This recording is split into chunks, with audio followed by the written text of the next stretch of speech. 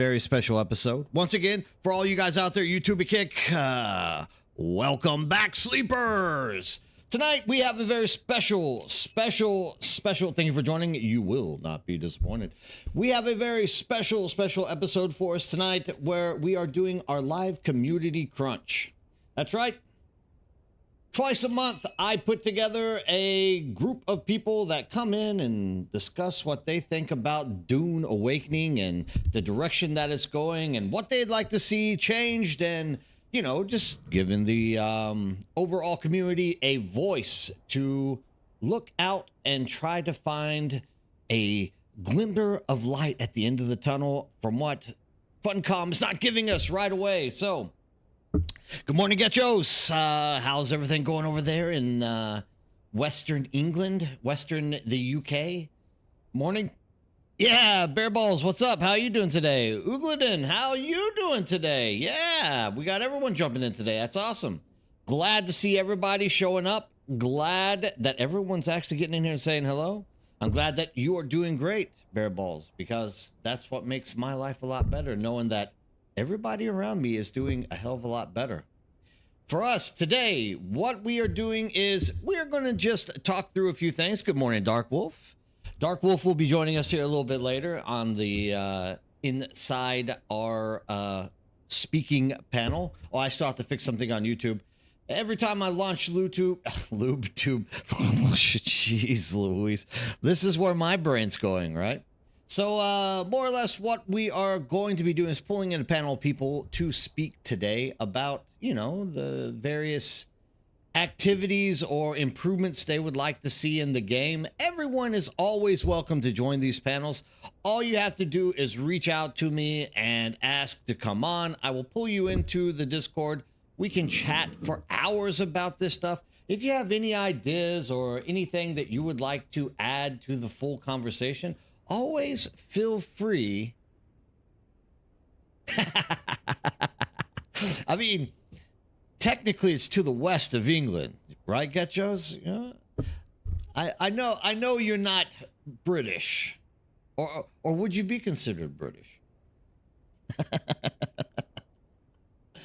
Anyways, so you're always welcome to jump in here and have conversations with me on these topics, on things that you would like to see being improved, yada, yada, yada.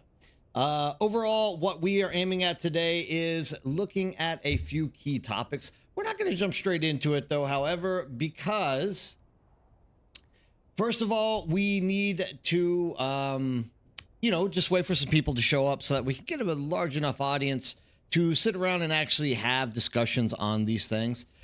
We have 5 people lined up that will be coming throughout the night. Remember, this is Friday night, Friday morning for you guys. This is my long streaming day. So that's right. It's 6 a.m. there on the East Coast. This is my long streaming day. So I'm on until about 2 a.m. tonight. So we are giving everybody a chance from the East Coast to West Coast to EU and even chunks of Asia, if they have something to say, to jump in here and share all of their different feelings on the game.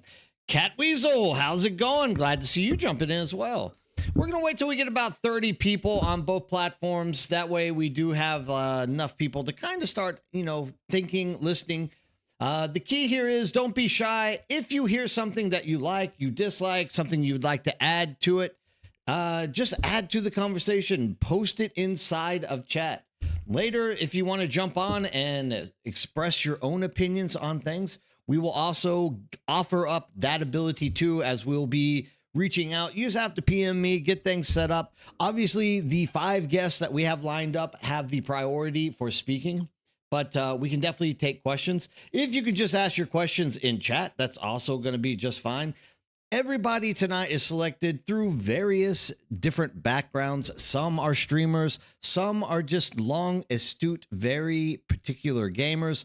Other people are brand new to the game, just starting out after a few weeks. So we have a variety of people for us to be viewing, talking to, and looking at for how the game is going to be working, going in the future, and what your feelings are about the game itself.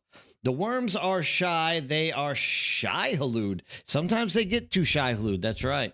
Sometimes they do. I'm going to be playing As You Podcast on the bus today. Great, driver. I'm glad to hear that. I'm glad that you're going to be joining us that way. Ripper, how's it going? I'm glad to see you too, man. Thanks for coming back by, jumping into the chat, saying hello.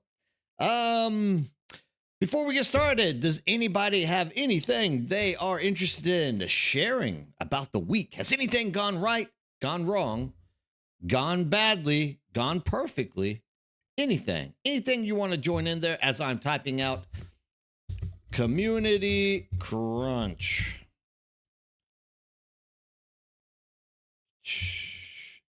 What was I supposed to say here?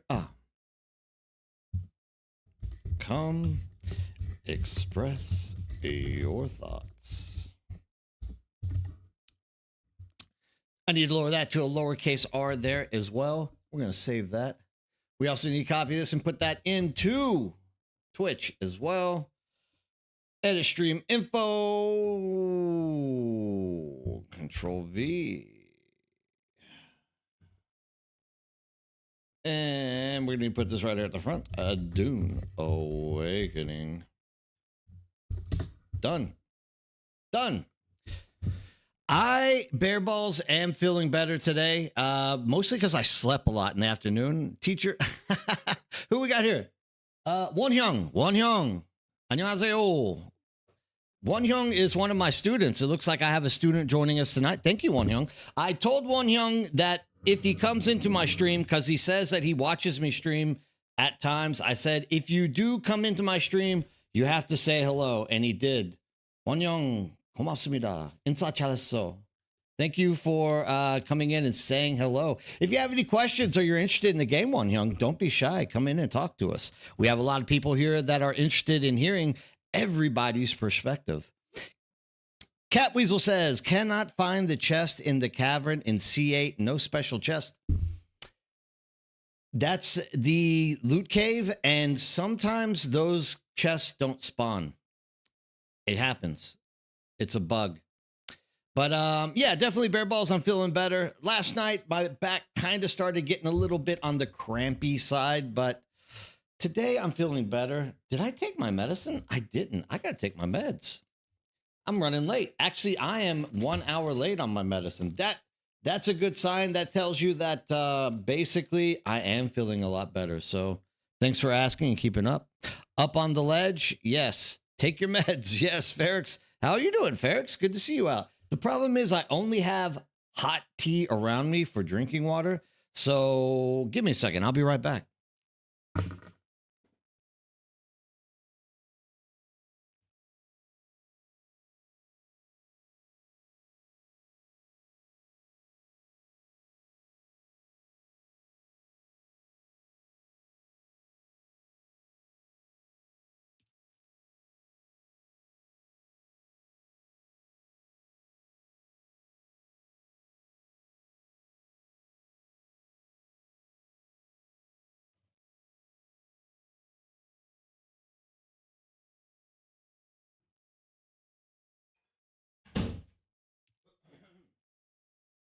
Oh, and there we go. I got meds. I'm going to live. I got my meds in. That's always a good thing. Brokeback Mountain, Cuppa info. What are you dreaming up? What are you thinking about over here with Brokeback Mountain? I'm very curious now. Why are we referring Brokeback Mountain? Are you trying to say something about me, Cuppa info? I have also found something that looks like but it's from Glenfiddich. Glenfiddich is a very good Scotch whiskey. Is this what we're talking about? You might be lost in a bottle there, Cat Weasel. Take your meds. It's there.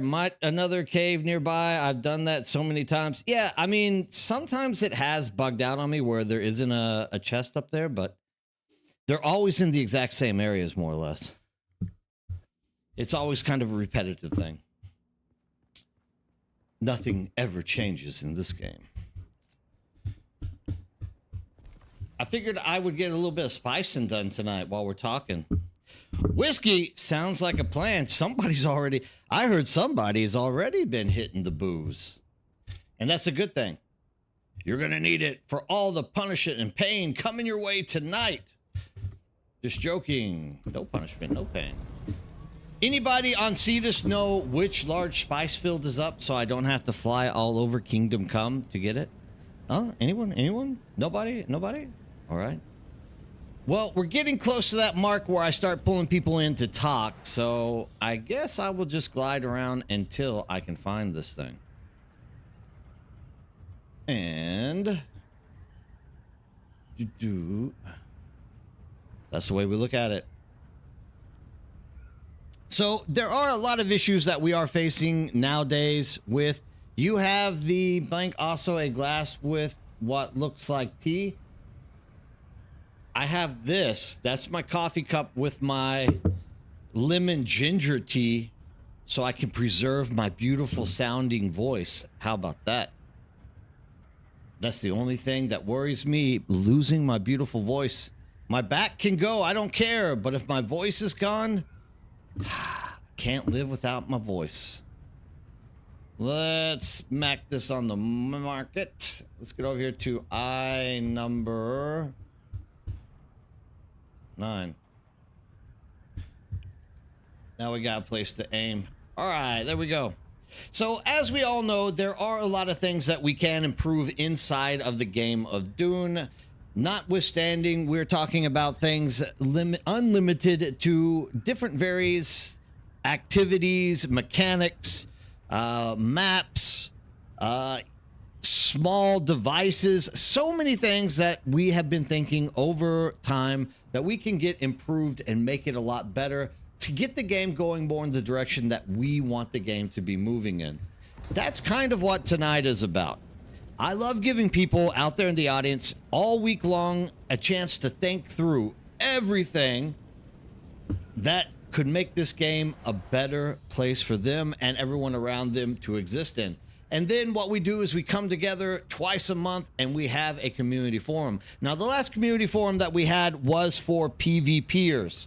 Unfortunately, there was only about 12 people who showed up to watch that one.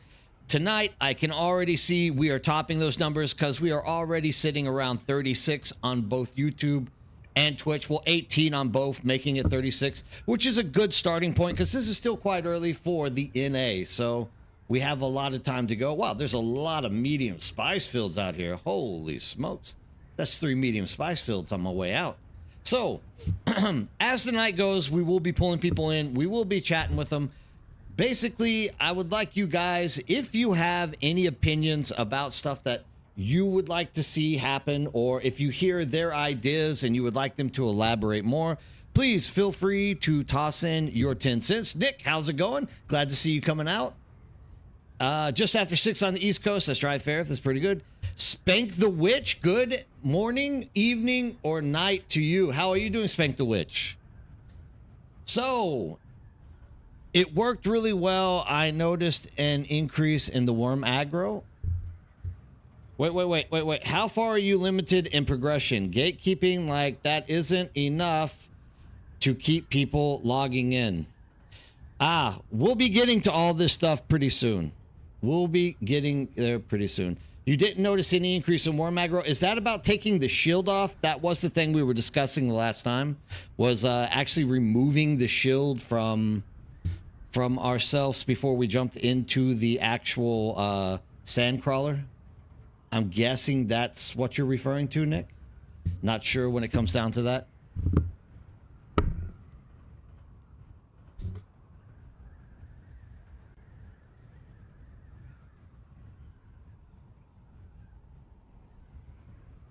Okay. Well, we'll see here pretty soon, at least. So I always get a little bit excited about these nights because there's nothing better than having people come in here to chat about what they feel about the game. And it always makes me happy to have new people highlighting all of their stuff, because there's so many people out here that come up with great ideas and they never get credit for them. So this is their opportunity to jump in here and actually spread their word and let people hear their ideas. And Of course, there are possibilities for judgment, but let's not be too judgmental whenever people do jump in here and start speaking. If you are one of the speakers, like right now is about the time to start jumping into Discord for me to pull you up. I know that at least Beast is one of our panelists, and he will be having to leave a little bit later because he is in Australia, so it is getting late for him. This is from our conversation last week where we would take a student driver with us. Okay. Context is always great. Yeah. Oh, actually, I missed that up there up top, Nick. Now I see. So, student driver, no extra worm aggro. Perfect. So, just to toss this out here, because this is a great example of what I'm talking about. Nick had expressed interest in putting a student driver in the sandcrawler with him as he is crawling the sand. That way he could teach people from that perspective, the actual sandcrawler's perspective, what it is they need to be doing in order to be successful whenever they are out there sand crawling. And the only concern that we had with that was there could be a slight itsy bitsy possibility that having the extra person in the sandcrawler itself would have created more worm aggro. But as it turns out, Nick just says it doesn't create any more worm aggro at all. This is fabulous. So if you are trying to help people learn how to sand crawl and they're a little bit nervous and you want to get them hands-on, in your face, very easy experience, it looks like it's going to be very possible for you to just sit them in the passenger seat and allow them to ride along with you and watch the actions that you are doing as you are harvesting all the spice. So keep that in mind. That's great, Nick. I'm glad you tested that out, and I'm glad that it worked out for you because it works out for all of us whenever it works for you, right? So perfect. Does a second soft step decrease it? Are you only putting one soft step boot on Cup of Info, or are you talking about a second set with the other person? Apparently, there's no increase in worm aggro at all with the person there. IGB Niflfi Yaman. I'm going to call you Yaman. How's it going? Face my fear. Fafadoy Yaman. That's a very tough name. Yaman. Face your fears. Don't be scared to jump out there and get with the sandworm. Trust me, the sandworm is not gonna, he's your best friend.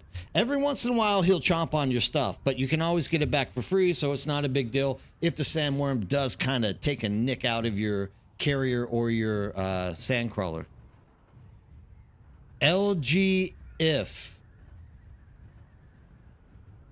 I don't know LG if. Okay.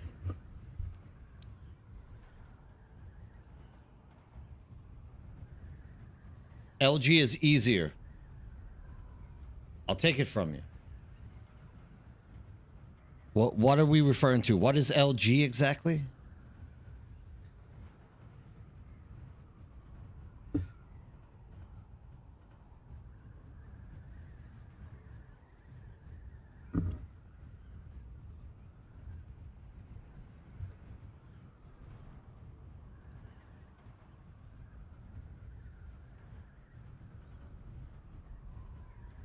Hey, Michael, how's it going?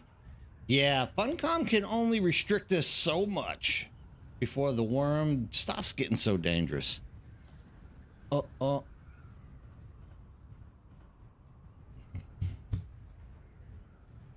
get that loaded up.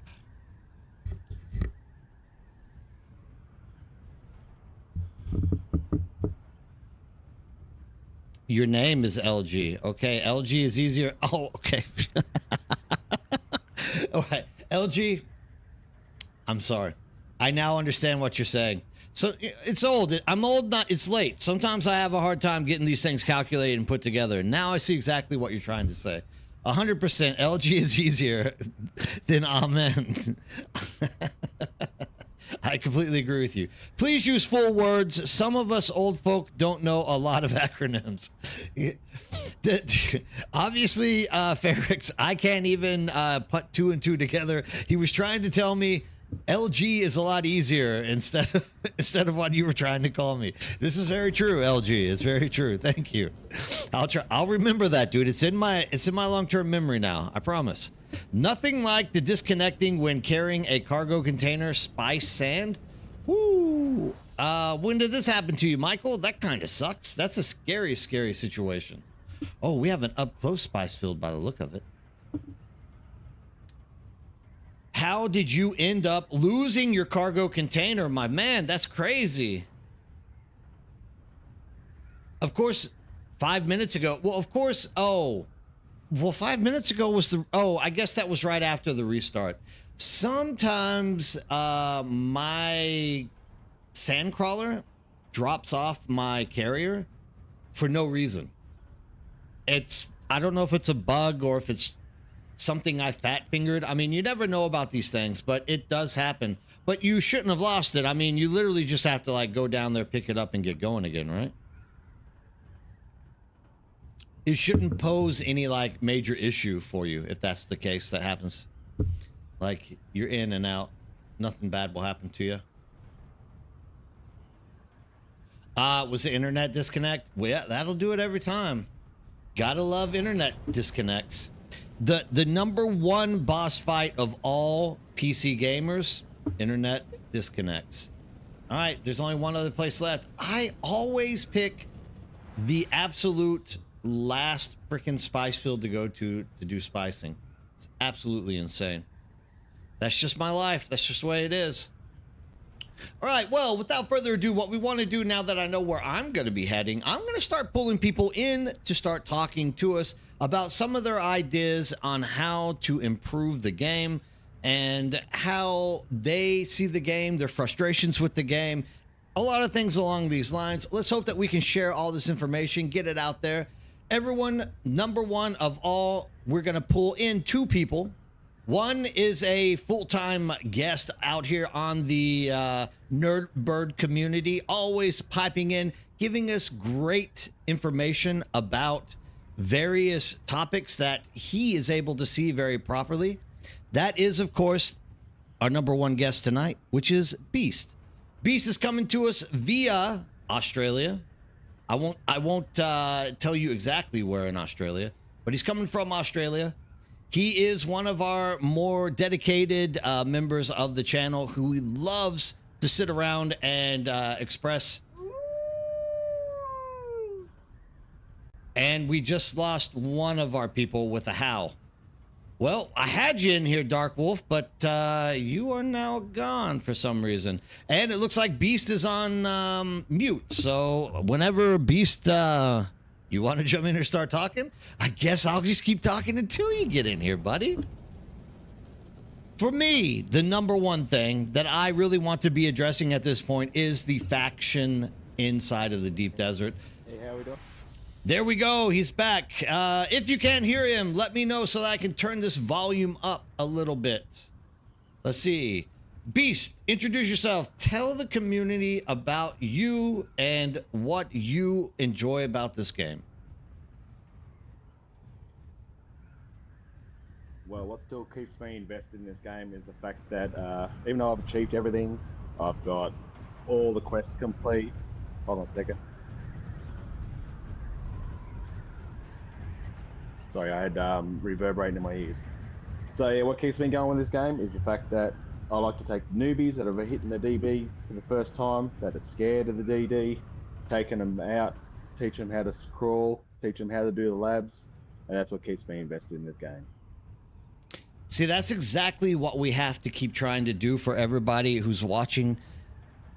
When you have a chance to be helping people and develop the game, especially when it comes down to like individuals who are new, don't have an idea of how things are going, like the more us people who have experience in the game jump out there and help them, that is what's going to help grow the game the most in the world. I mean, what do you think has been your biggest challenge so far with the newer players that are jumping there in the OCE with you?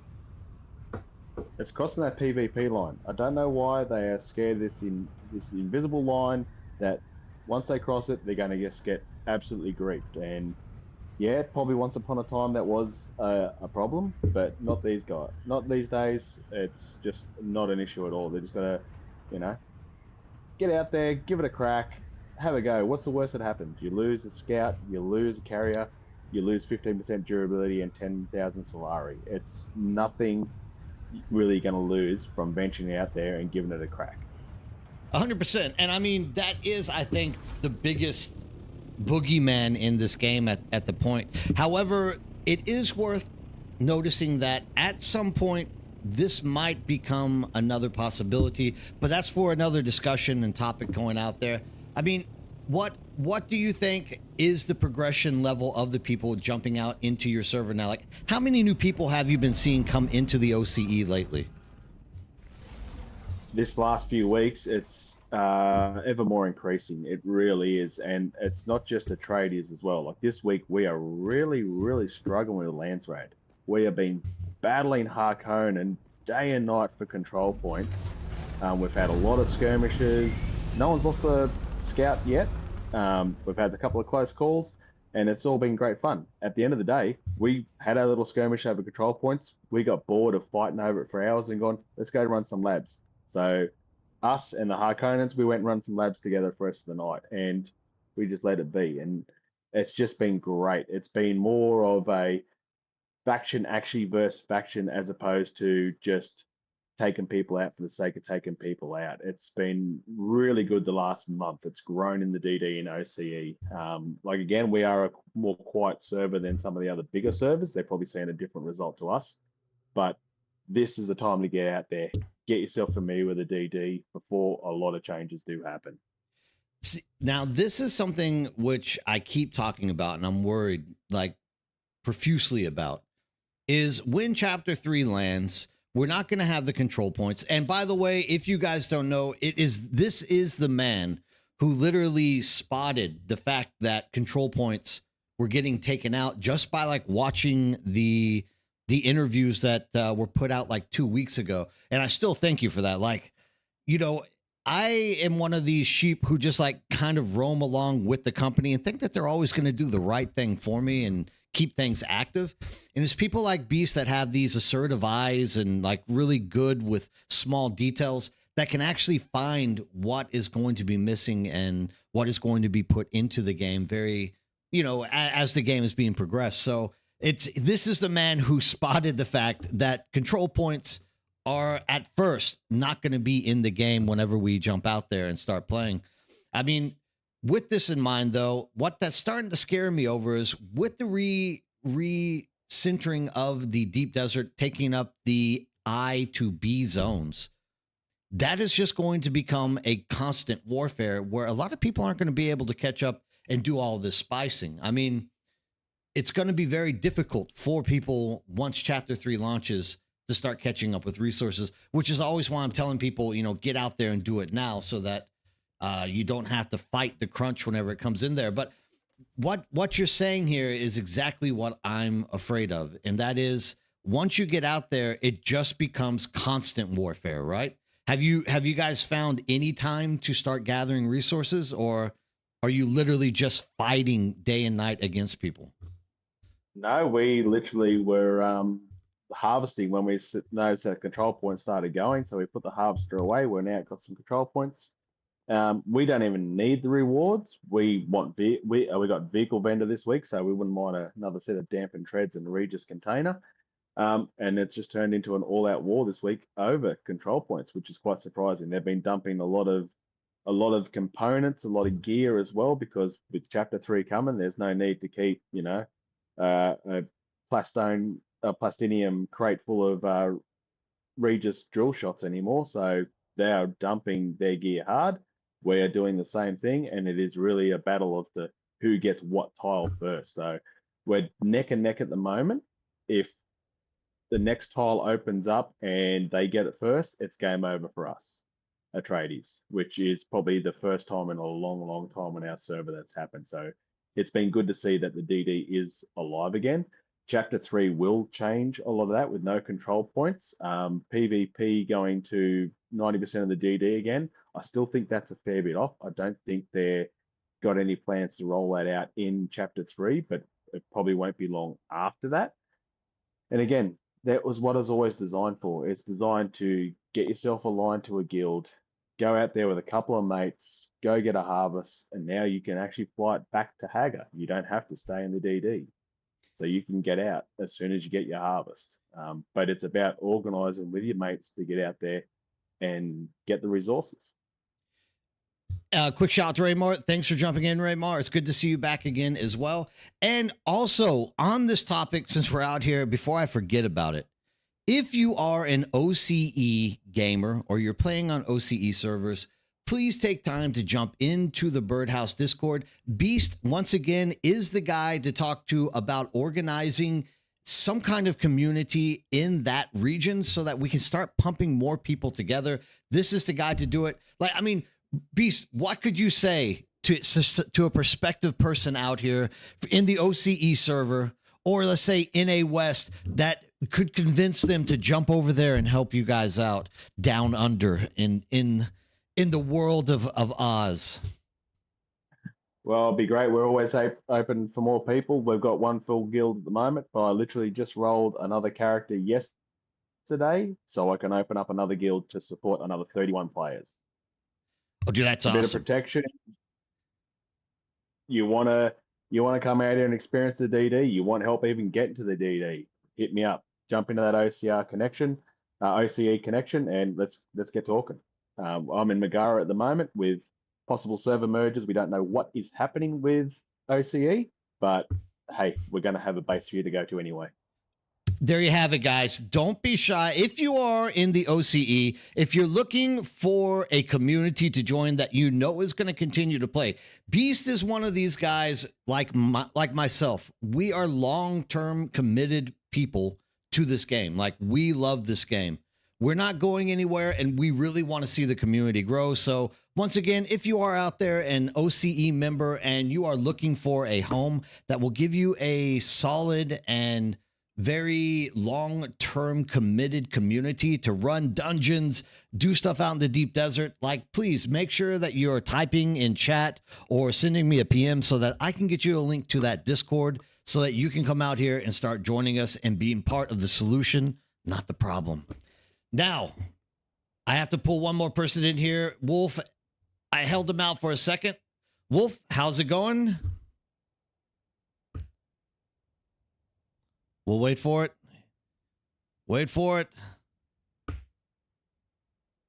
Not bad, Bird. Yourself? There he is. No, not doing too bad as well, Wolf.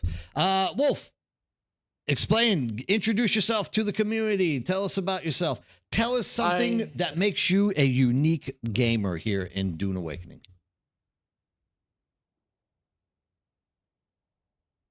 Well, like Bird said, I go by Dark Wolf, and I do apologize for my stuttering. I am not too fun. I'm new to this. Oh, you're okay, man. Don't worry about it. I mean, you're here to express opinions and do stuff like that. I'm really at this point just like stretching out conversation, hoping that we get one or two more people in, but it looks like we can just get it going mainstream with here. What server are you playing on right now at the moment, Wolf? I am part of one of the Harmony, Sketchfab, I think is one of the Harmony servers. Oh, Harmony. I had to double check to make sure. Harmony's a tough one. Yeah. Well, I joined it because, more popularity. Oh yeah. Well, and this is keyed back to you now because it's the same question for you that I had for Beast a little bit earlier. Like, what are the troubles that you are finding on Harmony in being able to play the game or progress or do things along these lines? What are you feeling about Harmony at the moment? I think personally, like I said earlier, and I was talking to you earlier, in the Hog Basin, the more where you find the aluminum first, when you first find the aluminum, it's just too congested in there with buildings. It bogs down PCs and it's not easy to get it out of there. It's like people are blocking things, and it's like They should have more areas where they can't build, like pathways and Now, is this a Siege problem, or is this blocks like and stuff. And is it's this like is this a specific Siege issue, or is it like this on every Siege? I think Harmony. There's a lot of on the Harmony. It's like that. People build right in the way, and don't build like areas where people can pass through. Gotcha. So just like blocking building spaces, nodes, It's things like along you have these to lines. literally go out.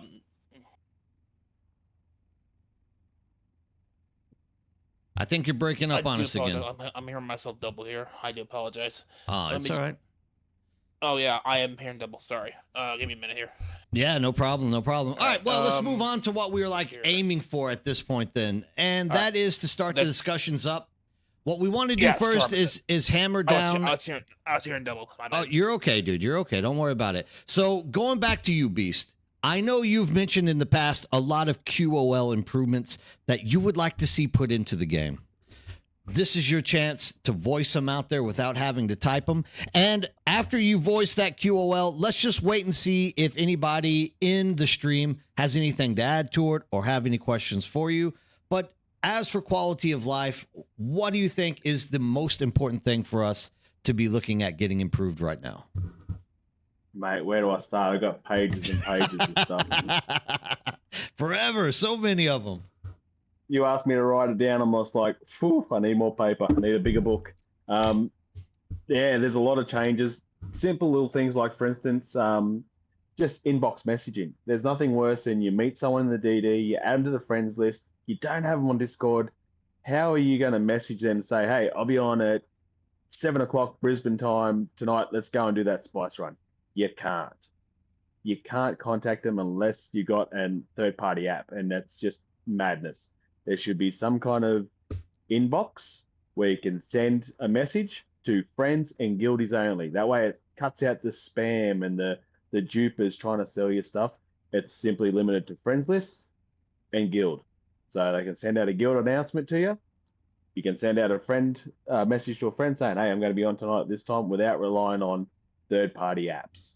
They're great because you got them on your mobile and whatnot, but in-game where someone doesn't have Discord, doesn't have another way to contact, you need something. There's nothing worse than getting a guild invite, which, Nerdbird, I think I sent you one, and it's sitting in the background because you've got no inbox telling you, hey, you got something you need to act on. So that is just one thing I think can make a massive difference to the game.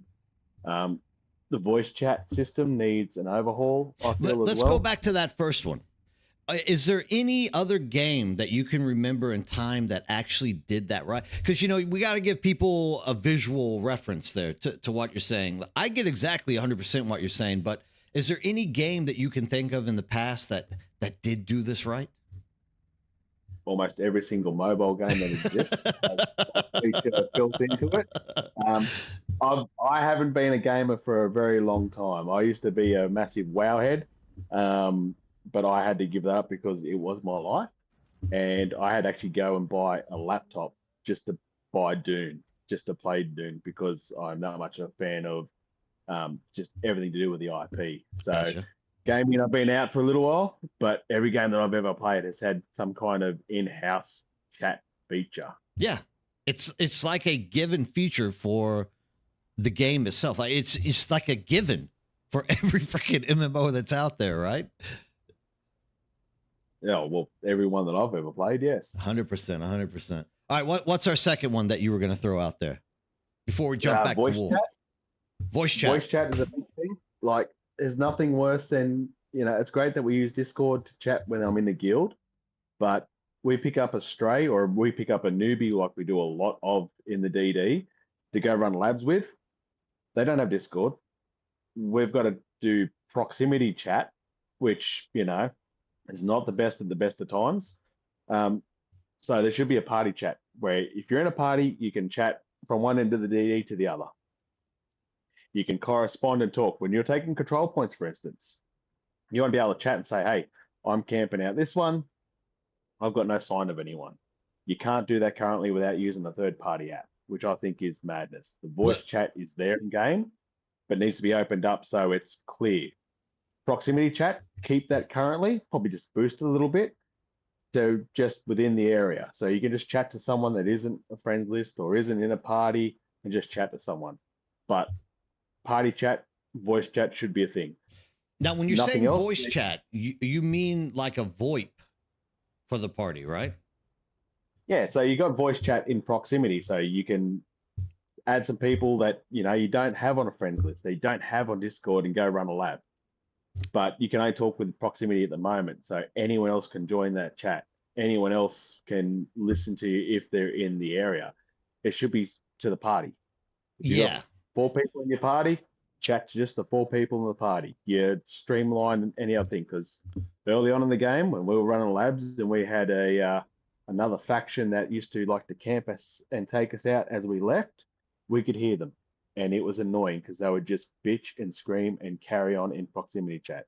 If you were locked into a party chat, you didn't hear any of that stuff. That, I reckon, would be a massive improvement. Yeah, Driver literally just said Arc Raiders has this function. And yes, like now I see what you're saying. I thought you meant like a chat as in typing, but I mean actually like a VoIP for party.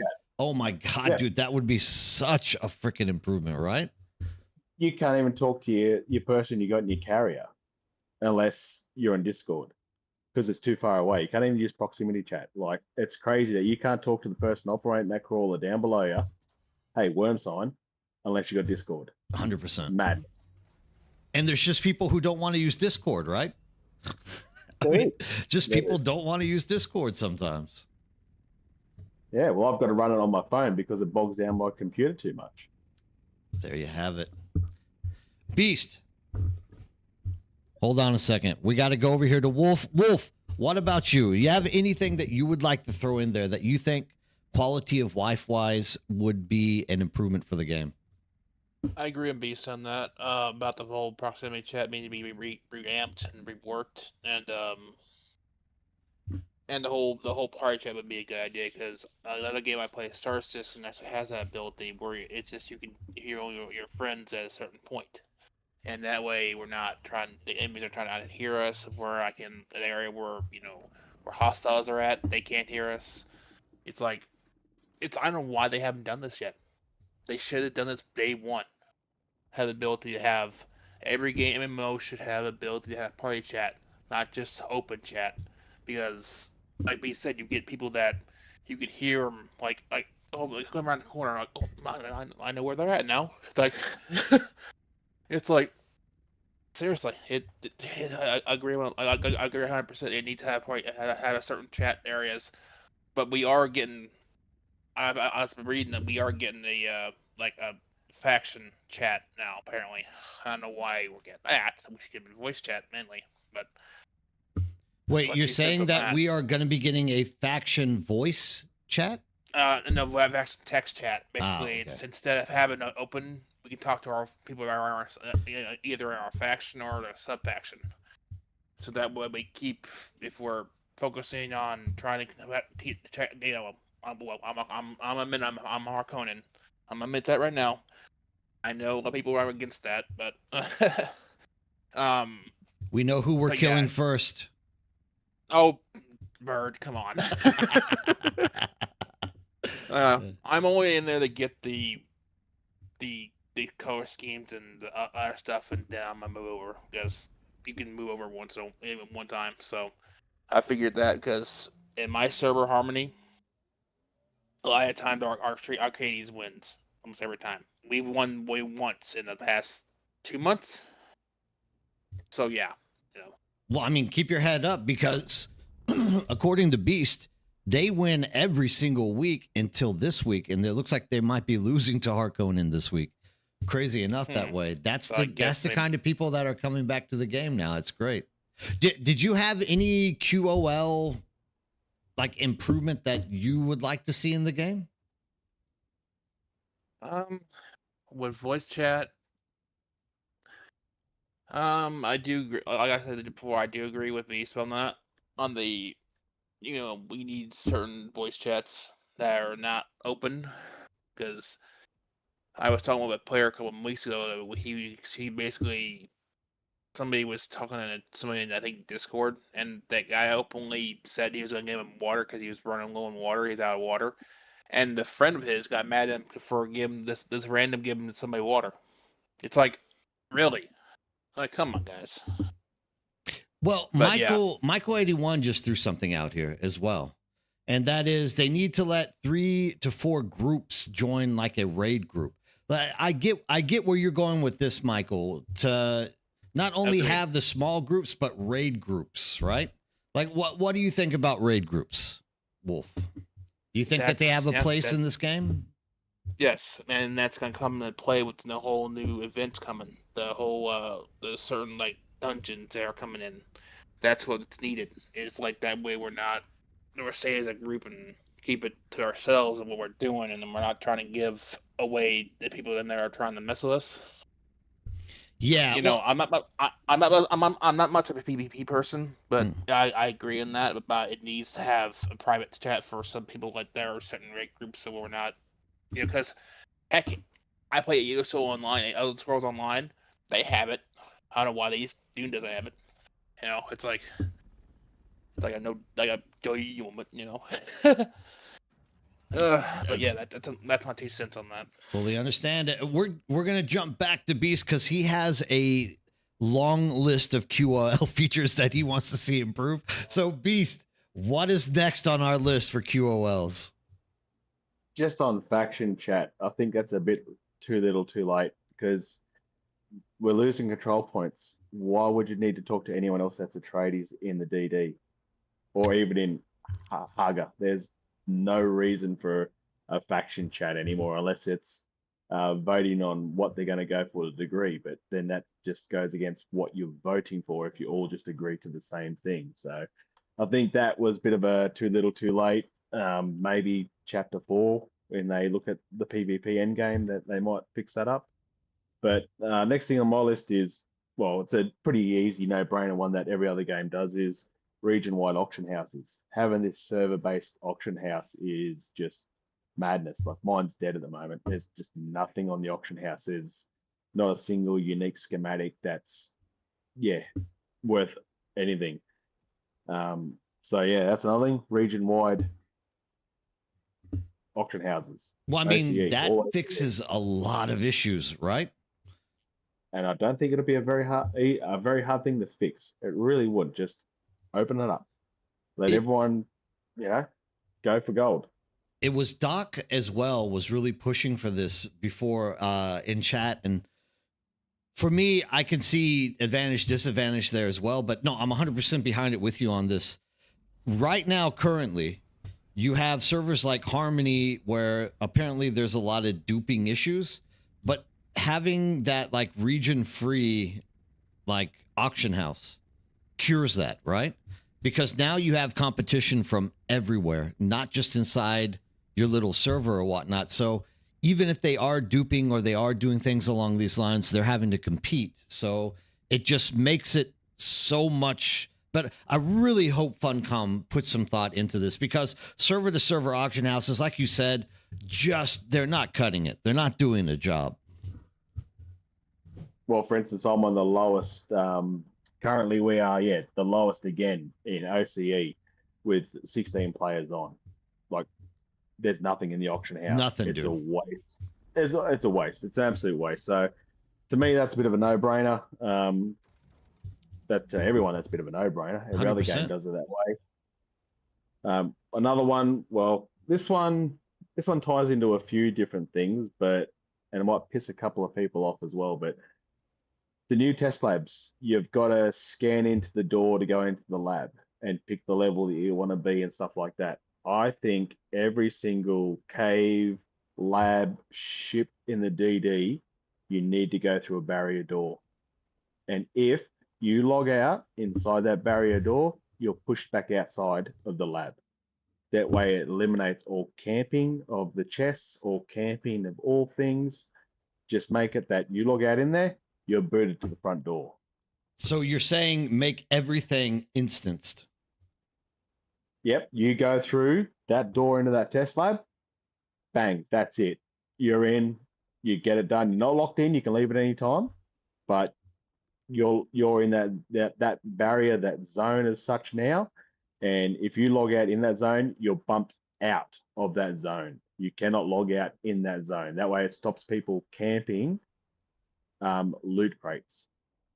Yeah, I wish I had the PvPers from 2 weeks ago in here because they would be arguing with you fiercely on that one because that is like one of the only two options for PvP to occur in this game, right?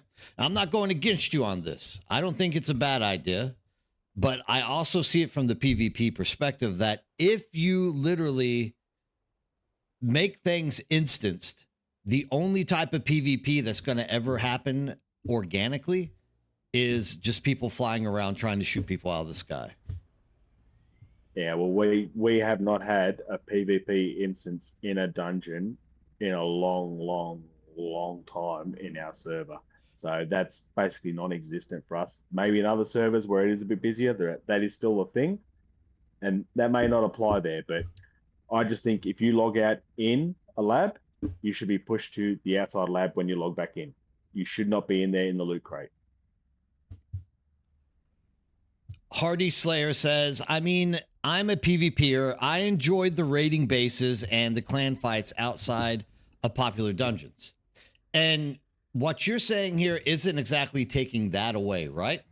This is what we needed. We needed to just go down that QOL list until we hit a topic that people start getting very passionate about. And I think this is one of those things. It's too bad that I don't have anyone from Death Guard in here tonight. So I'll be speaking on their behalf on this, right? So their biggest concern is once again coming back to the game, right? So we're not even talking about current situation. Their big draw when it came down to this game way back in the day was if you weren't shooting people out of the sky, the only other option you had to get PvP was to go into those labs, into those testing stations, and actually fight people for control of the testing stations. Of course, that isn't what ends up happening. What ends up happening is what you say, camping, people blocking content from other people. So your idea doesn't destroy the game at all. All it does is guarantee that you have the ability now to literally finish. And technically, PvPers could still sit outside that door and wait for you to get pushed out and fight you there, right? Oh, you can have PvP in the labs. I'm not saying there's no PvP in the labs. I'm just saying that if you log out inside of the lab, you're pushed to the outside barrier. So there's no going to the loot crate, getting the loot, logging out for an hour and a half, coming back an hour and a half, getting the loot again, logging back out, then logging back in an hour and a half. So if you log in, you do the lab, congratulations, you get the loot. If you log out then and there, the next time you're logged in, you're at the front of the testing station again. There's no chance of you just skipping all the battle just to get the loot. So it's not necessary. It's an instance, but it's not a personal instance. Meaning, no, it's like going through a barrier. Gotcha. Yeah, a barrier. And they already have this shit in the game, right? They already have the force field that you could literally be scanned, go into it. So you could literally sit in there and run around in circles as a PvPer and you know, twiddle your thumbs all day long waiting for people to come in. It's just a matter of if you log out to try to log back in to get in there to get that loot before someone else, then it's going to push you outside, forcing you to do the whole thing again, right? Correct. Correct. You're pushed outside. You're back outside the thing. So, say for instance, you're in the lab, your internet connection dies, and then you do manage to log back in. You're pushed outside the lab. You're not laying dead inside the lab having a battle to where you were to get your body again. You're outside. So it also has that bit of, you know, protection that if your internet does die, you're pushed outside because you're classified as logged out. So Hardstyler Josh says, as a PvPer, I would be okay with that. So, I mean, I don't really see it. I'm starting to warm up to this idea more and more. I don't see that as harming PvP at all. In fact, that is kind of encouraging you to step in and face the PvP, right? Yeah, you can take it that way as well. You can take it in many ways. You could camp the outside lab like they do already, waiting for PvP. It doesn't change anything other than it protects the loot that's inside of that lab or that cave or that ship from being camped out and just taking the loot. It stops that camping of just the loot. You can still have plenty of PvP. It's just, inside and outside. It doesn't change PvP at all of the game. It just protects people camping out that loot to then flood the auction house with schematics that they've camped out for the entire week in the DD. Yeah, dude. I mean, it's making sense. Why? I don't think anyone's really camping loot anymore now that it's instanced, right? But I could see. Thank you for joining. You won't be disappointed. I can see how people could still do that whenever they come back into the game and start like getting PvP rolling again. No, I mean, this is something to actually work on. I want to write that down. Actually, I want to come back to that at a later time and think about it a little bit deeper with it. Because you're not really blocking PvP, but someone here has a pretty decent point that I want to address really quick, which I kind of agree, and I'm like 50-50 on this. So what happened to this? All right, so Michael81 says, no one is going to care about all the T0 loot in the deep desert when you are upgrading to better in the overland instances. This is a big concern. You need something to upgrade with, and you're going to burn through schematics. I'm telling you now, if you don't have the top augment every single time, which you won't have the top augment until you're at the top of that crafting tree with augments, you're going to burn through forge sets to make it better, to get to the next level, to get to the next level 40 in the next test labs with the maximum poison resistance or the fire resistance or that kind of stuff. You're going to want as many sets of forge armor as possible to max out your chances of getting higher levels in those dungeons. So what are you going to do? Forge set is 7% drop. It's in 2 of the labs. You're going to sit there and camp out in the lab to get as many schematics as possible to make as many sets to get the best augment. It's going to be a thing. This is my theory on it as well. Those T0 blueprints are not useless. Not only that, but we don't really know what the loot pool is going to be inside of these overland dungeons. Those loot pools could be so freaking massive and filled with garbage T1, T2, whatever the tier level stuff is going to be, blueprints that they're just useless to like be grinding out. I still think that there's going to be a lot of need for us to be going out into the deep desert and getting these blueprints. But exactly what Beast is saying right there, you cannot understand how true that comment is. Like literally, you are going to need these blueprints. That's why I keep telling people, don't stop grinding blueprints right now. I keep hearing people say this over and over again. Like, oh, dude, T0 stuff is useless now. You don't just throw it away. No one's going to buy it. Don't stop grinding those blueprints, guys. If you are out here in the deep desert and you have abilities to jump into the ships or inside of the labs with people and run them, keep doing this. Keep collecting those blueprints. Trust me, those blueprints aren't going anywhere. They're not turning useless at all. Good morning. Good morning, Jarhead. All right. Hold on a second. We actually might have somebody new wanting to jump in here. Oh, I have to ping up Discord. Let me pick up the ship really quick. I don't want to lose to the worm by doing this. And then we can pull one more person in. Thank you for joining. You won't be disappointed. Discord link is incoming. And here and here. Just as well, if you're on Twitch and you are interested in jumping in here and putting your 10 cents in, don't be shy. Jump into Discord, join the birdcage, hop in here, give me a ping, let me know We would love to have you guys come in here. I know that we're kind of not viewing the chat all the way.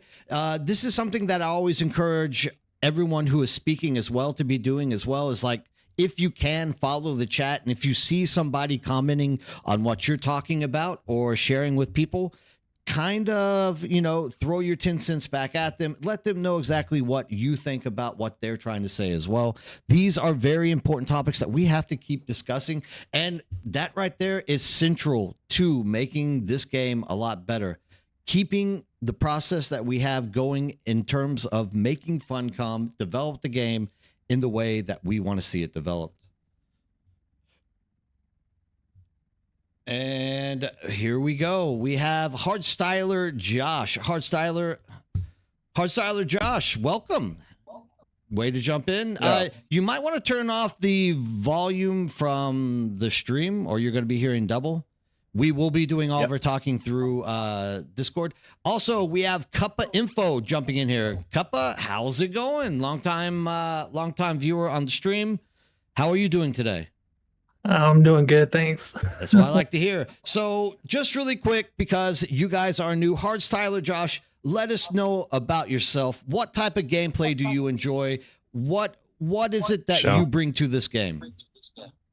Well, thanks for the invite, Bird. Appreciate it. By the way, good videos, man. Love them. I guess as a PvP player, right, I wanted to bring my point of view and just share what it's been like in my experience. So obviously, I played on the Oceanic servers as well on Ilara, and we pretty much dominated that server. It's not the same as, I guess, every other guild. Obviously, we loved mass PvP, and we had a lot of farmers as well, but we didn't gatekeep a lot of people, especially the new players, from entering the dungeons. So obviously, back before the loot was all randomized, and you could go to a specific lab in the PvP area and set up a base there, right? Because that's where everyone's going to go. We had like a big rivalry with another faction. So it's not the case in every server. Normally doesn't work like that. You don't have big, nice guilds, right? We let everyone else go apart from that guild. But like the thing was, we did a lot of PvP in labs, right? And sometimes that's going in after them, looking for them, chasing them through the rooms, or being at the chest room waiting. It didn't matter. I personally preferred fighting out the front of it because I was one of the main builders. And like you could get so creative with it as well. You ended up creating your own PvP space. So I kind of agree that with Beast that you don't actually need to have it in the dungeon. I'm not sure if that was Beast's point, so I can't remember. But it doesn't need to be in the lab, right? Because it gets congested, and some people just want to enjoy like farming loot, right? It can be outside, but from my point of view, where it went downhill for the PvP community on Alara specifically was when they randomized all of the PvP labs loot, right? It basically meant instead of you being able to, I guess, hang around a specific lab that had a specific item, people could just go to any lab because all the loot became randomized. And then it was kind of like, okay, well, where do we go as PvPers, right? Everyone's just going to bugger off to some other lab, And I get that because you are going to have flocks of large guilds hanging around those specific loot spots. You can't really, I don't know, I don't know a way around it, but I don't think as a PvP with over 1,000 hours and a lot of other boys that I play with, you don't need to have PvP in the labs. We had it on mass basis. Yes, they were outside near the labs, but we were happy to sit there and raid after every storm and PvP like that. If they had a blueprint on them, great. But we just liked the PvP, So I don't think it needs to happen in the labs, but I think just being able to kind of like play for land and area, just to be able to go somewhere that has a busy spot is nice. So that's just my 2 cents. And as a PvP, I wanted to share my point of view on that. 100%. Dude, thank you for jumping in. Do you have more opinions you want to throw out there? Do you want to stay in here with us, or was that your one and done? All right, good. Sit around. Thank you. Thanks for dropping that. No, dude, you're 100% inside your rights of thinking this stuff. Next, we got Cuppa Info. Cuppa, talk to us about yourself. Tell us your perspective on the game, how you like to play it, and your background. Oh, well, I've been gaming for 30 years. I've been alpha tester in Guild Wars, New World, WoW.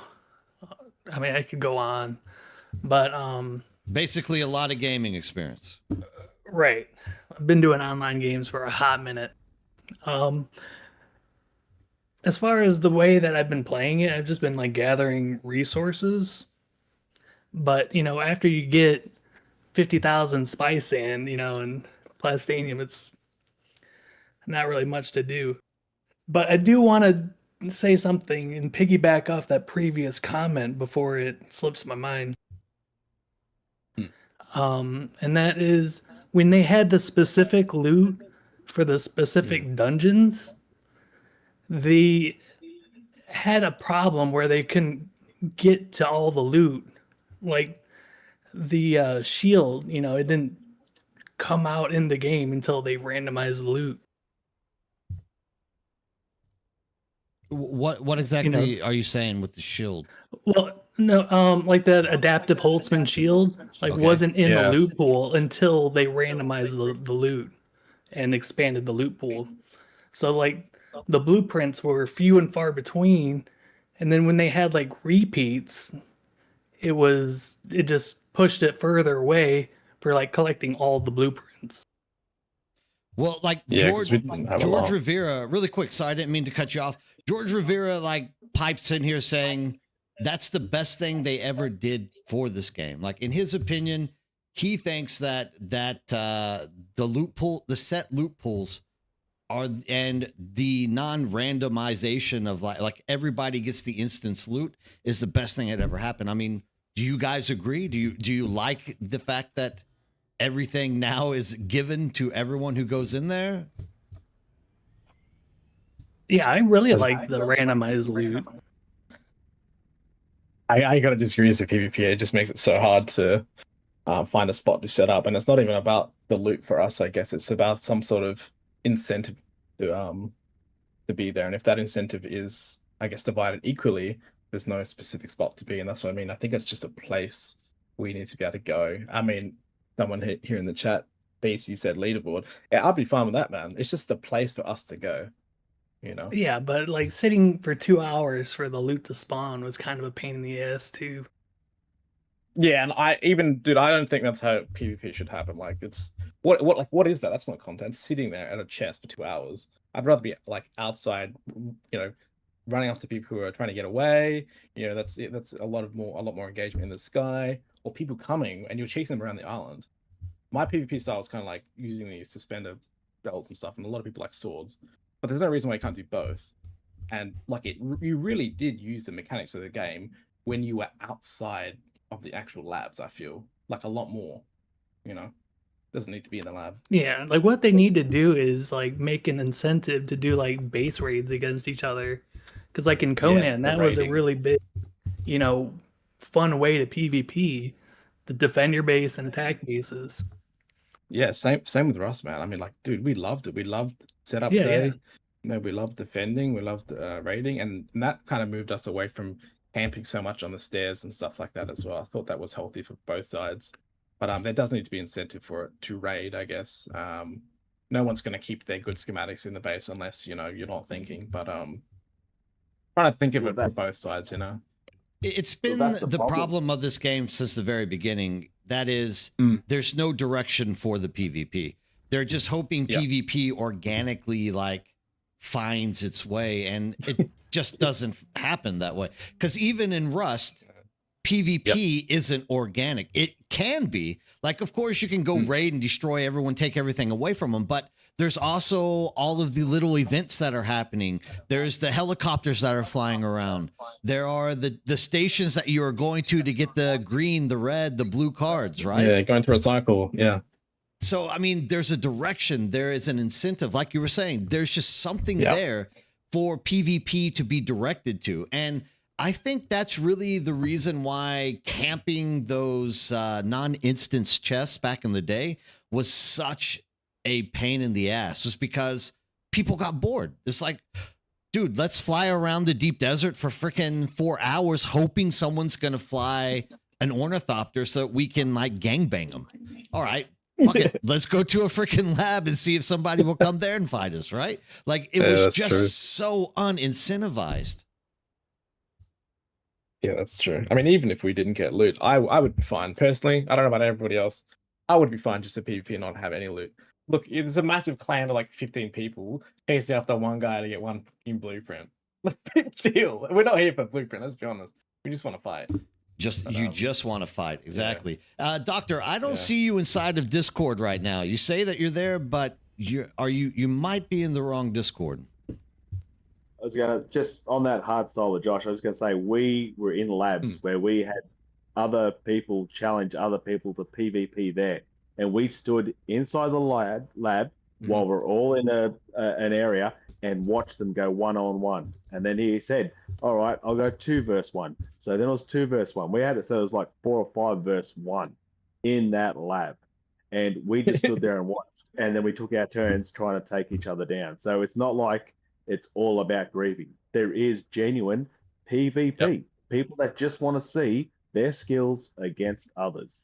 And Yep. the biggest problem, people feel PvP, they think, oh, I'm out there compacting and then 15 ornithopters come in and bomb the shit out of me.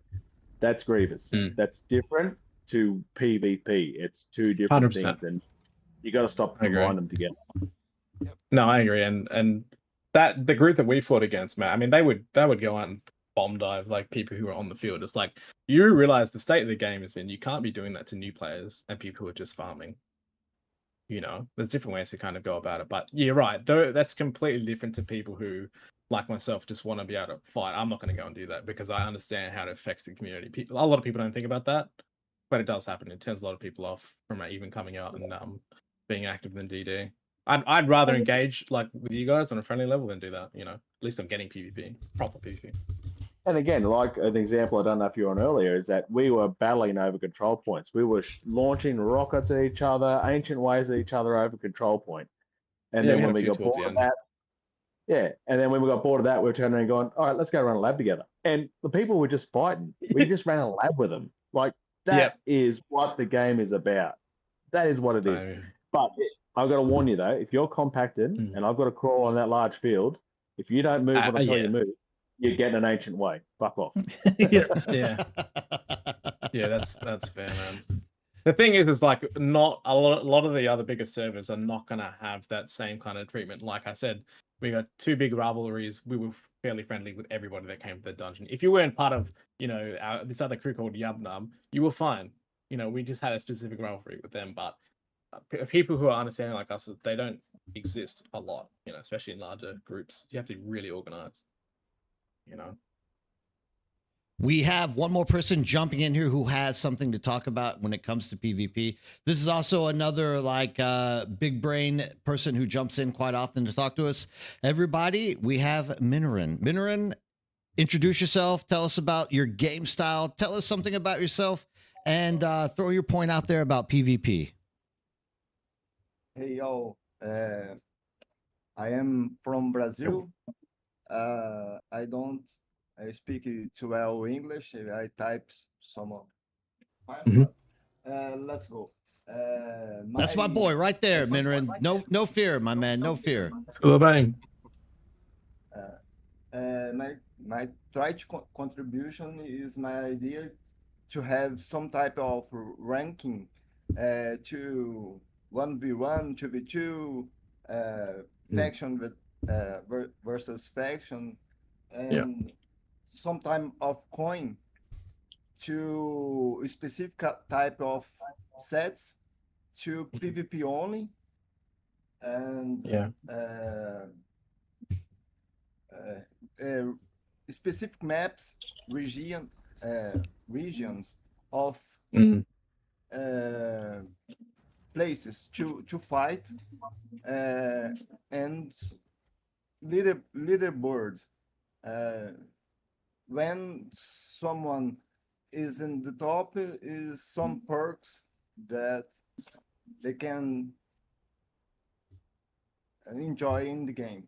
So what you're saying is, with the leaderboard concept, if you are on top, let's say you are the top 25 on the server, you actually are getting an extra buff?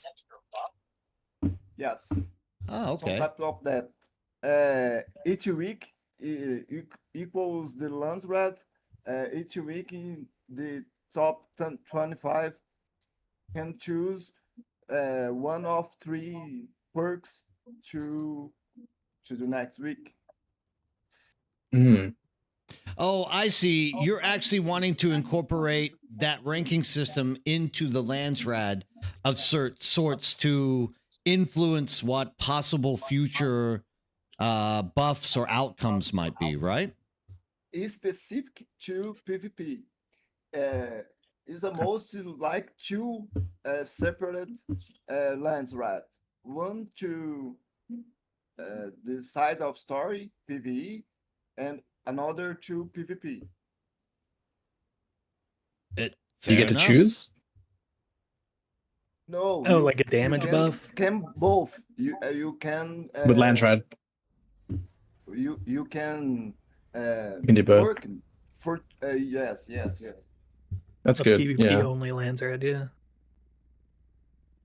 No, you can choose. Because I guess the thing is some PvE players and PvP players, the game might kind of push you into one direction, but it is nice when people kind of like self-identify as that. You know, if the game gave you an option of like a left tree or right tree, and you choose left, if you don't like it, then you can't change. But I think being able to do both, yeah, that is good. Yeah, Minrin, and just to throw some jest in here, I can't understand these Australians either. I think your English is better than theirs. No, yeah, you're good, bro. No, that's great. I mean, do you want to stay in chat or do you want to? Was that your one and done? Idea can be, but I can contribute. I can stay. Okay, I don't mind either way, man. That's what tonight's all about.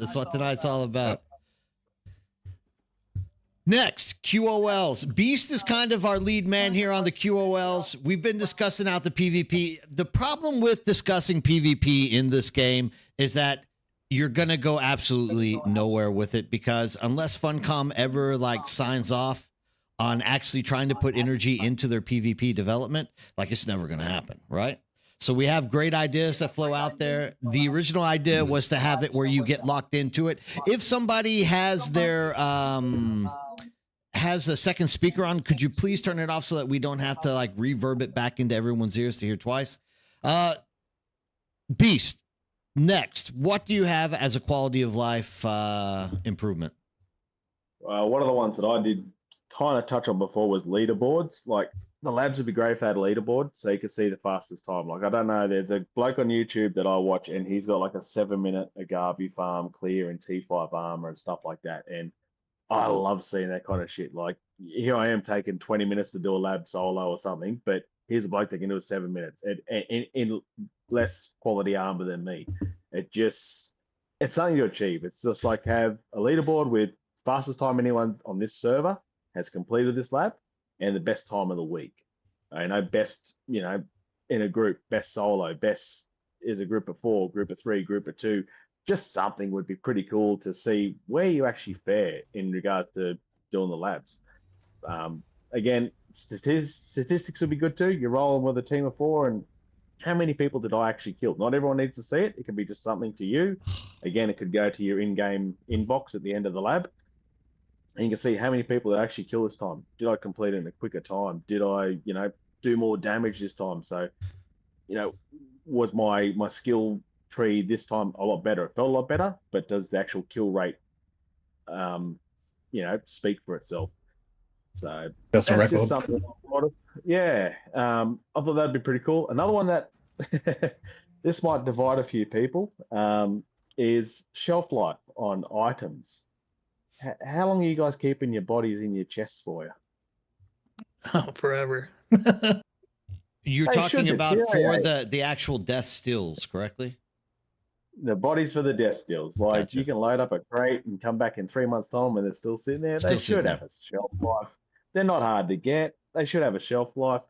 I think spice in its natural form of just spice sand, when it's out there exposed for the elements for a few hours, it starts to oxidize and go off. Yet we can harvest it and put it in a container and it's fine forever. It should need to be processed within like 7 days or it starts to oxidize and go bad. Give people more reason to not hold so much damn resources back at their thing, and give them a reason to go into the DD and get fresh spice when they need it. At the moment, people are stocking up, so they don't need to go to the DD again. So what's that going to do to the DD? It's going to kill the DD. Make more incentive to get out. Force us to go out there. Force us to harvest. Give them a 7-day life. As spice sand, it's got 7 days. If you refine it and you turn it into spice melange, it's good for 30 days. But it still gives you a time limit that shit, I'm running out because it's about to expire. I either got to use it or lose it, and I got to get more. Team up with your guild. Hey guys, I need to go and do a spice run. Who's coming with me? All right, let's go into that PvP zone. Let's get that spice. Put a plan together. Get factions and guilds working together for a reason to go into the DD and get resources. Because at the moment, it's all solo. You can go out there and harvest it. Now you can fly it straight back to Haga, to your base, with a full loot. You don't even have to process in the DD anymore. So who's going to be in the DD? There's going to be nothing left. There's no control points. There's no refining in the DD anymore because you can just take it straight back to home. So why even have the DD? I'm loving it because you are thinking about the overall health of the game, right? But someone in here has to disagree with that, right? Someone has to be pissed off about that comment, because think about how much spice we've been collecting over the months. I mean, even for me, like number one, dude, I agree with you. Like I don't want to say I totally agree with like spice, like having a shelf life. I'm not against it, but I'm thinking something along those lines with any kind of mechanic, right? Anything that can keep the deep desert alive. Like if that's what it takes to keep the deep desert alive, okay, I'm 100% behind it, right? But like you could just imagine at this point, probably like 90% of the player base in this game is probably PvE minded people who don't want anything to do with PvP. And now that would just be forcing them back into that realm that they're not comfortable and happy about, right? Like, how can we solve this for PvE? This is the question. How is it that we can make this a plausible thing for everyone who wants to play this game to feel comfortable doing it? Make one medium blow in Haga to keep those little farmers happy. Simple as that. Man. They want large, they want quality of spice. They've got to go into the DD. If they want to just go and get a little nip and, half a fill a crawler and carry on, then they've got an opportunity in Haga. That way they don't have to leave the safety of their four walls. Yeah, Drath also has one in there. Events. All right, dude, I hate throwing this stupid event idea out because I always feel like I'm a broken record with it. But I really believe something like, and this is just me playing other games, but something like the large spice field is just too juicy to leave it on either side of the board. It's such a waste to like be fighting randomly 1,000 people to like get access to the thing, because then you just don't ever harvest the spice. You're just fighting people, right?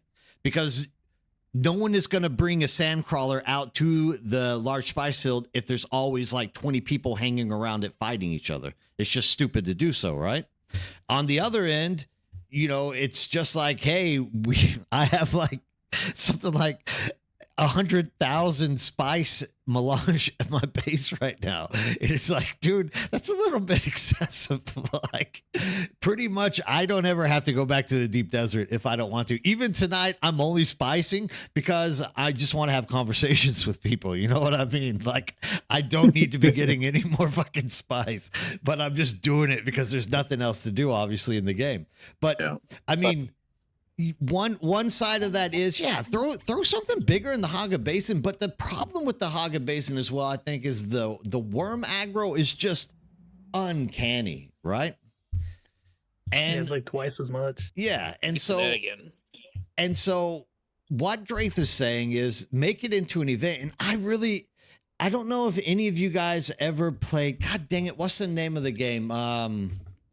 Crap, I'm going to get eaten by the worm. I know I'm going to. Trying to look this up. I'm to rule that. yell at me if a worm is coming at me, or if I'm getting gutted by a PvP guy. Let's see. Where's it at? Where are you at in my freaking Steam list? The cycle, the Frontier Breakthrough. The cycle was I don't know if anyone ever played the cycle. Yes, I liked it. Cycle is kind of like Rust, right? But if you remember, there was like oil and coal and like you could get oil and coal anywhere on the map. But when it came down to like getting large amounts of oil and coal, they actually had like existing areas that every, say, 2 hours, like an event would happen. So you would have to go there, kill the NPCs, and at the same time fight off other people who were PvPing out there for the rights. Now, I think one of the differences there is that when you died, you couldn't like spawn and get back over there in enough time to get the coal or whatnot. But like turn large spice fields into like an event. Not only is that directing your PvP in the right direction, but it's also giving incentive for PvEers to go out there and actually fight alongside PvPers, right? So that ties into something I've said to you a few times, is these control points. Like these control points do house points, which don't do a hell of a lot really. Like they fight over them, they do that. They should have tied control points into something a bit more meaningful in the DD, which should have been large spice fields. You control 10 or more control points, the large spice field will bloom for you somewhere on the map. And then you got to find it and you got to harvest it, and you got 3 hours. You got all the 3 smaller hours ones to get out there and harvest it. Oh, like that is an idea that rivals what I just threw out there. That is literally right out of the EVE Online textbook. So in EVE Online, what you would do, if you guys don't know or haven't played a lot of EVE, you would literally go kill NPCs out in space. Every so often, you would kill a group of NPCs and a little map would drop, right? And that map would allow you to then like know the exact destination of where like a major ratting event would be taking place that would actually give you like a better blueprint or better resources for you to be crafting stuff, like a drone swarm or something along these lines. What you just said just like brought back so many memories. And if you remember, there was the time where they were really trying to get the sell point on cartography in this game, right? Like cartography never took off. And yeah, I've got another idea for that too. we'll jump into it in a second. But even with your idea that you just actually your idea, this is why I love and hate Beast. This asshole always trumps my ideas of something better. But because this is incorporating different aspects of the game, right? If it's just the event for the large spice field out there, that's just the event. But what you're doing altogether is not only making control points useful, one, it's giving you access to the large spice field, two, but it's large spice field in a secret place where you and your friends could actually do a cartography map, or you could sell, like if they did as EVE Online did and like gave you the little pass to be able to get in there to get the large spice, you could then even sell that on the market for money for people who are willing or interested in going and getting the large spice, right? Yeah, that's really good. I mean, that was the idea at the start, wasn't it? It was, because the whole thing with cartography just got blown out of the water instantly. It was like, the hell, who wants to freaking go out and map the freaking deep desert? Everyone's just flying around it. We see it. We can fly around the whole thing in 30 minutes. It's ridiculous. But yeah, no, that's a freaking awesome idea. I mean, does anyone else have something to throw in there before we move on to the next one? I want to come back to the shelf life aspect of the melange or any item. At least in SA, South America servers, I know that is wrong, but what makes basic player to leave the game is the glitch of the repair set, because is too Yep. much aggressive. The durations lost of Yep. the items. I don't know how to rephrase, but I think the idea is there. It's The too much. durability loss? Too much durability loss? Yeah, too much. It's too much aggressive. So Yeah. if you increase this to the resource, I don't think the base player will come back. Yeah, I think that killed a lot of PvP as well. Correct me if I'm wrong, Minrin, as well, but I'm not sure if you're a PvE player or PvP or both, but I do feel Both. like that also, yeah, okay, that I feel like that contributed to killing off a lot of PvP as well, because everybody was scared that they couldn't, repair their gear that they worked so hard for as well. 'Cause Especially you could with just repair PvP. bug it. Yeah. Yeah. Yeah, man. Sure. Yeah, but we had the good old box repair glitch for a while there, so it wasn't a problem. No, yeah, that's the point. Yeah. None of us used it. I just want to make this clear. None of us used it. Yeah. I definitely didn't put the video out about it. No, not at all. No, 100%. Yeah, durability loss sucks. But I don't have used it, and this is the motive I continue to the game. The players that have used it massively, 100% get loss of the game, just about when the fix came. Yep. I knew people that used it daily after every single PvP encounter before they logged off, and I'm just like, that is just madness.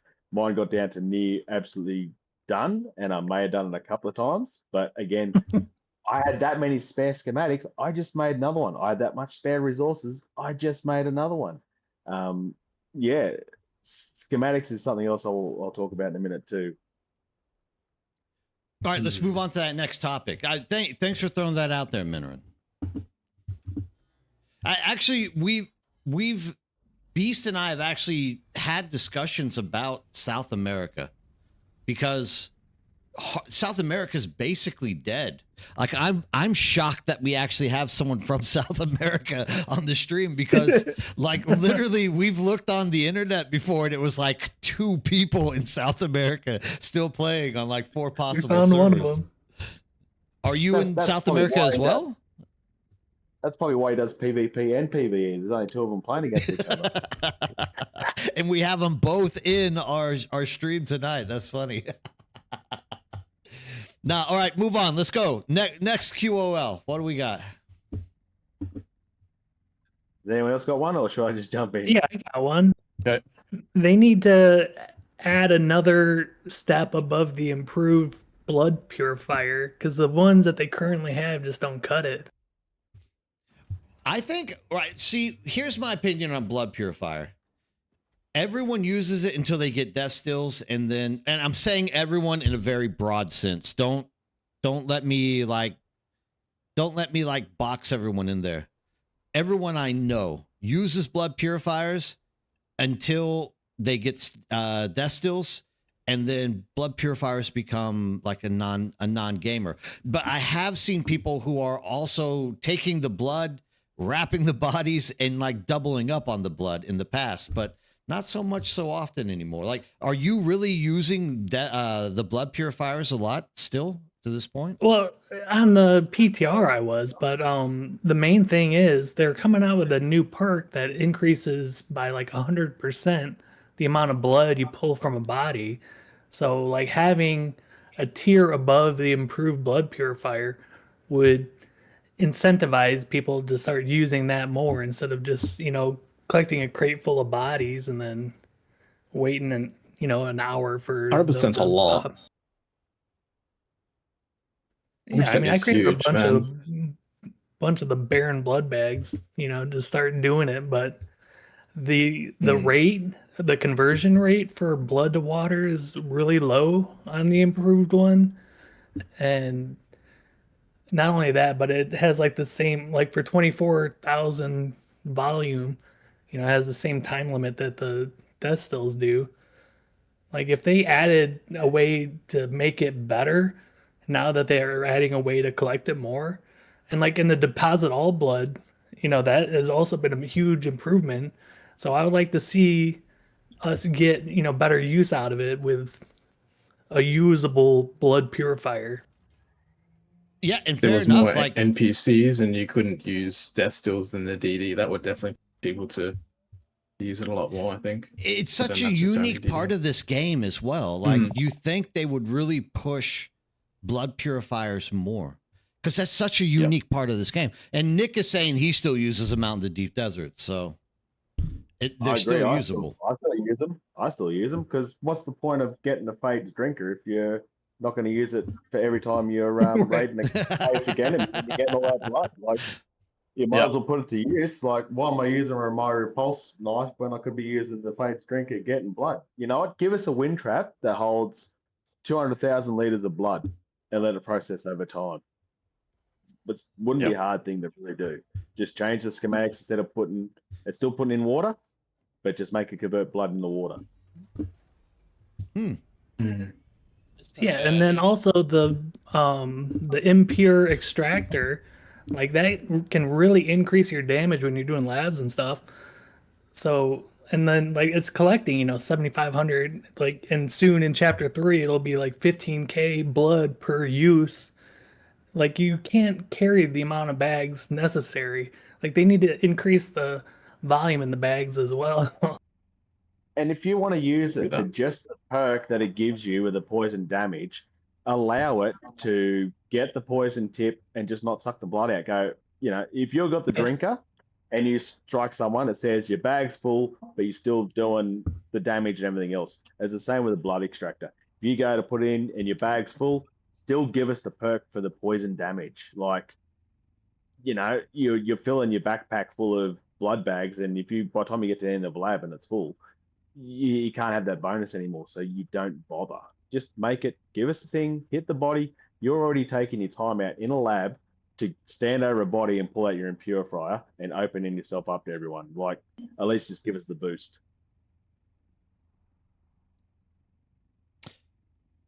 Next. It's definitely underutilized though, yeah. I feel like the DD is where it was more like kind of, I don't know, beneficial, unless you're early game as well. Well, I mean, and it's also more convenient to carry around a blood bag than it is, you can carry like 3 or 4 blood bags versus like one body that you pick up, in the Well, lab. I mean, it's actually useful to run labs. You know what I mean? Like I've heard of people going to the ARO and like bringing bodies from the labs, and I'm like, oh my god, dude, that you must be running back and forth for like 3 or 4 hours doing that. Like that's crazy. I mean, that's actually the only time blood bags actually become relevant is in deep desert after the first, I don't know, 15 hours of gameplay or so. Like once you get your death stills in Haga Basin, you can just load up on bodies. Where this does go back to the shelf life that Beast was talking about earlier, that would like also affect the blood bags, right? If you have bodies disappearing, you got to start thinking about how you're like handling your body, your blood and your water flow into your base. Yada yada yada. I mean, we could just go on for hours about that probably. Well, I mean, first they need to fix it to make it more useful than it currently is before they start like making it degrade. Thanks for that sub, hard style, Josh. I appreciate it. You're the man. I mean, you're in here talking to me. I really appreciate it. Oh, you're putting it together, man. You're doing a good thing for the community. Well done. What do we have up next? What do we got lined up next, gentlemen? What do we got? What do we got? Talk to me. Talk to me. I know that the Funcom have said multiple times about not making easier the logistic aspect of the game, but some type of mail you can send your items to the bank without travel to a main city would be nice, or to one sub fifth to another sub fifth, uh, and a last point is the the container, vehicles have name, and you can access from the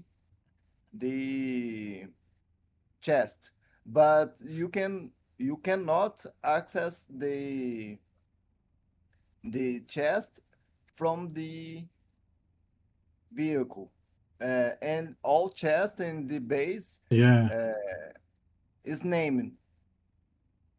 Yes. The big aim to send money to the bank through mail, and then you said also sending it from one sub fief to another sub fief. And then selecting the box from the vehicle. Yeah, instead of That would be kind of cool. vehicle from the box. Yeah, so like the other way around. Yeah, that'd be handy. I think they want people to travel, so the money being sent like a wire payment. I don't see what's happening anytime soon, but I think the box idea is great, man. Especially being able to name it. Yeah, they really have this so hard stuck in their mind and in their like vision that they want there to be like these ridiculously off the wall torturous laborious things that you have to do. It's like they make something so easy and so smooth, and then they're like, no, you need to carry everybody to the death still. No, you need to use a compactor on the flower set. If you don't stop on that ore deposit in the world map, you're doing something wrong. It's so crazy the way Funcom thinks about these things. Yeah. No, 100% Minoran. Like, I'm with you on this. There could definitely be... Last idea that this is specifically to Nerdbird. Okay, all right. What we got? What? I'm anxious now. Let's hear it. A backup to off base to place it in the DD. I already know where this is going. That's seriously the next item on my list is a DD backup tool. Yeah.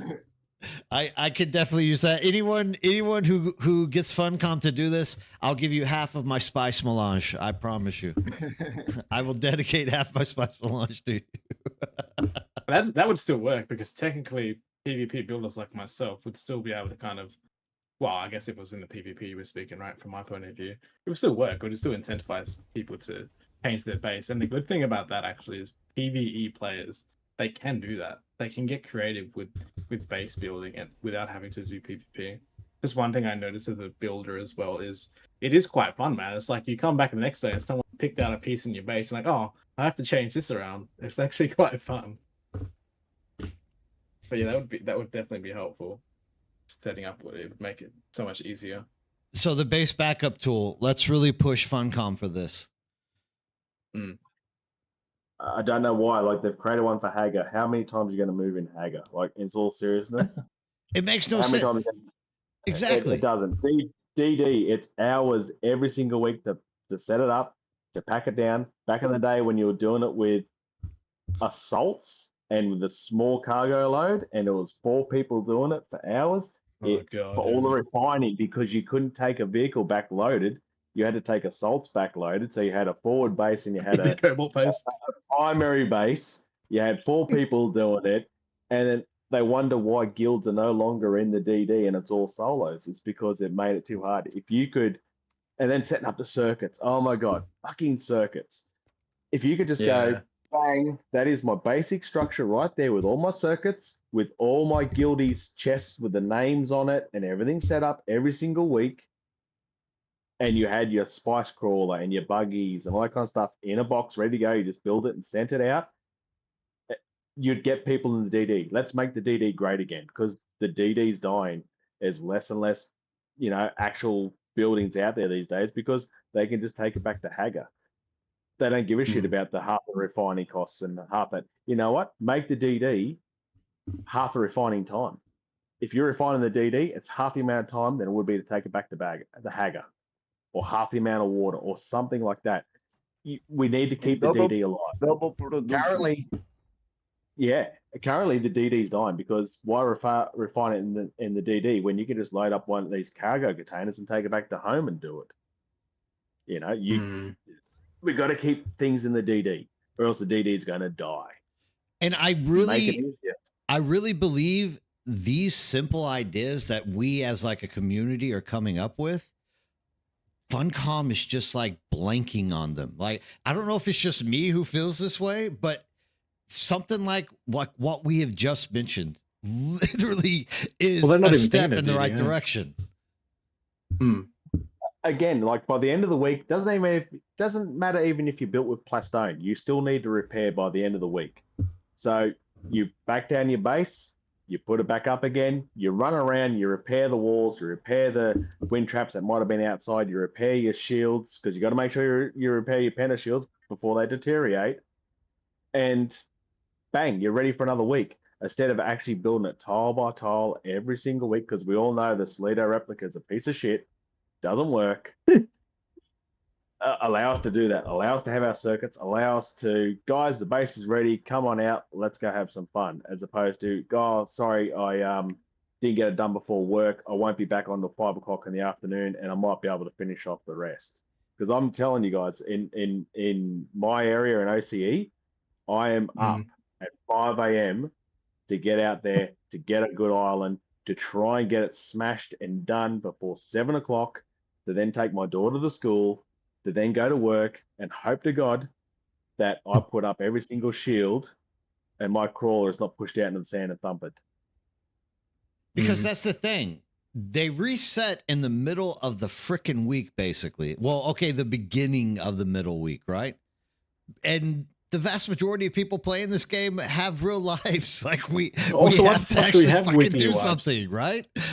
On Rust, that's considered like so sweaty to have weekly wipes, man. Especially for us who've got jobs. That's so true, man. I'm glad you just threw that out there because that has been a recurring suggestion on my videos on YouTube. Is that why are they making us do this every week? Why don't they do it every 2 weeks or even better, every month? Every month, new DD, new map, new loot, new cycle, new PvP battleground island. Where there's land battle only, like, fuck, they got a month to sort it out, not weekly. Exactly. Well, you wouldn't, the way it was before though, you wouldn't want like one of the super hyper aggressive clans sitting on shit for a month. That would just drive everyone insane. Yeah, that would be. So not so much an issue now, but that's probably why. But even for me, bro, I love PvPing all the time, man, all the time, bro. I'm ADHD as fuck. I need it. But even for me, bro, it gets exhausting. Holy shit. But no, I don't know, absolutely great suggestion out there. Like, it has to be looked at. Like, if we are not striving to keep the deep desert alive somehow, like I don't see the future of this game going anywhere. Because even with this new content that's going to be coming out with the overland maps, you are literally talking about the same 5 to 10. Actually, it's the same 5 dungeons that. There's 10 of them that are being added, but 5 of them are for like skill leveling and other various crap, right? And the lands rad. And then there's the 5 which are going to be different levels, like the fire, the poison, whatever the theme is that goes into them. Like those are going to get quite boring relatively fast for a lot of people, especially.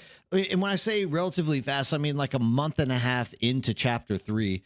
And just, I have to throw this out there really quick, guys. We don't know when Chapter 3 is being launched. I just keep getting asked this over and over again in chats. We don't know. Funcom doesn't let us know anything.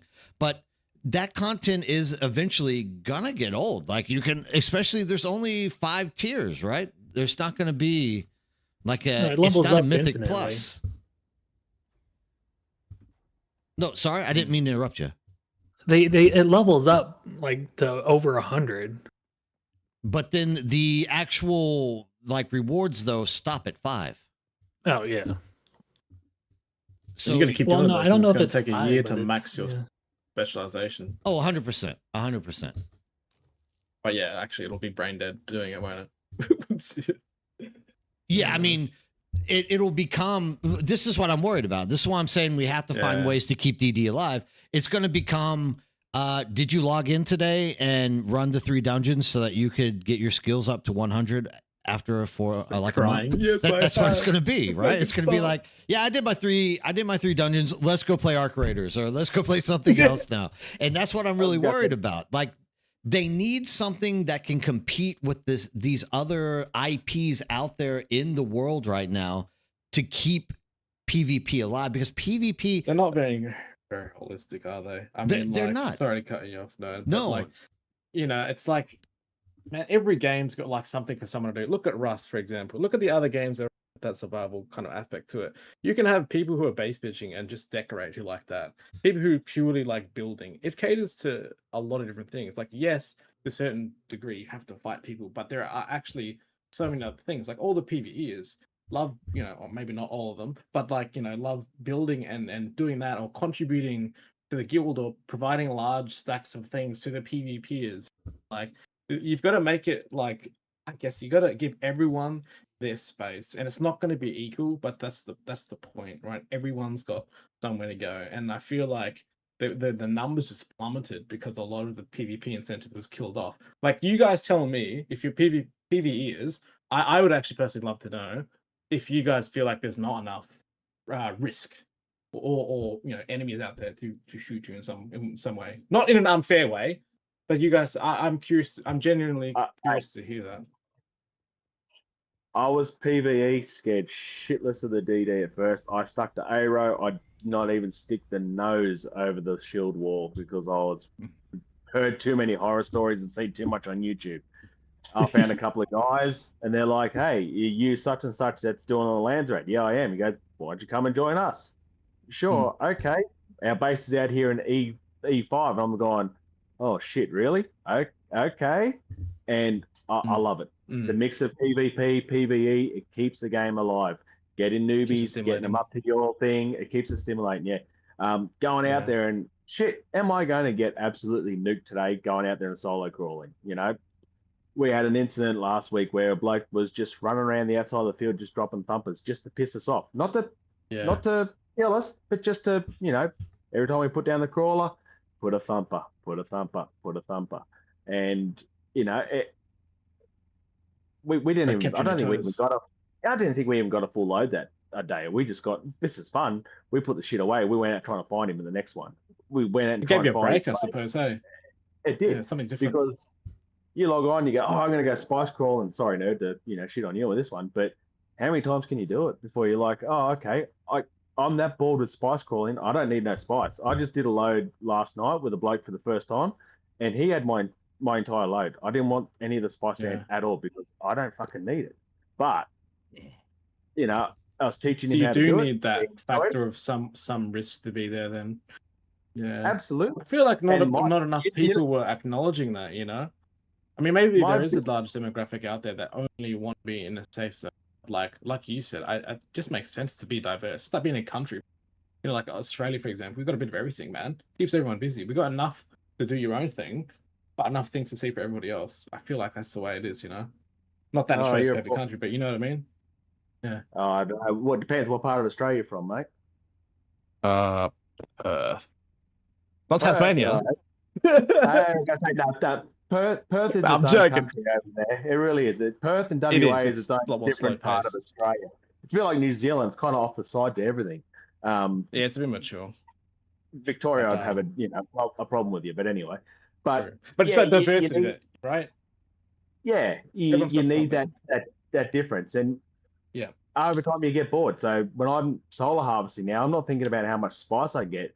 I'm trying to map out what design I can draw in the spice sand. Like I did a spider web last week. Yes, and I got uninterrupted at all. You know, I want to do a big yin and yang, and then someone come down and compact it in the part that I wanted purple, and that pissed me off. Like, you know, that's a bit of a worry when that's the game. Like, and then next minute someone's giving me rockets. Beautiful, it's game on. Let's go, boys. Something different. Same as building. I remember making you definitely need it. You need the deep desert for this game to live. Just a quick throw out there. Getchos wants to say he wants a way, and I agree with this one too, Getros, because I hate the way that the circuit system's working currently. He wants a way for the circuit system to individually pick out different resources to go into different boxes. Like, I'm 100% behind you on that one, brother. Like, You just read my mind. one box duraluminum, one box freaking plastinium. Like, don't make everything have to just go to that one circuit or two circuit box. Absolutely crazy the way, because the circuit system works. It's not the worst system, but it could be so much better, right? Or have it have multiple outputs, like maybe 5 or 4 outputs on the bigger the refinery, more outputs. The smaller refinery, smaller numbers. I was about to read out. I was about to read out what B said, but I'm just gonna let you say it because you're in here. Because that makes sense. Just save it as a set or something. I don't know. Yeah, say circuit 1 from now on is always going to be aluminium, which goes to this circuit on this box. Like, it's great having circuit 2 go to circuit 2 box, but make it unlimited. Make it up to 99. You will never need 99 circuits. You really won't. No. But give us the option. Link the circuits to the tire of the resource. The resource tier, yeah. You don't even need to. If you've made 99 all your aluminium, then harvest all your aluminium, because you're going to do 1,000 aluminium at a time. Process your 1,000 aluminium, goes to 99. All right, you're doing duralumium next, it goes to 98. That's your duralumium box. Like, it's just numbers that really, at the end of the day, what it goes into. You should have a system where they can save different circuits, like set for things. I guess like Discord permissions, you can do so many with them. It's just more customization, isn't it? Especially when you're having to change it every week for a massive base or something. I can understand how that's quite frustrating. It is a fucking nightmare.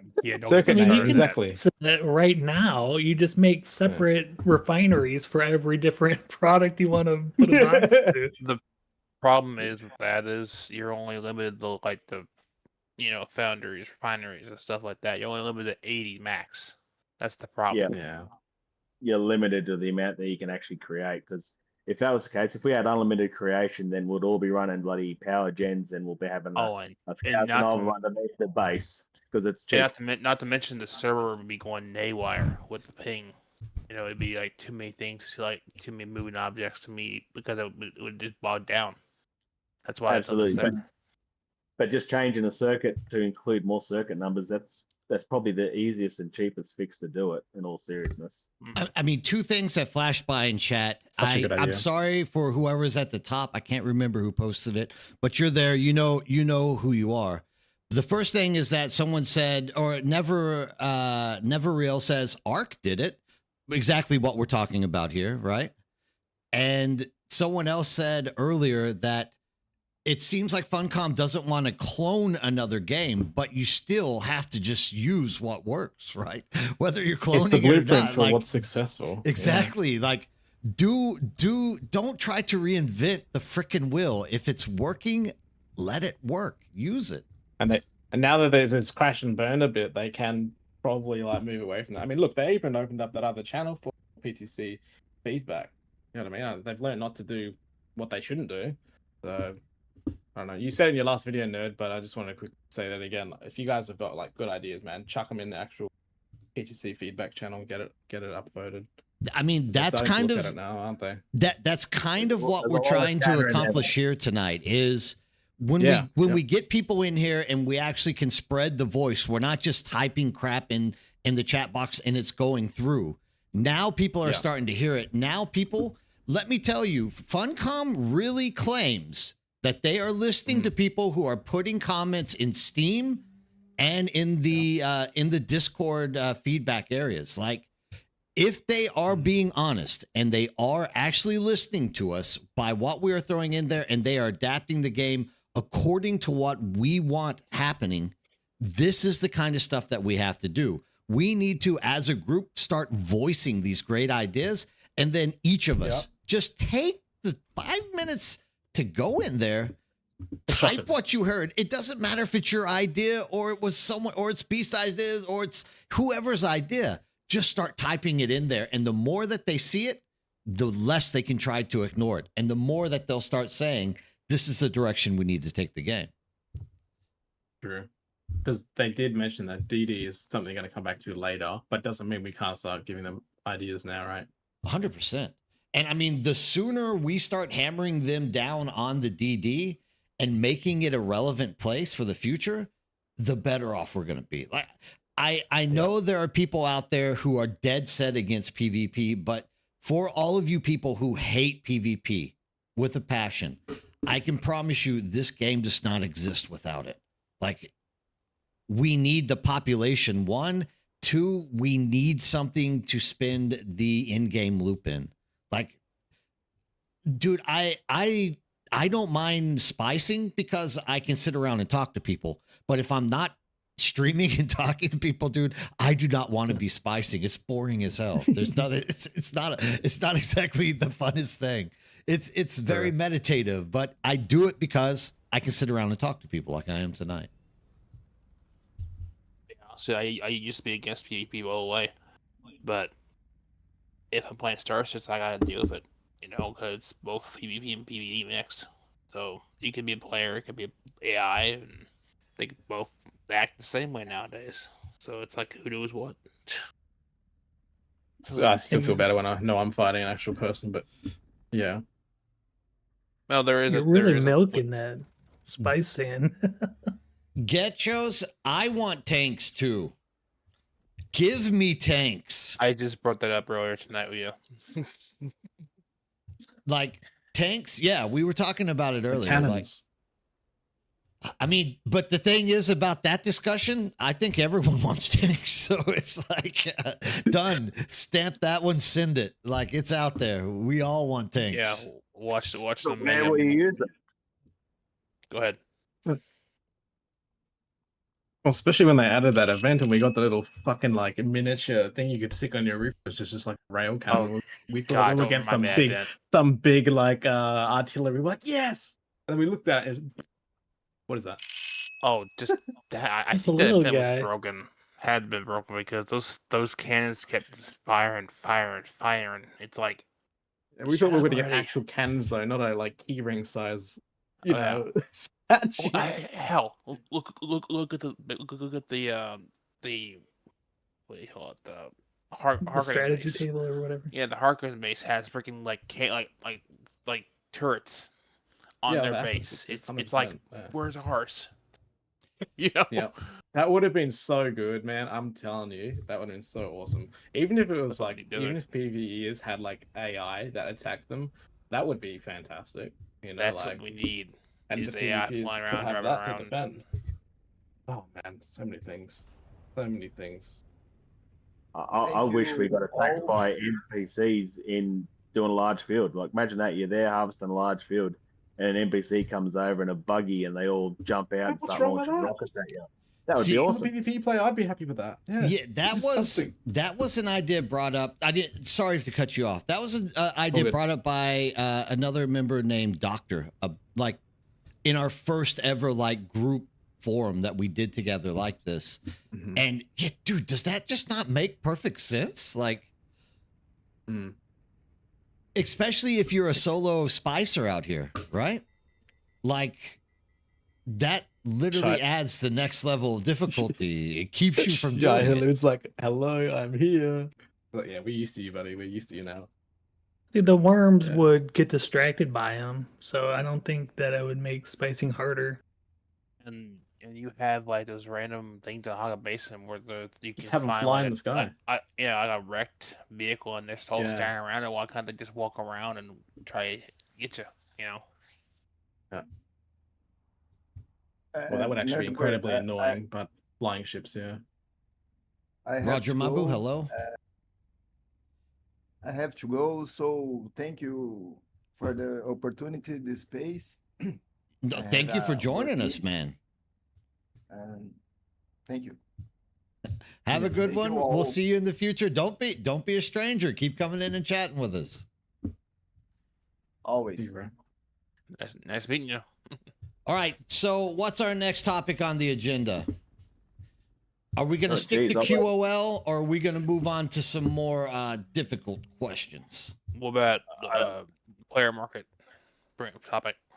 Well, we talked player market a little bit earlier. Well, yeah, I hate to, Oh, I yeah. hate to downshift here about that, but they need to have handle those prices. It's like, for something you can let Designate get, they want to charge $1 million for it. It's like, bring the prices down where they're reasonable. Because I actually did tests recently where I sold them for that's under, and it sold like snap. So Yeah. people are looking for lower prices to buy instead of like paying over $1 million for something that they can get in the desert. Just simple, scavenger hunting. But It's it's so something changed. higgledy-piggledy. Right now, it's a bit Like volatile. 2 months ago, I was selling mouse corpses like right and center, and I was getting like 20, 30K for a mouse corpse, and it was brewing. Wow. Wow. Wow. At the moment, I'm selling spice residue of all things, and I'm getting money out of it. Yet I put on a unique, and people aren't even buying it, and it's just like the market is so bloody broken. It's saturated basically as of now. So saturated. I mean, you don't really need anything anymore. Well, I don't need anything anymore. I got like 180, medium storage containers completely filled with everything for Lanzarote. I'm almost there myself. So I think George is right. I think if you were on a dead server, you have one side of the issue where just no one's there for there to be a market. Whereas like the servers such as Harmony or Fax, whatever, that have maintained a large number, dupers have destroyed it.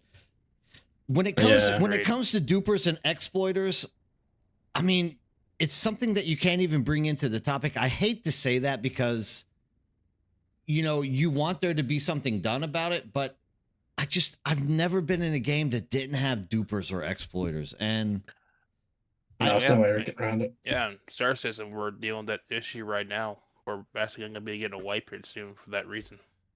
I mean, with Star Citizen, the biggest issue is you can go. Some people get mad at me for bringing this up, and I apologize if I upset people for talking about this. I'm not endorsing Chinese gold internet seller guys, but they are an actual issue in the games that we're playing. And the only reason I bring them up, it's too easy to do. Well, the only reason I bring them up is because it's not to raise awareness to get people to go out and do them or give them a reason for doing it, but I want there to be an awareness so that people understand that's what you should be complaining about. Because as a content creator, believe it or not, almost every week I get somebody sending me an email from one of these companies asking me to endorse their gold selling product on my videos. And I'm like, no, there's absolutely no fucking way I'm going to do it. I mean, that's how much I'm against it. I'm like, dude, even you're going to pay me money to endorse you, there's no fucking way I'm going to put you on my videos because I'm so against what you're doing. Like, why would you even keep contacting me? Every week I get somebody who sends that to me, right? Yeah. You used to have it where in some chats where they would just pop up like, go to this link to get this, and like I would immediately block them and report them right away. I'm like, I'm not dealing with this because they were getting they'll always be spam around. calls. Yeah, they'll always be around. I think sorry to cut you off. It's like I guess the thing is like it's like pollution to an economy, isn't it? Especially if it's very small. But the issue of how it's being done is very easy. It means the negatives are going to outweigh rather than like the natural economy, which is generally large, compared to the actual problem, which is maybe like a small hole. But there's only limited people doing it, and it's usually only compared to the average player going, "Hey guys, did you know about this?" Bam, making a video on it. If they got down to some solution where it was near impossible, and it was only like a 1% chance of happening, and sure, the gold tellers can have at that, it wouldn't be so much of an issue. It's actually it's so open to the community to dupe things, and that is by a large portion, and so that large kind of state of economy, is affected. When it's smaller and there's less issues with doing it, it's not a problem, even though it still exists. If that makes sense, you're not getting away from it. It's just the portion sizes of each. It's basically spam calls at this point. It's like spam calls about in game. Exactly. The only way to get rid of gold dupers is literally to just crash a server and have like 1 or 2 people on it, because then they know there's no way to make money, so they just stop doing it on that server. Yeah, I noticed that with Sadly. Harmony. I noticed with Harmony for a while there. It was like they would keep doing these ads, like the chat there, and also they just stopped. It's like okay, no good riddance, So like, I'm not trying to be part of the problem when I bring those guys up, because yes, you can jump on there, you can pay $30 and get it. It's not that I want people to do it. I want people to have the same morality of that concept that I do, and say that's just wrong. Like, this is what's destroying the game. And when people say the game is dead or the game economy sucks, it's because people aren't holding their ambitions and their levels of morality to that degree that they are not going to go to these people and do it, right? Hold on, Roger Mabu. Are you wanting to join us on Discord? Regardless, there's just no way to get rid of these people. Like, they're there. It sucks. They're Just make basically it roaches at like this point. happen less, bro. Just patch it more. That way, it's a minority. That's the only option. Or just when you see them pop up, like, report them, or block them, report them. That's all you. Oh yeah, you give incentive to report that, then maybe yeah. I reported like 2 of them the last few months of my first game Harmony. Like 2 of them going, I'm like, come on, guys, seriously. Yeah. I've got an they just idea need to be a to make. minority. Yeah. I've got an idea to make cartography great again.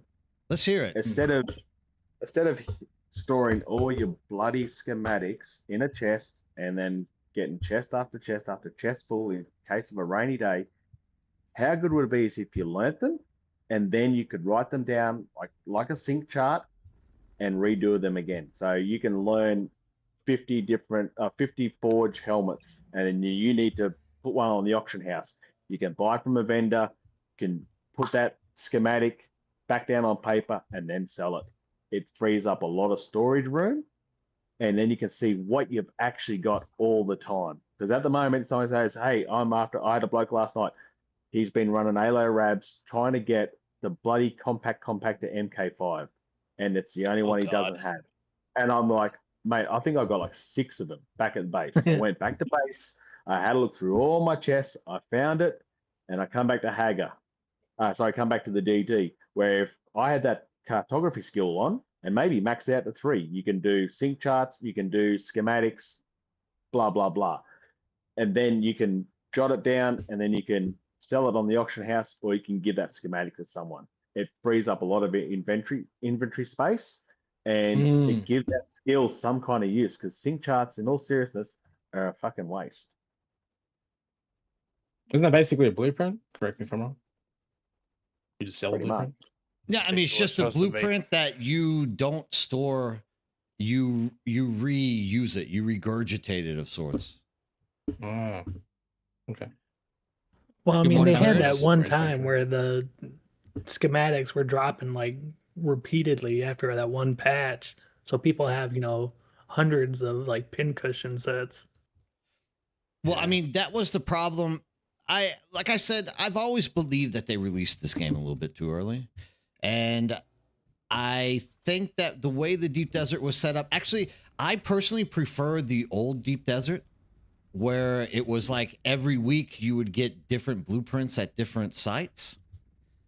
That was just me. Yes. But Yeah, once again, there's a they- lot of people that had conflict with that, and I understand everyone's take on why they had conflict with it.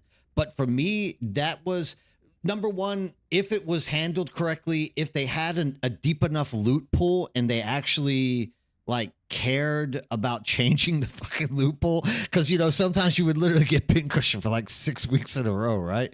But for me, that was like a magical time, because you would wake up and you would want to get into the Deep Desert just so you could see what is going to be in those loot tables today. And like for There's me, that nothing- was fabulous. There's nothing wrong with having all the loot available, but change the percentages from week to week. Oh, So this yeah, week, fair enough. Clyde- I will Yes. buy that, Alright. dude. I will buy that Yeah. right there. Client's cut array this week is up to a 15% drop rate. Then people are like, fuck yeah, I don't have that. I need to get out there and run like labs because I've got a higher chance of getting it. Change the percentages week to week to different loot. You know, make the pincushion helmet high this week, but the legs high next week. So you need to go 5 weeks in a row for a high chance to get that loot. Everything is still available, but you got a higher percent chance this week on these 10 items. And Yes. have what the item generation or the percentage like randomly every week. Like, you know, 1 week it's high, 1 week it's like very low, you know, or middle. It creates an automatic life, kind of life. I can't remember the word, but yeah, it creates some sort of like cycle. Yeah, that's it. Thanks. Because I don't know Well, how that's many guys asking got them to last do time, I too much sure as work. shit don't know.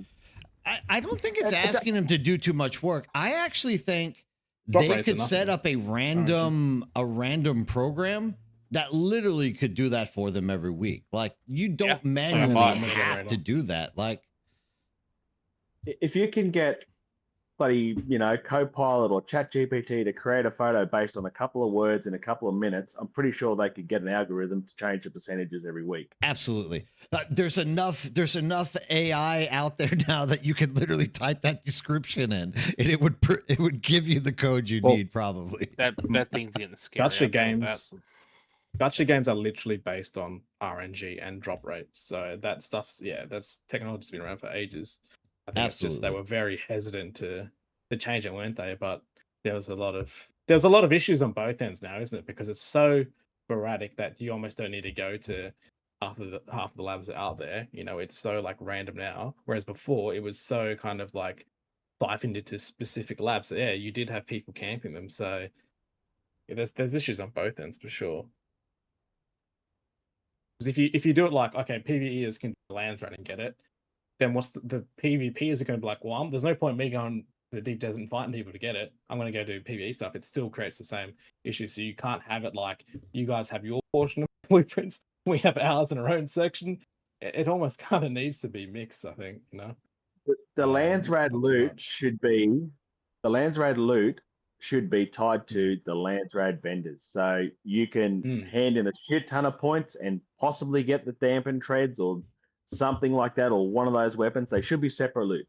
DD loot should be DD loot, and Yep. tool vendors and that kind of stuff that you can possibly get out of the Landsrad. Because then imagine that if you could win by handing in or doing a shit ton of tasks, get a Regis container, and then you happen to get vehicle vendor that week as well, and you get a second Regis container, happy bloody days. What are you going to do with 2 schematics? You're going to make another Regis container. You're going to go and get some spice in the DD. Yeah. And you're not afraid of losing it. Like, that's a sore point for me, is this vehicle recovery. I think it was one of the worst things they've ever done, but that's a topic for another time. But if you have those spare schematics, then why would you not? I mean, Yeah. keeping it separated creates incentive to do it. It's right there. It gives the mind to want to try it too. Like, go out there and do it.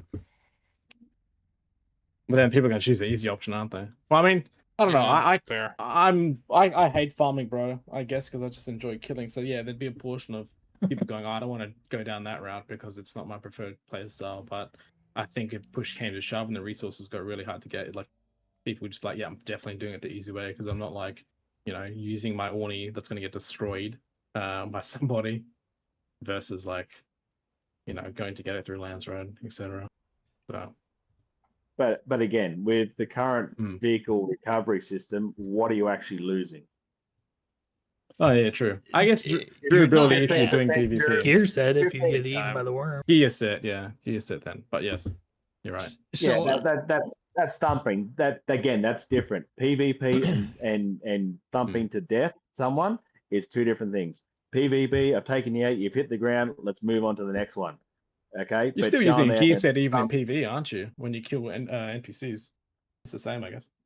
It's exactly the Still same. losing It's durability, exactly the same. You die in a lab, it's the same kind of thing of You're being losing hit by someone durability. outside. Yeah. Yeah. It's the same. They've made vehicles another piece of armor.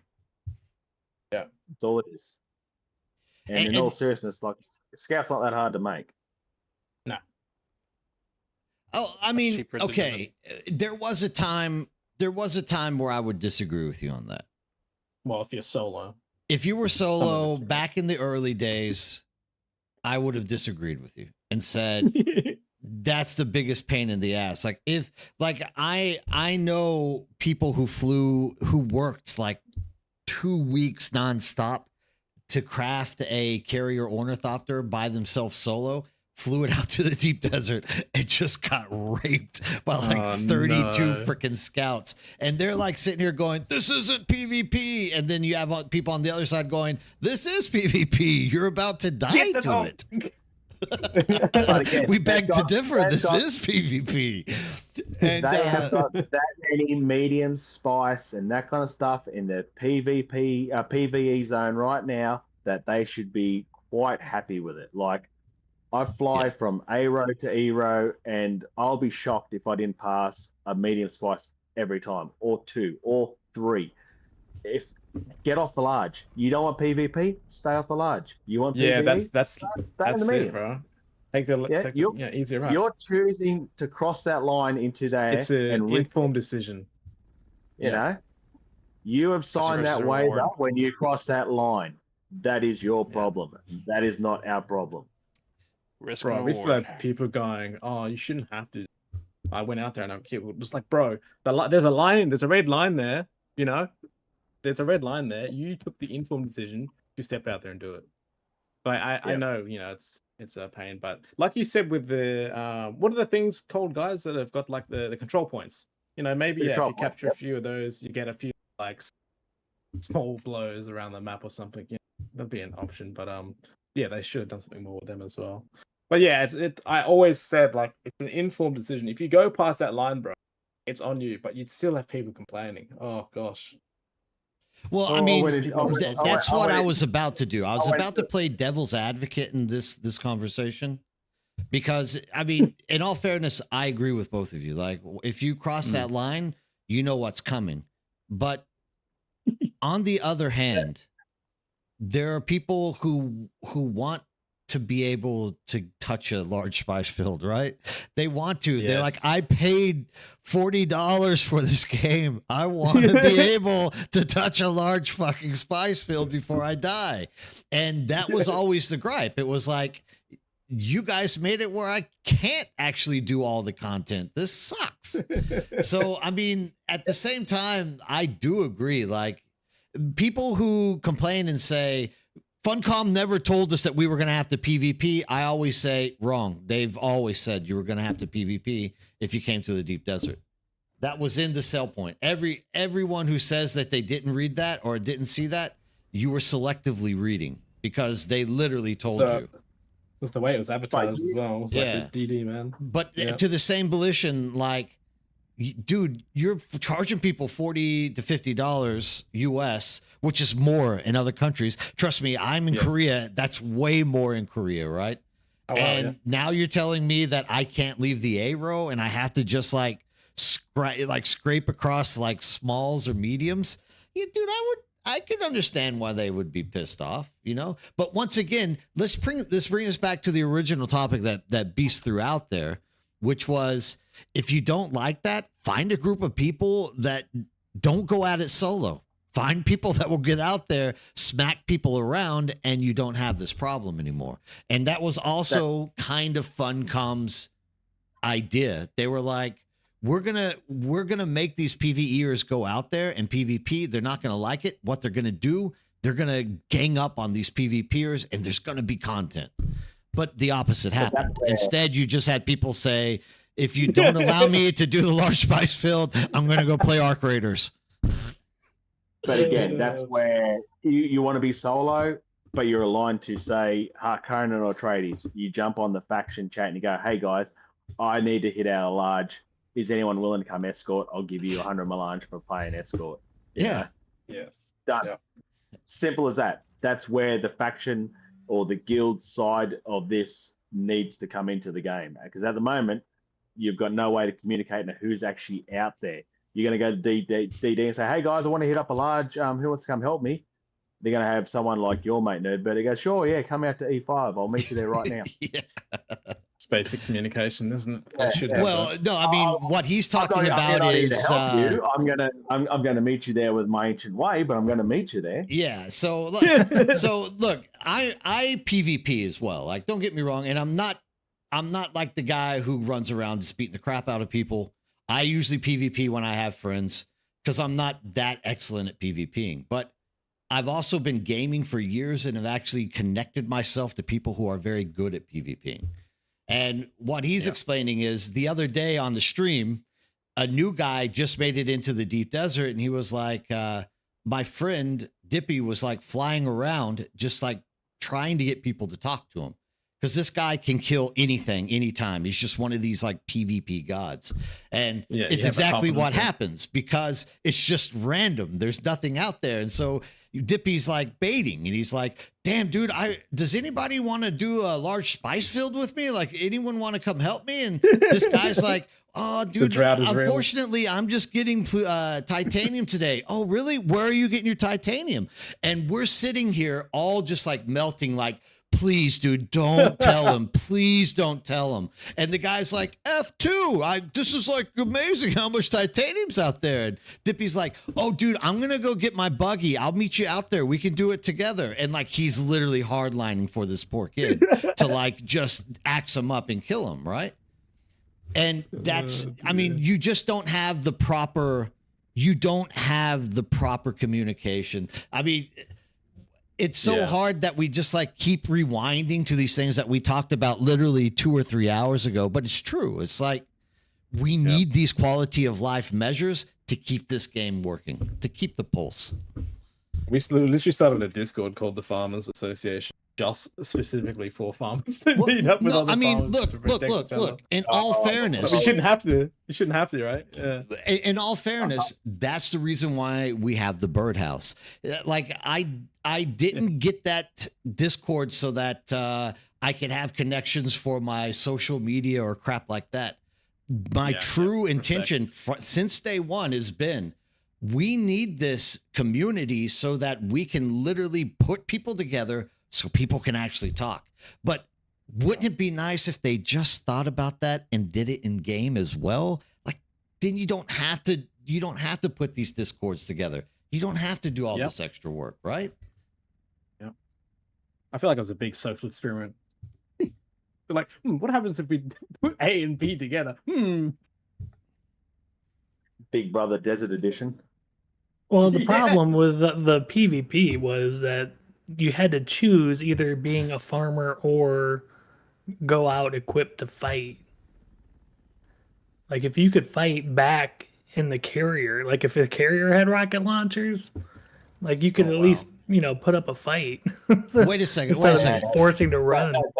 That's another one of my points for vehicle changes down the track.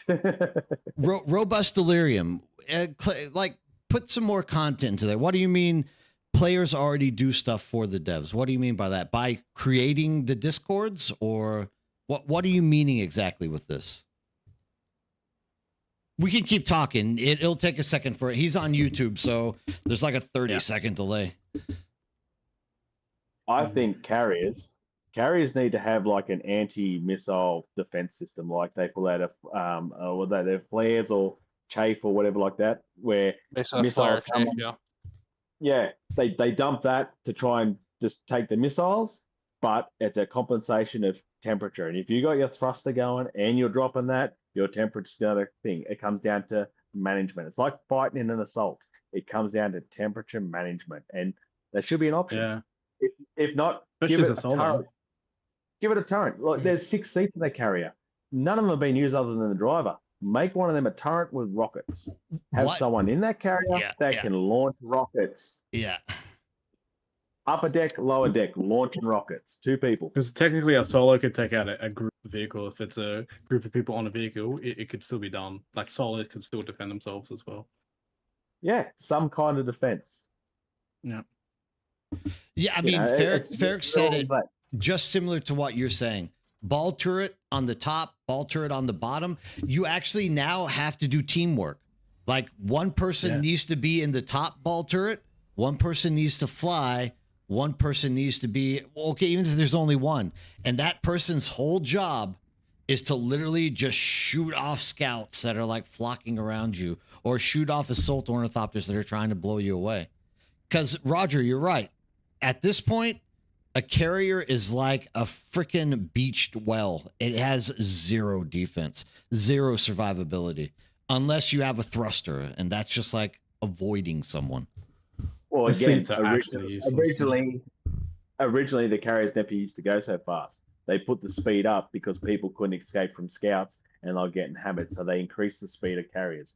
Now, when PvP goes back to 90%, when the DD goes back to 90% PvP, you will need to fight all the way back to A row if you are getting ambushed, and this is where carriers need a missile turret and they need some kind of anti-defense, so you could got a chance of making it back to A row if you are a solo, or if you're in a group, you got a chance of fighting back off on the field. Pick up that carrier and fight them off in the air. Right, you remember when people like wedging their vehicles? Sorry, cut you off, Biz. I mean, it's easy to like substitute this. Like, you literally just don't put a thruster on. Instead of a thruster on your carrier, you put a turret on it, right? It can take up the slots. They already have the slot mechanics there. They just need to wake up and do it. Like, you've got three slots on most vehicles. You could have a thruster, you could have a turret, you can have the anti-defense. Like, you can have all three, but you're firing all three at once, your temperature's going up. You need to play smart. You need to, all right, missiles coming in, I'm diving down, I'm going to hit my flares. All right, old mate's firing rockets, that I'm not going to hit my thruster because A, it's going to affect his way of hitting the scouts and moving too much. So you don't want to be thrusting and maneuvering all over the place if he's trying to hit him with a rocket. So you want to just be trying to get out of there and manage your temperature. Again, it's like fighting the assaults. And assaults is another thing too. Scouts should never have had rockets. They were way too fast for rockets. Absolutely, dude. They should have never had a rocket attached to them. Yeah. A scout is simply that. Scout. Go out there with a thruster, find where the field is, go out there with a storage container to pick up a little bit of supplies, and that's it. If they needed a weapon at all, they should have had like a Gatling gun on the side that you filled full of heavy darts.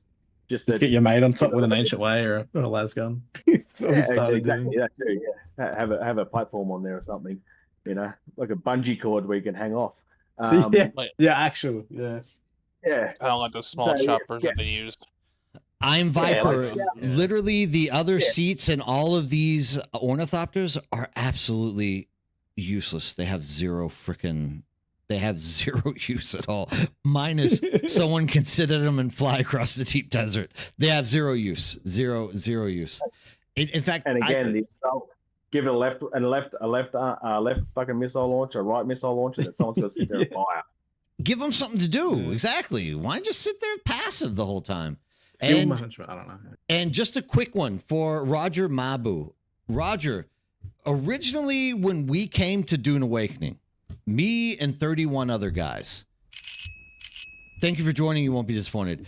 Our original vision of this game was that Deep Desert was going to be this all-out war. Like, the bases, we weren't even thinking ornithopter fighting necessarily. Of course, we had that in mind and we were trying to make strategies and stuff like that. But we were thinking, dude, there's going to be some serious base defense out there. Like, we're going to be grinding mats all week long so that we can build a base that we can sit and defend against people trying to come and take it from us, right?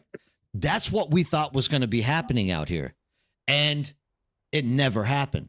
Funcom literally made raiding bases as easy as just waiting for a storm to come through, and you literally could blow a hole through anything. Our guild was probably one of the first guilds to actually just raid and start raping people, at least on our server. Yeah. But I'm willing to bet, considering that one of my highest viewed videos is at like 60K is us raiding the first freaking base that was ever put onto YouTube. And we literally just walked in, blew a wall, walked in, blew another wall, took the freaking the land claim, and then it was just after that, like all over, like that was it. And the whole title of the video was like, "This is how you raid a deep desert base." It was like so easy, like anyone could have done it. And we were so disappointed. We were like, "Dude, this is Too easy. yeah, this is literally like throwing water on crackers, dude. Just literally wet noodling your way through a freaking wall. It was ridiculous." Did you see when you added the extenders as well? It basically like I don't know if many people saw it. I know it happened on ours as well, and I was part of the big reason as to finding it out. But like when you put the extenders on the base to make the claim larger, people could actually hit your sub thief by blowing a rocket either from an Orni or a rocket launcher at the wall that's not even near your sub thief, and the sub thief would take damage. I don't know if it was deliberate. I don't think so, because you could basically, let's say someone's got like 4 extenders, right? There's four files on this base. Your sub thief is in the bottom left, right? And you're hitting the one on the top right. You'd hit the one on the top right with the wall, it would destroy the sub thief. I'm pretty sure it was a bug, but it stopped us from being able to experiment with huge bases in the PvP area, and you could only make a one kind of plot area. But yeah, the base rating was way too easy. Way too easy. For sure. Way too easy. And that's part of what kind of has left me with that sour, unfinished taste in my mouth about Funcom just not wanting to put energy into the PvP realm. They just the base building, man. They just left it so open and useless for anyone to do whatever they wanted. They gave you no direction. And everyone, I mean, I guarantee everyone who's in here who's ever done PvP will admit it. Everyone who's ever done PvP in this game likes it. They loved it, dude. They loved it until Joel literally cut the PvP zone in half. And that's when we, like, at that point, like 24 people or so quit my guild. They were like, screw this, dude. They literally are, overnight, they're going to take away half of the deep desert. This is ridiculous. We're done. But they were freaking, these are like hardcore guys PvPing on every game. They were actually RPing in this game for the PvP. That was the funniest thing. It was like, these are not RP people. They make fun of RP people, right? But here they are PvPing, and they're actually like, we are Harkonnen. Action role playing. Yeah, here comes the Dark Knight. Everyone be careful. Don't go to sleep. You're gonna get raided, man. So I mean, it's such a sad instance for me how the whole PvP thing got handled. And that's also why I want to see this stuff get fixed up. Like I don't want them to leave DD out ever in any update that they do. I always want them to be moving forward and finding a way for it to actually work at some point in the future for us. But the changes that are happening with the DD now, what is the point of raiding a base? If majority of the refining is happening in a Hagar, why raid a base? Again, this comes back to making the DD incentive half the cost to refine. Yep. Making it easy for us to build our bases every week in the DD. We don't care about rebuilding every week if it was easy. If it was easy as the BRT tool for the DD, everyone will be in the DD. Why would you not? Half building costs, half refining costs, and you can take back more material at the end of the week in your cargo container. Like, make the DD a focus again. Base rating, and this comes into faction. Now, factions, to me, are another thing that is absolutely fucking broken in this game. It's 90% of tradies, a little bit of Harkonnen. They are 2 houses. There are 37 houses in the Landsrad. Why are we aligning to 2? You know, let us pick a house in the Landsrad. So this is an idea that I had, is that when you arrive in the game early on in PvE, you bump into the 2 main faction houses on Arrakis, which is Harkonnen and tradies fighting over who's going to be controlling the spice, okay? You do those tasks to get your 5 level with either one of them, and that opens up your ability to join the Landsrad and align yourself to a house. Not join them and swore loyalty and all this kind of crap. Your guild, if it's 1 person or 32 people, align yourself with that house. And you can betray them every 30 days and move to another house if you don't like how they're going. Make it so we can jump around and have more options. Because at the moment, we're 2 options, and people are going to choose the easiest option, which is the tradies. They throw in a third faction. People might try it for a little bit, but they can never go back to a tradies. They can never go back to Harkonnen because there's no betrayal. So will they jump ship to a third faction if it is introduced? Probably not, because they've got it too easy as it is. Make it that you are no longer sworn to a faction. Make it that you're aligned to a house. Okay, and you can betray every 30 days, because these houses all betray each other anyway in Landsrad. Why are you so sworn to your thing?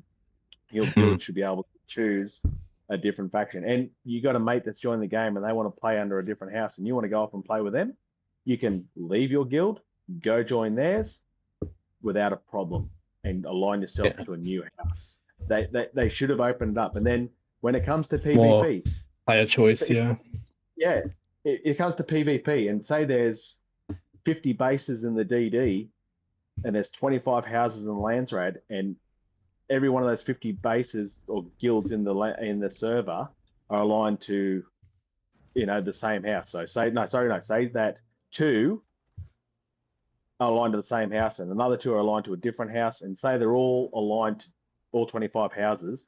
Your PvP should be those other guilds that are aligned to other houses only. So if you align yourself with Moritani, and another bloke that's aligned to Moritani because you're talking in the faction chat or the house aligned chat or whatever. House chat, Say, I'm going to build next to you, man. Oh yeah, we can go out, we can do this together. We can, work towards getting to the decree for the week and that kind of stuff. You've got more player choice. You've got more. That percentage of winning is harder to get to without actually talking with other people in your alliance to try and win the Landsrad.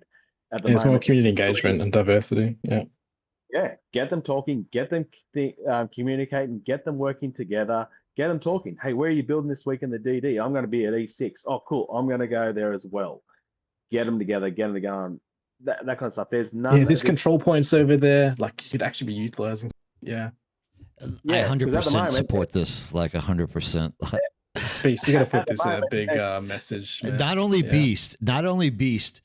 Beast, you need to make a copy paste version of that and just let us spam the shit out of that somewhere, dude. Because finally they could stop lying to us about there being faction when there isn't faction, and we could literally just be all v all out here. It would finally make sense that anyone can kill anyone finally. You know what I mean? And again, when it comes to the swatches were a really big missed opportunity. So say you had the 25 houses, you align yourself to one of those houses, you instantly unlock that swatch. So you can change all your vehicles to that color. So people know what house you're aligned to. You've earned that swatch. And if your guild decides to change in 30 days to a different one, because that's the cooldown period, you unlock the next swatch. But while you're doing Landsrad, you are still earning rep points with the other houses to eventually earn their swatch as well. So then you can run that house's colors while you're out there, so you can identify who's in what house. That's what it should have been. And you can't attack your same house. My man, my neck is sore from shaking back and forth from everything you're saying. Like, it is that solves so many problems. Please make a copy paste of that so we can throw it in Discord. If you are in the Birdhouse Discord, please trust me on this. Funcom claims they are listening to us. Funcom says that they are shaping the future of the game according to what our community is saying to them. Like, if you agree with this idea, which a lot of people in chat are saying that's a great idea, please copy paste that, and like once a week, twice a week, just jump in Steam. Let's put that in Steam. Let's like it. Or once a week, jump into the Discord, just copy and paste it in there. Force Funcom to look at good ideas, because I just worry that Funcom doesn't look at good ideas. We have to shove it down their throat. Yeah. And when it comes to refining more in the DD, because it's half the costs and working together to get their resources back out and that kind of stuff, when it comes to base raiding, have an alert in your guild chat. If your base has been raided, you get a warning when the sandstorm's on its way to your base, and when your shield's down, get a warning that your base has been raided. Because if someone's close by, they're going to say, "Oh shit, I'm getting there to try and stop them or see what's going on." At the moment, you don't know until you go back and go, "Oh shit." Yeah, why are we having to check our logs and go, "Oh, your base was raided 5 hours ago"? Oh, nice. Yeah, exactly. Oh, okay, I lost all my gear. Get a warning, that your base has been raided. You're in Hagar, and next minute you get a warning that your base has been raided in the DD. What are you going to do? You're going to go, "Oh, that sucks." No, Put it you're on the going to fucking radio fly or out there. something. And Yeah. those people that like PvP, they're going to be there in a second. Hell, they're going to be in the base already because they don't want to even leave Hagar because of the chance of sticking a knife in someone. It's Even the just makes PvEs can get Well, it's involved as well. such a with bringing out small resources, window et for cetera. raiding as well. So if you do get that alert, there's no guarantee you'll be able to make it out there in time.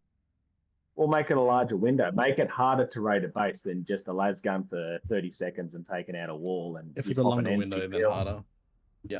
Yeah, make it a bit harder to actually raid the base, to raid the sub thief or something like that, make it, people did make it challenging to take out the sub thief because they would hide it under 15 different levels of, foundation blocks in mazes and stuff like that. Again, that's all part of the game, thinking how the best way we're going to hide this sub thief, it just comes down to thinking that shit out. And again, if you've got a really good layout with a BRT and you can do the same layout every single week because you haven't been rated yet, you're going to keep using that layout. You know it works. Yeah, that's exactly right, man. It was definitely very relevant when you just find that base that would never get raided. Just keep making it. Dr. Webb, Yeah, if you want to jump into Discord and start voicing the stuff that you're tossing in there, it will be more effective than you typing it out. Those conversations get long. I know you got a lot to say, so don't be scared to jump in and come and chat with us. Just let me know if you're going to get in. Sorry, I didn't mean to stop you guys. That right there is probably the biggest idea I've heard It's a good highlight since the 100%. launch of this game. Absolutely. It's like a kingdom, bro. Everyone's got a fucking role to do something. All the people who want to go around sneaking and spying on factions can go and do that, but you'd have so many alliances and the life cycle would actually be a thing between the different houses and the interaction in the game, the community engagement between the let's say what are they, the control points, stuff would actually be utilized. Well, I mean, imagine even the buffs and bonuses. Watches. Yeah. Imagine Lance Raid if you are actually fighting against 25 other houses to get that decree for the week. Yeah. It's huge. It would actually be worthwhile. It'd be like, holy shit, because it's not going to be just a walk in the park and, I don't need to participate in Lance Raid because I know Leto's Blades get it because they've got it the last 16 weeks in a row. So I'm just going to sit here in Atreides and buy another Ancient Way. Yeah, there's a bigger pool that, you need more incentive with. Yeah. But also limit. There needs to be a limit. So say, for instance, server can handle 100 guilds or 200 guilds. There's got to be a percentage to each house. So you can't all just join the same house. If you go to join Moritani or something like that, it'll come up saying, "I'm sorry, this house has reached its aligned limit."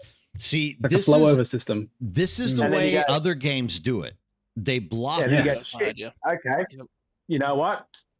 The next house is going to be at Saw. I'm going to go Saw.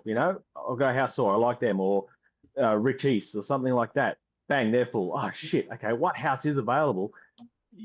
Because you know what? Yeah, it stops the community from bottlenecking. It creates diversity. Because it forces it.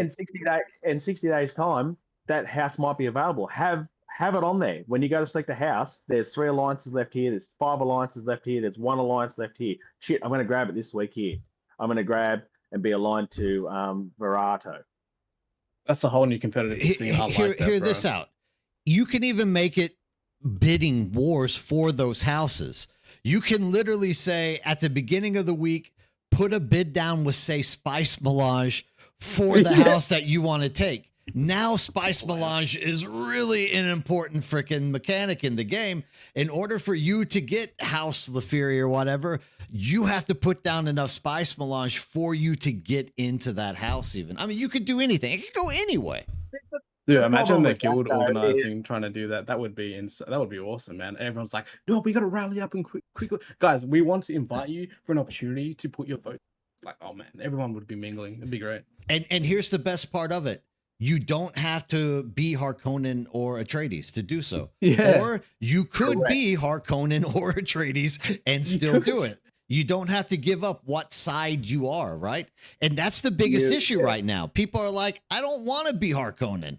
I don't want to be Atreides, right? They want to choose the faction that they're in. So in this case, it's not a matter of faction so much. It's a matter of, if you want to be Atreides, be Atreides. Go fight for a house and make Atreides win because of that house. Such a great idea. But that's mean when it comes to Atreides and Harkonnen, it's House Atreides, it's House Harkonnen. They're just a fucking house in the They're land. just a house, really. dude. I got you. Even with that, They've just got a higher presence on Arrakis at the moment, as opposed to the House representatives that are around the place in the most remote places in existence, hanging out in rocks for some stupid reason. But again, make it so you deal with the two main houses on Arrakis first to get some kind of loyalty, some kind of buying power into the Landsraad, to then swear an alliance to a house, not fealty, alliance to a house. I'm going to align with this house. Again, with the Landsraad, getting those rewards. Like, I haven't probably claimed a reward in like 8 weeks because it's too much of a pain in the ass to go around and collect them. I stopped doing that a long time ago. Twice in 1,000 hours. That was it. Yeah, it's an absolute pain in the ass.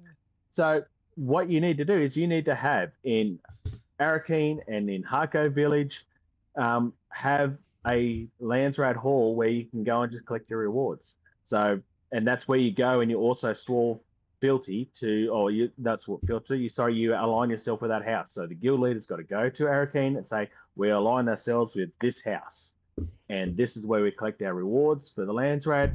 This is where we go.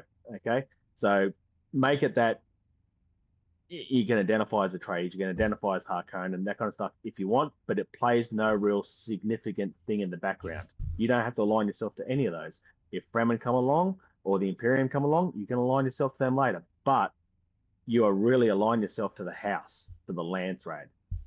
Go, and you can't get access to that Landsraad or that house until you've actually found the other house representative out in the world. So you got to go out, find that house representative that's on the map, talk to them. That's they right. give you permission to then go to the house rep in Arakeen or Harko, and then you can align yourself.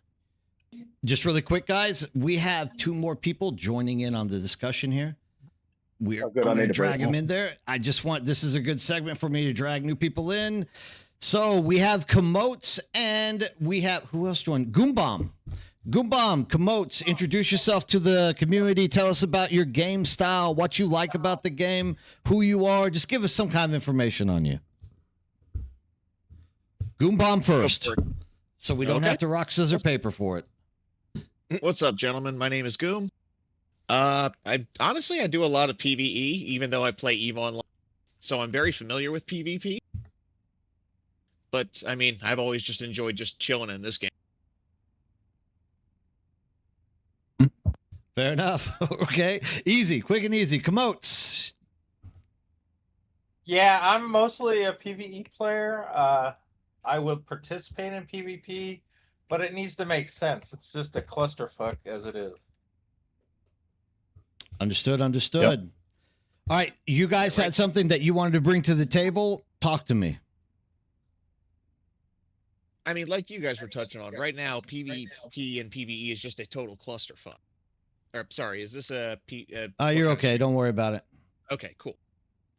Anyway, there's no incentives for it, like somebody else was saying earlier. There's no incentives for PvP other than just, kind of griefing people. And you can't do PvE if you're gonna go out and do PvP. Like, you have to either choose: am I gonna go out to hunt people, or am I gonna go out and try to harvest resources? Yeah, there's definitely no incentive. No incentive. Yep. Well, I mean, there's no one to hunt anymore, so the choice is made for us. More or less. At this point in time, we don't even need incentive. We just want to shoot up someone. for no reason. Well, We're really losing the plot, boys. once again, like Funcom claims everybody is being listened to. They claim that they are making their judgments on the direction of this game via the comment sections in Steam as well as Discord. So please, if you're hearing ideas tonight that you think are interesting, let's start spreading those things and mass publishing them. The more that it gets pushed in front of their face, the more chance that Funcom is going to start thinking in these directions. And this is our game, guys. We do not want to lose an opportunity, especially when they're saying, look, we are leaning on you guys, the community, to help us make the choices. You do not want to give up that choice. You do not want to give up the opportunity. Get in there, and please, if you're hearing stuff that you like, don't worry. It doesn't have to be your idea. As long as you are putting something in there about stuff that you're hearing that you like, it is going to drive the game in the right direction. Next topic. What do we have? What do we want to talk about? I think they missed. Add in. Yeah, go on. I think they miss an opportunity with that sand compactor. In the trials, like they had us, revealing platforms and other things with it, but then after that, like the only thing we use the sand compactor for anymore is the stupid white melange. Yeah, flower sand. Flower sand, yep. Cleaning the dust off your base. Well, granted, there is going to be some more uses for it once Chapter 3 launches as... Oh. Well, yeah, you use it to like clear the poison. Look, there's parts of the game that we should be using those compactors for. Just people ignore them because you don't die to them. Like anytime you see poison, fire, crap like that on the ground, you're technically, if you're playing the game properly, you're supposed to be taking that compactor out and statically like removing it from the ground. The effect. It's just it doesn't really affect us on a second to second basis. I've just gone through caves that had that crap in it, and I'm like, I'm not affected. Like, so with the new Overland dungeons, those effects seem to be like a major or have a major role in the way that you are succeeding or failing. So like, for example, speed run wise, if you are like just barreling through head first in through that poison, you're literally taking so much damage that you literally have to stop and wrap yourself. So you're just wasting time. Whereas the guns are literally compacting the fire or the poison or whatnot, and it's allowing you to run through without taking those extra damage ticks, right? So there is something that they've kind of planned for the compactor for the future. And technically we're supposed to be using it for those things now. Because think about it. The trial where you learn the compactor, that's like that's the whole mechanic that they're teaching you there. You know what I mean? The whole mechanic that you're being taught on the compactor is that you're literally having to compact the poison off the ground so you can walk through to get to the next section of the trial. You know what I mean? But you could also knock down sand walls that are in your way, and we haven't had to do that since as well. Like, yes, good knock point. out the sand walls. Yep. Another thing that, like, you can use it in the new labs coming up, but you can also just have a really good set of forge armor, and it kind of mitigates a good chunk of that percentage as well, if you plan correctly.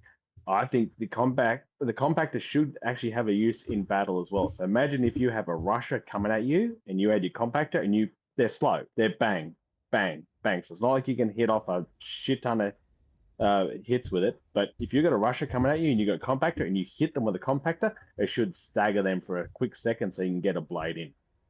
Pocket sand, man, reverse cycle. Yeah, it was like bang, oh shit! Like, imagine if you get hit fire, if you get hit with a bunch of compressed air, it's going to send you on your ass. It's going to slow it down. It gives you a reason to bring your compactor into a dungeon at least. All right, I got to throw this out because Webb has been tossing this up multiple times. One. Dr. Webb has a way to combat player killers where if you kill a player, you become visible on the map for like 30 minutes or an hour. That's a good idea. Like at least it gives you the content you're looking for, Like, for example, if you have yourself beaming on the map, people know to come fight you and try to kill you. So maybe you want that kind of content, right? So go kill someone and try to get as many people to come at you until you finally die. All right, that's a good one. Maybe there's a point system. Maybe there's a point system with it. You kill someone, you get 1 point. But if you kill someone just killed someone, you get double the points because they've got a great big, double red set of swords above their head or something like that. I want to. Whoever's got the highest amount of points goes into the weekly bounty. The second thing, because we can talk about this for a while. The second thing, just really quick, sorry, is mini map. Oh yeah. Yeah, he's been posting it over and over again, and I'm like, come in. He's like, I got business meetings, I can't come in. So I'm like, okay, dude, I'll get you. I promise you. I'll toss it out there for you. Run with it, gentlemen. Run with it. There is a there is a way you can get a mini map on the game already. I saw that posted a while ago about having a little mini map on there, but do you really need it? Do you really need a mini map? I personally don't use it, and I keep getting people who are watching my streams ask me, like, why aren't you using that program? So the program, somebody will know the name of it. I don't know it because I'm the same as you. Like, I don't really need it. It will tell you, and it tracks like when mediums or smalls are on the map and stuff like that, and tells you where they're at. But for me, it's a third-party program. There's I haven't. It's something lore or something. Yeah. Okay. So we'll get the name of it here in a second. THGL. So yep. So with that, it's fine. The only thing that the reason why I don't use it, one, I don't think I need to, because the deep desert really, in my opinion, isn't that large. It isn't that big of a place. But the second reason is it comes with a paid advertisement connect to it. So you can donate I know it's only $2, all right, but whatever. So if you don't donate $2, then you have to get ads that pop up, and the ads actually pop up on top of your game. That for me is just like a no deal. Like, I'm never going to do that. Like, I do understand the guy wants to make money on it, but at the same time, it's like, yeah, dude, but those ads are really intrusive for gameplay. Especially as a content creator, that actually is really difficult. Yeah, I don't think they intended it. You're meant to use like it's more practical, isn't it, to actually like open up your map and look at it. I think that's the direction that they're going. It just makes sense. sense. How it might be viewed as like a quality of life thing, but like you said, with cartography and all that kind of stuff, it kind of defeats the purpose of where they were going with that, I guess. It actually has two modes. If you have a second screen, you can actually put it over on a desktop version, which is your screen tracks it, and you can use the main screen to play. Oh, I guess in that case, the ads don't bother you. Yeah, I got you. No, they don't. They don't. But I mean, if you're like me, I don't have two screens. You don't want that shit on your videos, man. Yeah, you just don't. You don't want it. So anyways, quickly. Sorry, go on. Then. No, quickly. What do we got? Talk to me. I was just going to quickly add in. So we were talking about compactors before. I just want to quickly add in a point. I didn't get the chance to add in. When they were doing that last dev stream, they were going through one of the new dungeons. Some of the people that were playing with the guy who was running around as the character were using the compactors, some of the elements in the dungeon, and they were like, "Oh yeah, some people got the compactors. Don't really know what they've got them for." I mean, it goes to show. Yeah, and then like 5 seconds later, they're actually using them. Even though they showed us, I just have to point that out. But yeah. Like I said, it really showed that there are great big silos in that company of who's working on what part of the game. Yeah, that was a clear indication of that. Or when she goes, "I really like the new skin on the Scout," and it's just like, that's the basic skin. And it's just like, okay. Which is why I really think, like, as a community, we have to really come together and like cram stuff down their, like, physically like force shit down their throats. Otherwise, like, nothing will ever happen right. It's all love. It's all love. Yeah. Because there's so many examples of that, right? Like, it's just so many examples of it. anyways, the player killer thing, I wouldn't mind rolling this around since we got a group of people in here that can talk about it. Like, I don't know. Number one, all right, here's the only thing I could see as a disadvantage for the player killer thing, Dr. Webb, is what if you have like 100 player killers out on the map at once? Like the map is going to be glowing like entirely the whole time. But yeah, but at least you'll know which direction to fly away in. well, here's an alternative to it. I don't know if anyone in the community has ever played Mortal Online 2. But Mortal Online 2 has a really unique system for people who like to player kill. And it is I'm trying to remember the word. It's a bounty. Sorry. Jeez, I can't believe I can't remember that word. It's getting late, so I'm going brain dead. So it's a bounty system. You actually go to an NPC in cities and you talk to the NPC, and the NPC, you pay the NPC money. And if you actually end up killing the person, you get more money back. And what the NPC actually tells you is the exact location of that person at that moment. So like you pay him 5 gold and he's like, okay, you need to kill this person. That gives you the name, and it's like, he is currently right here. So you haul ass to try to get out there to catch that guy and kill him. And in that case, the map isn't glowing with like 100 people flying around. But every time you go to that bounty NPC, you're literally just getting new names of people who are player killing out there. And it adds, once again, it adds direction to PvP. It's so simple in all of these games to just make a small, easy mechanic that adds a direction. And now people aren't literally flying around just like wiping out people for no reason. Now, all these guys are like, dude, it's no fun killing farmers. Let's go fight someone for real. You get your bounty, you go out. Tie that into with, you got introduced in chapter 2 was that sheriff in Arakeen that was, head of the investigation and blah, blah, blah, all that jazz. Tie that character into it.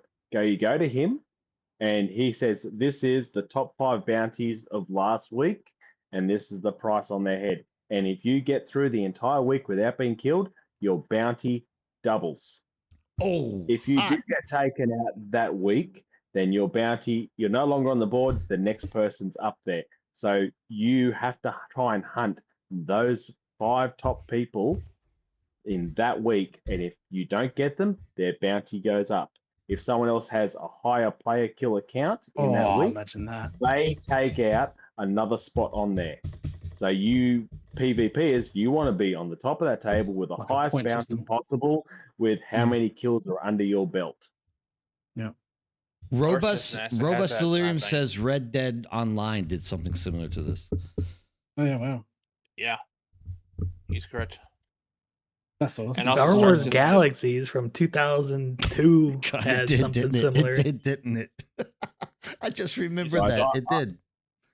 I haven't played video games since the original Burning Crusade Warcraft, so this is all new to me. You talk about all these games I've got no fucking clue about. What Webb did bring up about that mechanic, Star Citizen actually has that ability where you can actually, if you know there's a player that's gonna be an issue, you can actually, if he kills you in an area that you're about to kill him, that you have the option to put a bounty on his head, and basically any bounty hunters that are in that area can see that guy where he's at and track him down basically, and either he can fight to live or just give up. You know what? I've got another idea. We've got all those contract boards and all those trading posts that don't mean shit anymore. The bounties on those contract boards. There's a contract on their head. I like that. Right. I like that idea. Make something useful instead of just letting it go dead. Right. Yeah.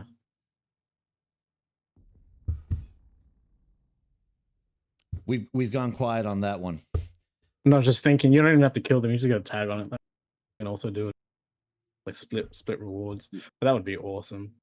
That would be really good. Especially if no one gets them, like you said, just like builds up to a bigger cash pool, doesn't it? It turns over. Absolutely. If you got a like Billy the Kid $1 million bounty on his head or whatever like that, you're going to be riding around going, "Yeah, I'm untouchable, motherfuckers. Come and get me." So I mean, boosters all day. So Mike is saying this all sounds like variations of GTA Online lobbies. I get that, but that's kind of what our point was from the very beginning.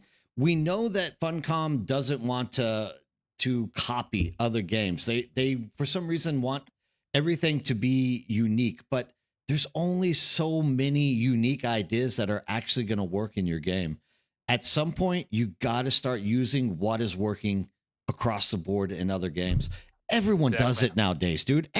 There's no game that doesn't copy other people's working systems. That's how you keep people. You want this game to be They're unique? the same but different. Let us ride the sandworms. That'll make it unique.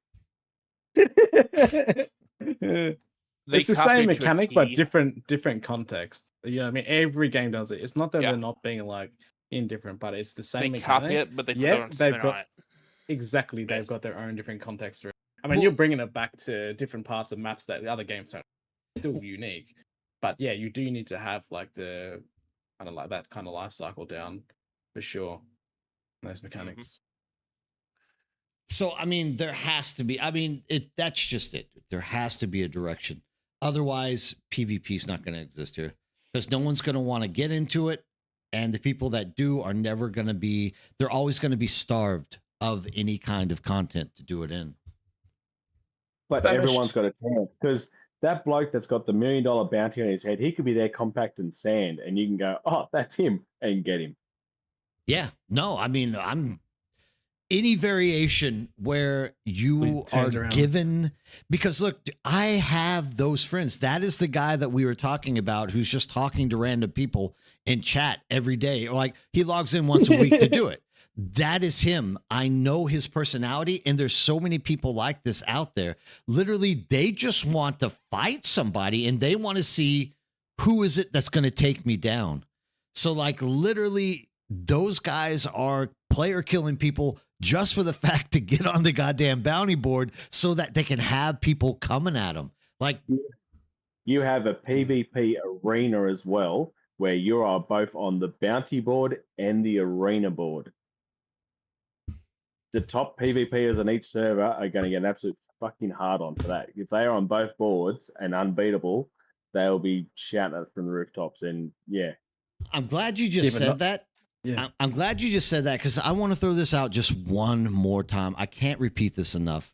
Funcom claims they are listening to us, right? That's why we are putting these like multiple people stream forums together and giving out ideas. Literally, if you remember the day that we had that live stream, somebody asked them, is there going to be a PvP arena? And they literally said, yes. No, you guys are doing such a great job. Like, we're just going to let you keep doing it. And the reaction to that comment was so negative that now, 2 weeks later in the Communet 11, literally they put a Q&A highlight where they're saying, hey, we're actually going to do that now. We're going to do what you want because that's what you want. So I think we're just not getting our voices heard enough. We're not putting ourselves out there enough for them to see exactly what we want. That's the issue. A lot of game companies nowadays, they don't listen to us. Thanks to you, Mac. You know, we have good ideas, but like, no, our idea is better. And like, no, we're gonna go with our idea, and it backfires. You know? Yeah, but it's going back onto what you were saying as well, bro. I mean, 100%. Because, dude, if you had that going as well, and could you imagine being that top player? I was basically that in, like, man, and yeah, we love being the target and the attention, but coming with that as well, being the main builder, I could go and choose a spot to build or something and just lock myself away. And I knew that like guilds with like 3 alliances would come, or however many alliances would come to attack us. It actually created content and people could jump in on it. It's like farmers who wanted to try some PvP could come out and join them and just try and attack us. Fighted it. It created a whole kind of like area. Like I was saying before, we didn't have that. But that would be the incentive for us to kind of set up somewhere, because you can't keep running for it.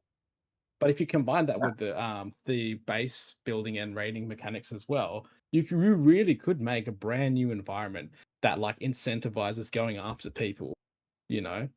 Like I said, if you don't want to kill the person, if you can't, you can get like shared rewards for damaging the base or something like that. But it would create a whole new environment for 100%.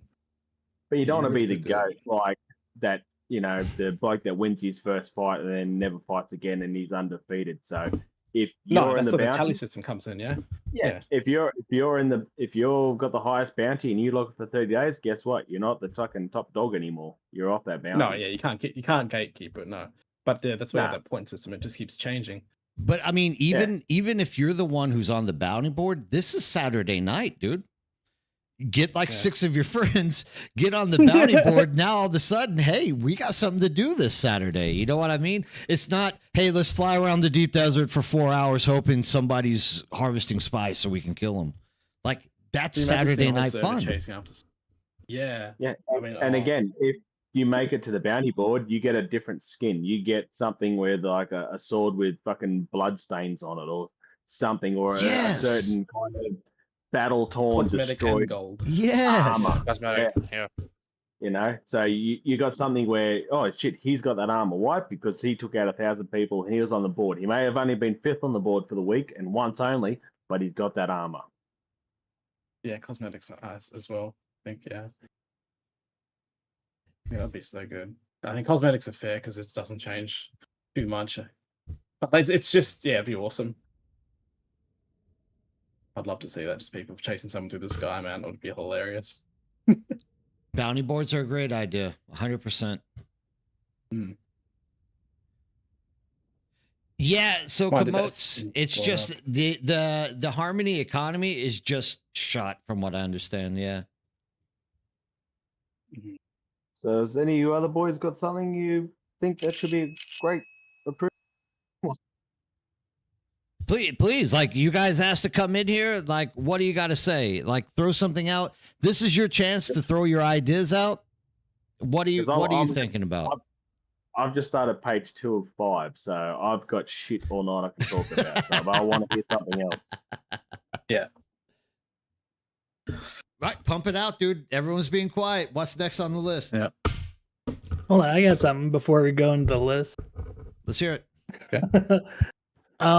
Now that they're getting rid of like the stockpiling thing for Landsrad, like there should be something we can, spend our stockpiles on, like skins or whatever, or like something to grind too besides the Landsrad missions each week. If you catch my drift. What with the stockpiles are we going on about now exactly? Well, like I'm saying, like I have stockpiles of all the Landsrad turn-ins. Like if I could change that, like, because once this next chapter comes out, like that's just extra stuff that's not even going to be used anymore, for like crafting or whatever. And it's not going to like affect the Landsrad anymore. So having a way to like grind something outside of the 3-5 missions a day or whatever, and then being able to turn in for something else. Are you talking about like those orange crystal things? Yeah, the Opal Fire Gems, like all that other stuff. I'm in the same boat. The chip manifest, I'm in the same Turn boat. them into fragments. Turn them into new fragments or something, or a fragment of a fragment. That way, you're not sitting in. Or Like trading. hand them in now. Hand them At least in be now, able to get grind whatever stuff you want. other than those last dungeons, Yeah. What's that, Beast? Hand them in. Hand them in now while you get Landsrad and get the points, because that's what I've done. I used to have crates full of adept swords and adapt this so I can hand it in when it come up. I've handed my stuff in and I've gone, you know what? I'm not interested anymore, and I've actually just broken it all down to spare components so I can make weapon after weapon and play with all the augments later. Because you got to remember, you're gonna need those kind of components to make weapons to play with augments, because you're not going to get the perfect augment every time. I have You need to level it thousands. up. Or especially with different percentiles, right? You might roll an Correct. 8, or you might roll a 2 out of an 8. That will take you ages, especially with all those different augments. It's going to really make it a grind. So yeah, you're actually it true. would take a whole year to complete all that. Like every That's element. specialization levels. Well, But that's the why augments I've themselves for equipment. That's why I purchased 2 accounts. I've got my daughter's account and I've got my account, and she is going to be my repair bitch, and she's going to be my crafting bitch, and she's going to do all my augments and level that side of things. Well, I'm going to go out and just get more damage to kill people. Yeah, get I'm that not tempted character to do it work, man. myself. Yeah. So I mean, yeah, there's still like that's- the industrial pumps and stuff that I had grinded. Like those It are aligns with them using resources as well, doesn't it? Sorry to cut in. They wanted. yeah. no, yeah, it's fine. It's But but the yeah, there's amplified no way gems to and the spend ship my stuff manifest- after that besides the components to craft gear going forward. Yeah, but yeah, the amplified gems. There's nothing to do with them afterwards. Maybe Mm. we can recycle them into something else. The shipping manifests. Maybe the shipping manifests. If you read enough of them, it gives you a rough path that the ships travel in the DD, where there might possibly be down ship. Who knows? Like they've got to do something with them because they're the only two components I can think of that have got no use after Lance Rad. I was already asking, like, what? Okay, how do you read those? Oof. Got plenty of them. What's that? Ship manifests? Yeah. Well, yeah. I don't know what maybe. Yeah, I don't know what else you can do with them because when this new Maybe chapter they're 3 just getting comes rid out, of the treasure hunting in the deep desert. Because you can't recycle them, right? Because you can recycle gear, is that right?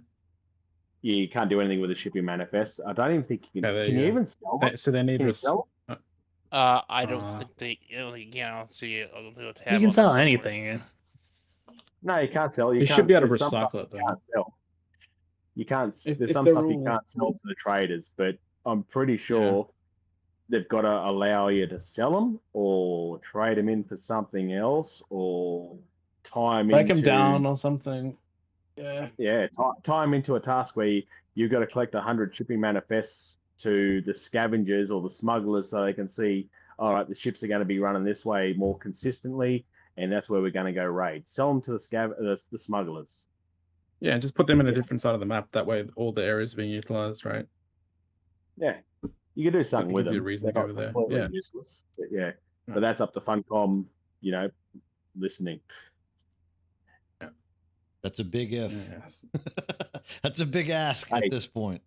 They didn't even announce that the control points are going to be no longer. It wasn't not until I saw, hey, there's no points for control points anymore. So what's the point of them? And then Joel's interview was, oh, we're going to redo them. So chapter 3 would have rolled around and people would go to D-Des and go, oh, where are they gone?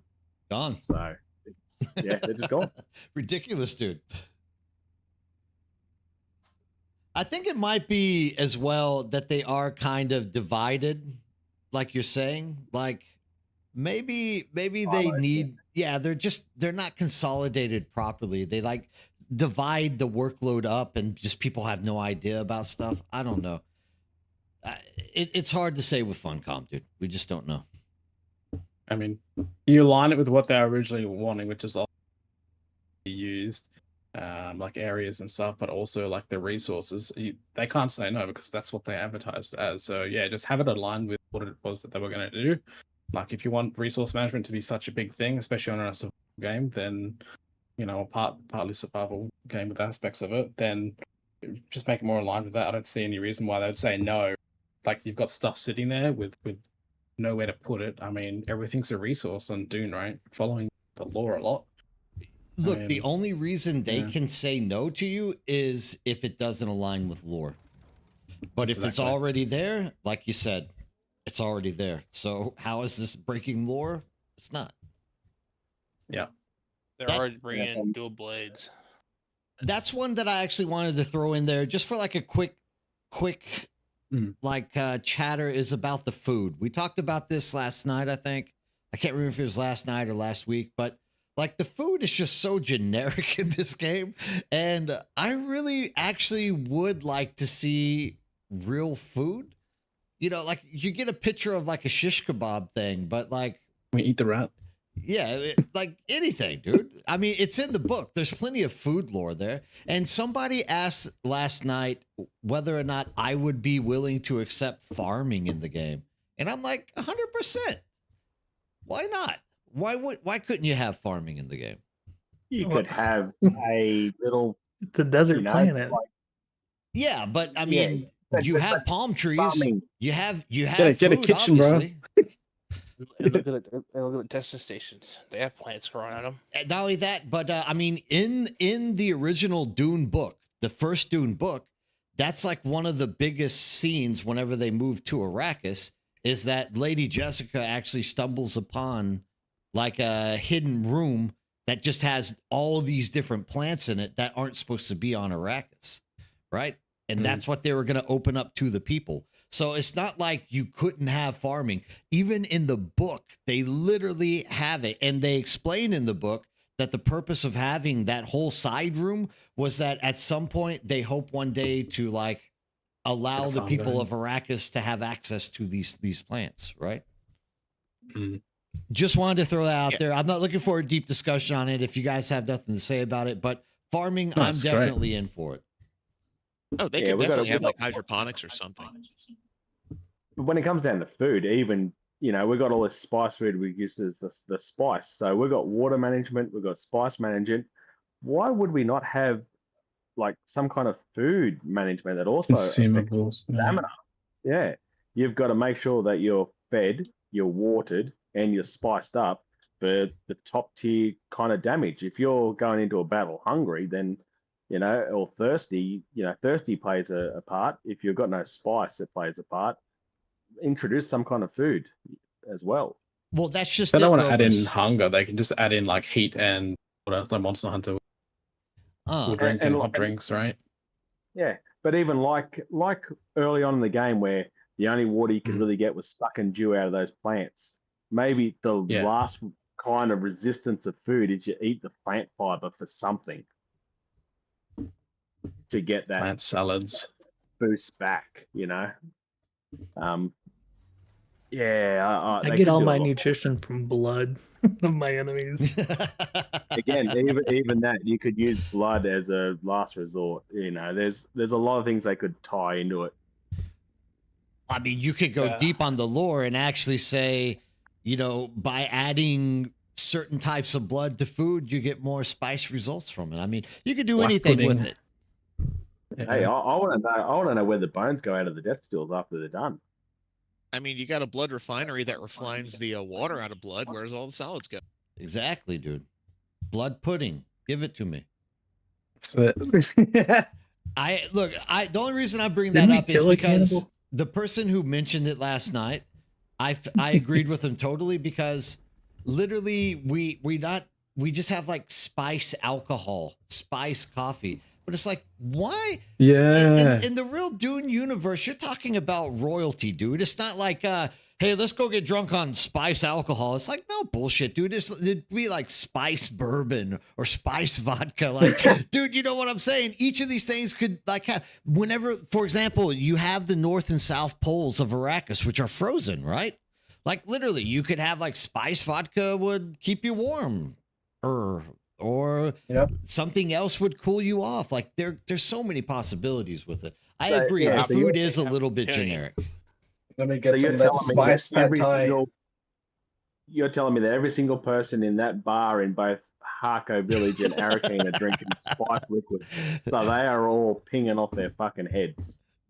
You know, a glass of spice liquor is like, you know, $1,000, but you want a couple of grams of melange, it's $12,000, or no, $120,000. Like, it makes no fucking sense in the economy of it all. Oh, don't worry about the economy. Think about it too, dude. Like in the quest line, you're actually buying a spice beer for someone. Like, don't just, you know, make wheat something. Make these plants something. Like, I agree. I forget who it was. I hope that you're in the stream tonight and I'm like doing you due diligence on this, but yeah, I agree. Farming should be something in there.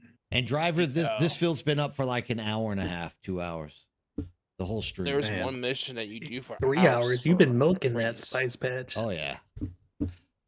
We need to get Scout all the topics out there and reset it. Yeah, we need to reset it. It doesn't work. Don't follow that guide, dude. Whatever you do, don't follow that guide. It doesn't work. You know, which I was gonna mention the other one I got the other day on the medium spice fields. I mentioned it last night, but like I have to bring it up again because I just find it so funny. Like some guy was like, I used this method for 4 days and it worked perfectly until today, and the worm ate me. I'm never using this method again. And I was like, What was his name? I don't know, dude. It's not important to like point people out. I just There thought it was was somebody funny. in my server doing that crap too. So. I just found it funny because I was like, dude, you literally did it for 4 days without any problem. And like you finally got eaten and you're not going to use it anymore? Like that doesn't make any sense. I had some in my server like that too. They were right. People were like, "Oh, use this kind of," and people were like, no, just grab it." It's like, ugh. Anyways, So- moving on. We got a Yeah. long list to get hitting up tonight. It's starting to get late, so let's start moving down that list. Yeah, I was gonna say it's 12:30 a.m. in the morning here for me. I was gonna say, so we talked about. I just want to touch on vehicles. So scouts, we talked about that. Remove rockets, maybe add like Gatling guns, assaults. Make them useful because at the moment they're just a small transport vehicle. Carriers, add a turret, some kind of defense measures. Give us a use to have a multiple crew on there. That covers basically all air vehicles. Ground vehicles, this is everyone's favorite. Flower sand. Give us another vacuum. Give us a vacuum to do flower sand. Give us a vacuum to pick up spy sand. It's a sand crawler. It's not a spy sand crawler. It's a fucking sand crawler. Let us pick up flower sand. Make us a different vacuum for it and help. If they really want to add schematics in there, give us a unique that is more efficient for spy sand, more efficient for flower sand, stuff like that. We've got all these different engines for the vehicles as well. So we've got unique engines that go faster or faster acceleration, this kind of stuff. But we never ever changed the PSU, so the fuel management side of things. Give us a unique for that so we get better fuel economy. Make that a schematic, a unique schematic. That could be another thing we could look at as well. Just to give us revert back some- into the vacuum really quick. The vacuum is like the only thing on the sandcrawler that never takes damage. Like, give us a freaking sandcrawler vacuum for flour and spice and make them take damage, and then we have to like repair them or like rebuild them. Anything, right? Absolutely. It should be doing the same kind of amount of work as the engine and the same kind of amount of work as the container. When we're swapping out a container, we should be swapping out the vacuum. And back on the sand crawler, we've got these great big containers that we can move in and out. How about they give us a container and instead of a vacuum setup, they could have a pump setup on the front where you could pump water out of your basin hagger, fill the container full of water, and take it out to the DD and fill your base up. And I don't mean instantaneous. Make it so you've got a pump system on there, and like a death still, it takes 30 minutes to fill that 300,000 litre container full of water, and then you can take it out to the DD if you're short. Like a water truck. You Like could a water literally truck, have exactly. a water container that the carrier could bring out, where you literally Yeah, just but that's transfer your basis water into that container, carrier it out. Yeah, but that's pretty boring because it's instantaneous. Give us, we've got to wait half an hour to do it. All right, we'll go, kill these guys over here and grab some bodies at the same time.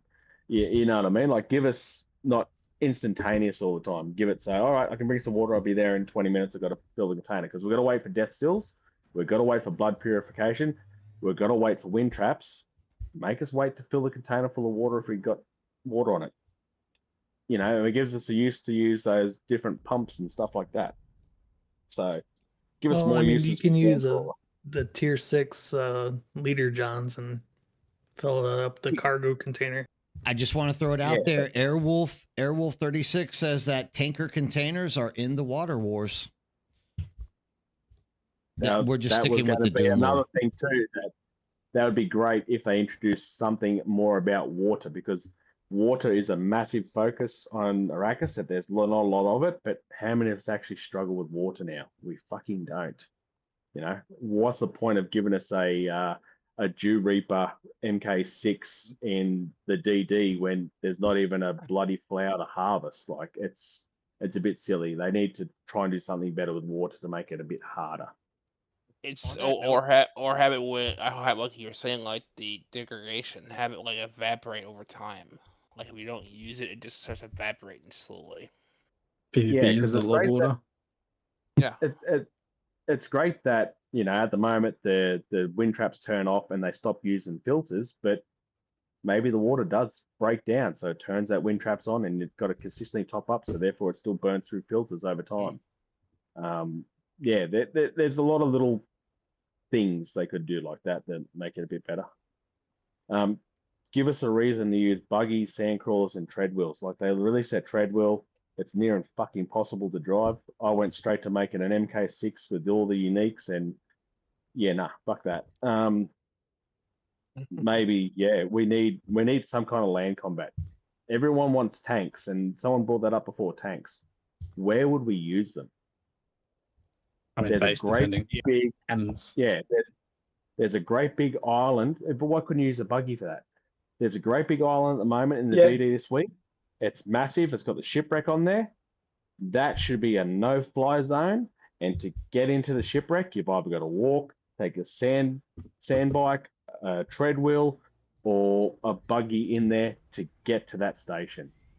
You know what I mean? Make that island massive like that. And like Haggar Riff, you got to go down and you got to battle your way down to do that testing station. Something like that. Give us a reason to use those bikes. Because if you've got a team of 4 and you go, all right, cool, we're going to jump in one buggy and drive down, and got to take out NPCs on the way down, or they got missile defense sections or something like that bombing you, or you jump on, one bloke jumps on the back of a tread wheel with a ancient way or something like that, and you're going down there taking people out as you go down to that lab. Give us something where we can actually use those vehicles. It's great that it's got that ability for someone to jump on the back and actually do battle, but we've never actually had to use any of it, ever. I just want to throw something in there, a little life story. Last week, somebody brought up death races, right? And we went and watched the video of the death race. We streamed it.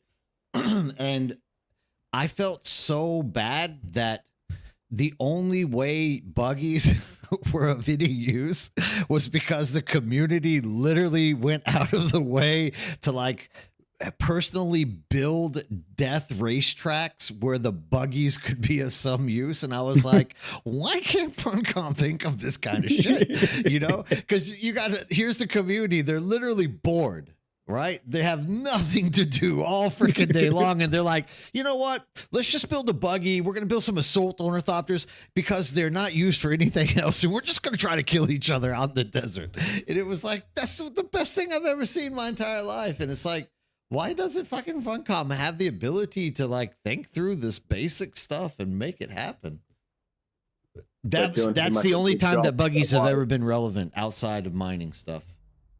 In their words, you guys are doing a good job of that already. Why should we do it? Exactly. And, I'm not going to, tonight, I promised myself I'm not going to get into the politics of it. But at the end of the day, that's the attitude that has to be changed at some point. Like, you can't have that attitude. Agreed. Gotta keep voicing our opinions, boys. Yeah. And this isn't Conan Exiles. Conan Exiles could be treated like that because you were able to make mods. And so if the community created something that was just so great of an idea, there would be someone who would make a mod, throw it into the game, you would download it, and then you would add it to your private server. This game will never have that ability because the IP demands them to stay so strict on the Dune universe. They're not allowed to do that kind of stuff. Damn, that fallen ship just scared the living dog shit out of me. All right. Yeah, that's true though. But yeah, so we have to talk to them about this kind of stuff. Exactly. Have any of you other boys got any ideas, or anyone in the stream have an idea for what could be improved in vehicles? I'm just trying to figure out what the heck. Those are tradies, like those when they're loading scenes. What the heck is on the back of those buggies? So it's like, are those like stumpers or something? I've been trying to figure that out. You've seen them, right? Screen. What is it now? Yeah, those like those back of the buggies have like those I don't know. I won't call them bombs, but they look like thumpers or something like distractions for the worm or something like that. Awakening bug loading screen. I don't know. Like, yeah, it's like one of the loading screens when you load into the game. Oh, I think I see it. It's got like blue lights on it. It's always like on tradies. vehicles. I'll put it in the voice chat. I don't know. I think this might be it. I'm not sure. Someone made a post about it on the Reddit. Yeah, I'm trying to figure out what the hell those are. I'll send it to you, nerd. I don't know if I can put it in here. Yeah, it looks like they were planning to do there. I don't know what that is. It looks completely different. They look like canisters that have been like stuck in the back of the buggy, and they've got a blue light on it. Yeah. I think they're like thumpers or something to distract the worm from people. Is what they are, like a little miniature. But remember how we have those things in real life have that vibrate the ground and then like get loose in the ground and shit. That's what I'm thinking those are. It's got more movement with them. Like like little vibration units. Somebody brought this up before. You could just like throw thumpers out of like airplanes and stuff. Airplanes, ornithompers and stuff. You could change your rocket launcher to a thumper launcher and throw thumpers out elsewhere to distract the worm. Drive away and just go over there. Yeah. And over time, the worm gets smarter. It's like, okay, you're trying to distract me now. All right. Well, I am. Just more utility. I mean, I wish I had more to throw in on this, but for me, I just want land vehicles to be of use. I'm like, just Cav, like, can we please just make them useful for something? Yeah, because right now, once you get your ornithopter, you kind of graduate past land vehicle. Yeah, I had like 2 bikes, and I'm like, I'm just taking them apart and put them in the storage. I don't use them anymore. It is crazy. I'm looking for is mine in.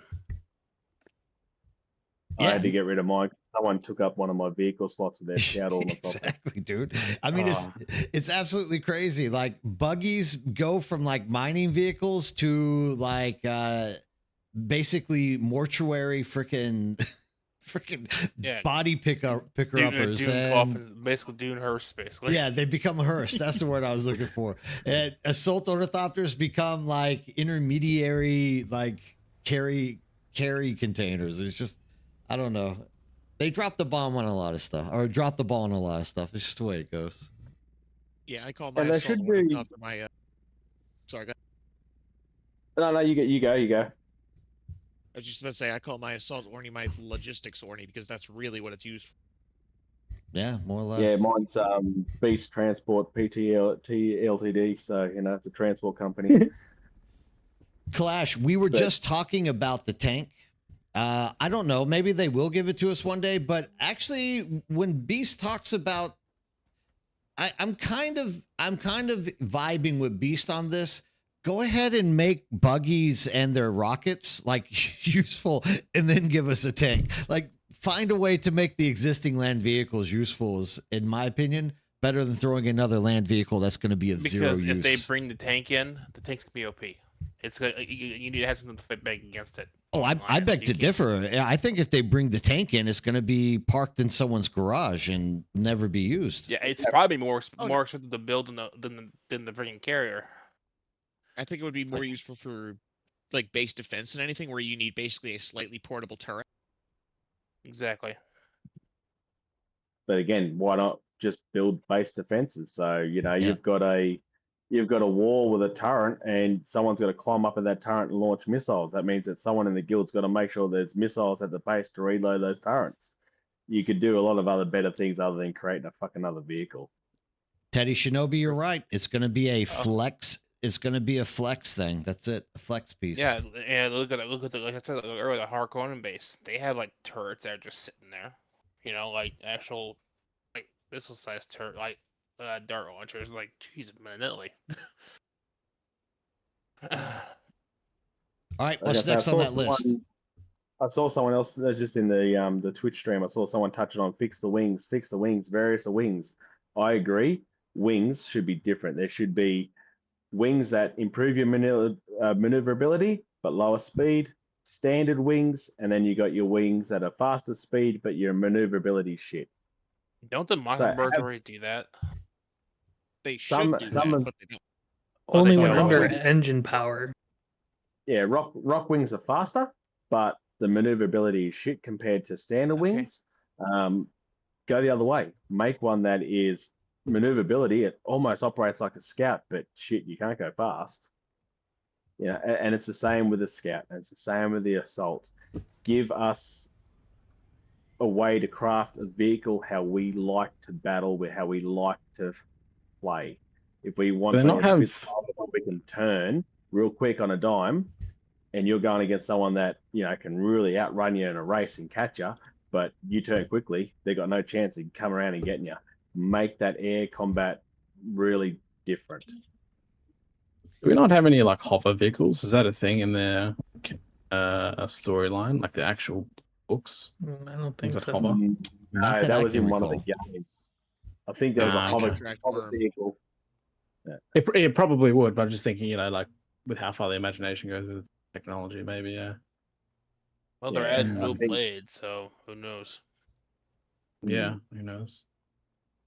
But again, with the schematics, they could do a lot more with unique schematics. They could create a hell of a lot more unique schematics. Like they could, for instance, a unique rocket launcher where it's cooler temperatures or it fires faster, something like that.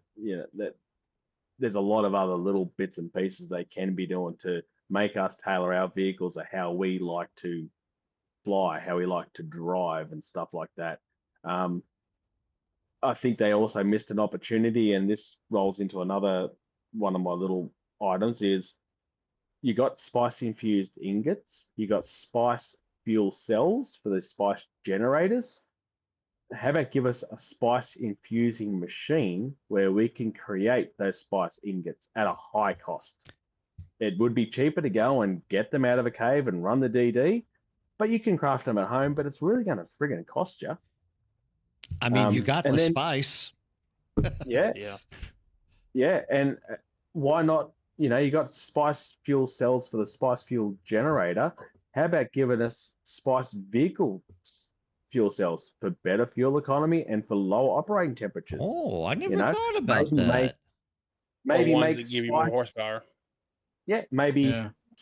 spice. Yeah, that may be a schematic engine Spice where it can power. only run on a schematic engine where it can run on standard fuel, but it runs better on spice fuel. It runs more of a higher top speed or better acceleration on spice fuel. You get better economy out of it. Even rockets, make a spice infused rocket so it can go faster. It can Or even the travel boosters. further, or it boosts faster. Or the so fuel. it's faster firing. Give Mhm. us more reasons to use spice melange, because at the moment we've got fuck all, other than just putting a dab in this and a dab in that, and I need spice to make a helmet. What do you need spice to make a helmet? If it's infused something chemistry to increase the durability or to increase efficiency on something, that makes more sense than crafting a set of pants or a boot. Now, I'm going to throw this out there really quick because I know someone's about to post this inside a chat that, oh, yeah, well, they're about to make like skills and stuff use spice to reset. But even with that, I'm with Beast on this. I don't believe there's enough uses for spice. Like, Oh, Yeah. I like this suggestion in one of your chat. A blueprint for spice-infused welding wire that reverses durability damage. That's not bad, yeah. That's not bad. It might be expensive, but But that will undo the point of having points in planetology. Spice So then infused that fuel. makes Fuel spice cells. infused fuel. My Yeah. vehicle's hallucinating. Yeah, that's it. Yeah. yeah, that why I first did that in the game, I'm like, what the hell's going on here? How are we allowed to but drive if in the they first do- place, if man? they do something that Yeah. reverses durability, then that undoes the point of going the crafting specialty on the new Landsrad system, and that undoes the use of having the repair feature in planetology skill base. So by adding fused wire, you're doing away with a hell of a lot of other things in the game, which you don't want. They're already there. Or if you're in a basin in the Haga Basin that actually is abandoned, and you find damaged items, you can repair them without rebuilding them. thanks for jumping in, Yeah. Brax, and bringing the people with you. We are having a long discussion. Hope you can stick around and join us. If you want to jump into Discord and talk with us, just join the Discord, ping me, and let me know, and I'll pull you into the chat with us. And another topic with the whole vehicle thing, like the abandoned vehicles, have a way to destroy them. instead of just having to push them out there or try to move them yourself. Have a way you can take them over and either take them, or pull them apart. Claim them. Yeah. Yeah. Or basically, when you take over a abandoned base instead of the vehicle sitting there, that vehicle's not yours. Oh, wait. This is something that needs to be fixed that I keep hearing people complain about, is the fact that people are able to craft crap and leave it in your base now. Like, they just litter crap on your base.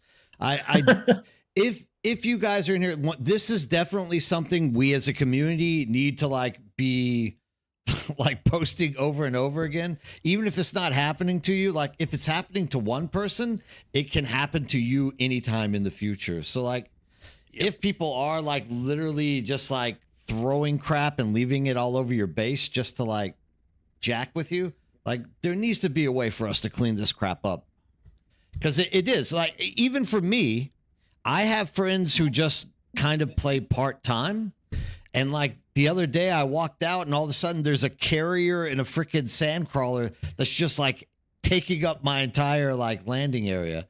And my buddy Matt's like, yeah, dude, I just got a sandcrawler and a carrier. I'll come back on in a few weeks whenever Chapter 3 launches. It's give me perm so I can move your shit, dude. Don't just leave stuff here. Just that one picture personally posted in your Discord. Basically, these griefers just put a bunch of stuff that are half built and just set them all there, all in the base, and took all the room. Real quick, guys, we have one more person joining us. This is Alaskan. Alaskan, give the community an understanding of who you are. Tell them what type of gaming you like to do. Make sure to include that you are a streamer. If you guys have not seen Alaskan stream, she is one of the funniest people to watch stream. Oh my, that's quite an introduction. Good morning, everyone. It's early for me, by the way. No. Early? What time is it there? It's 5:30 in the morning. Okay. It's 1 a.m. here. Yeah. So I'm basically worked in the public sector most of my life. In my 50s, kids gone and moved out of state, so I'm getting back into gaming and trying to find the genre I like. I'm not a big shooter game person, but survival games have apparently caught my attention, and I've become completely addicted to Dune. And so I started streaming as well to kind of I saw a lot of video clips that were super short and cut, and so I decided to go into the long genre of streaming so that people could actually see what real gameplay was, since that was the thing I was looking for when I was trying to figure out what kind of game to play. So I stream live on Twitch at Alaskan Care 911, and then I'll upload videos on YouTube at Alaskan Care Gaming. So that's pretty much it. If you guys see her on, make sure you stop in and you give her some support. She's very good to watch. It's very fun. Oh, it's very gracious of you. Thanks. I have a adult humor and Gen Xers, so I think we were talking in we're not afraid to say things on my channel. Same.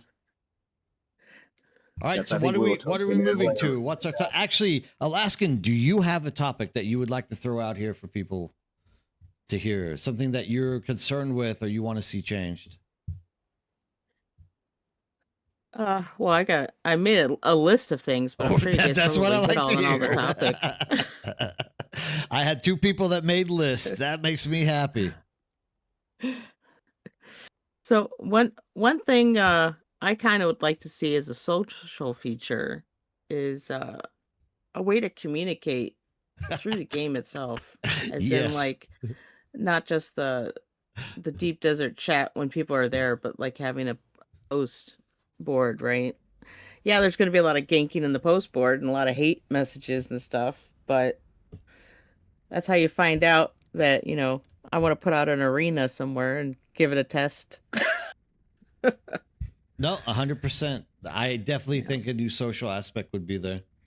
We were talking about that earlier today too, about even having like group VoIPs or things like this inside of the game itself, so that you don't have to necessarily interact with people just in the area, and just being able to communicate easier with people is what we were hoping for. That Well, was literally the first item on my list, was an inbox so you can message friends and guild members only. right, because I think even the chat that they give you, it's only live, right? More or less, yeah. Correct. As soon as you zone out, like if I go from DD to Hager, that chat's gone. You come back in, it's gone. Right. Yeah. Yeah, I had some interesting conversations with people in the deep desert, and then I have to tell them, goodbye, I'm heading out. And we couldn't continue the conversation, but it'd be nice too to, even if it were something in the merchant exchange where you can put in what you're wanting to buy, right? Hey, anybody got this to sell? Anybody got that? Actually, That gives that's you a an idea great what to bring in there too. that's a great idea for the auction house. Instead of just selling shit, you could put up a want to buy and what you're willing to pay for it. Yeah. Like you mean orders? Yeah, you can put out I like want buy to orders, buy. sell orders. Yeah, I buy and sell wanna orders buy an are adaptive just a great Holtzman idea. shield, and I'm willing to pay $1 million Solari for it. And someone goes, "Oh shit, I'll sell that." Yeah, sure. First person to get in there gets it. Or have a way to see it pop up and you claim it, and then that way it's on you to get that done. And if you run out of time or he declaims it, it goes on the next person. And Up again, for that grabs again. that comes down that comes down to having an active in-game inbox where you can get those messages. You can say, Yep. "I want to put these 5 items in the auction house. When they come up for sale, let me know."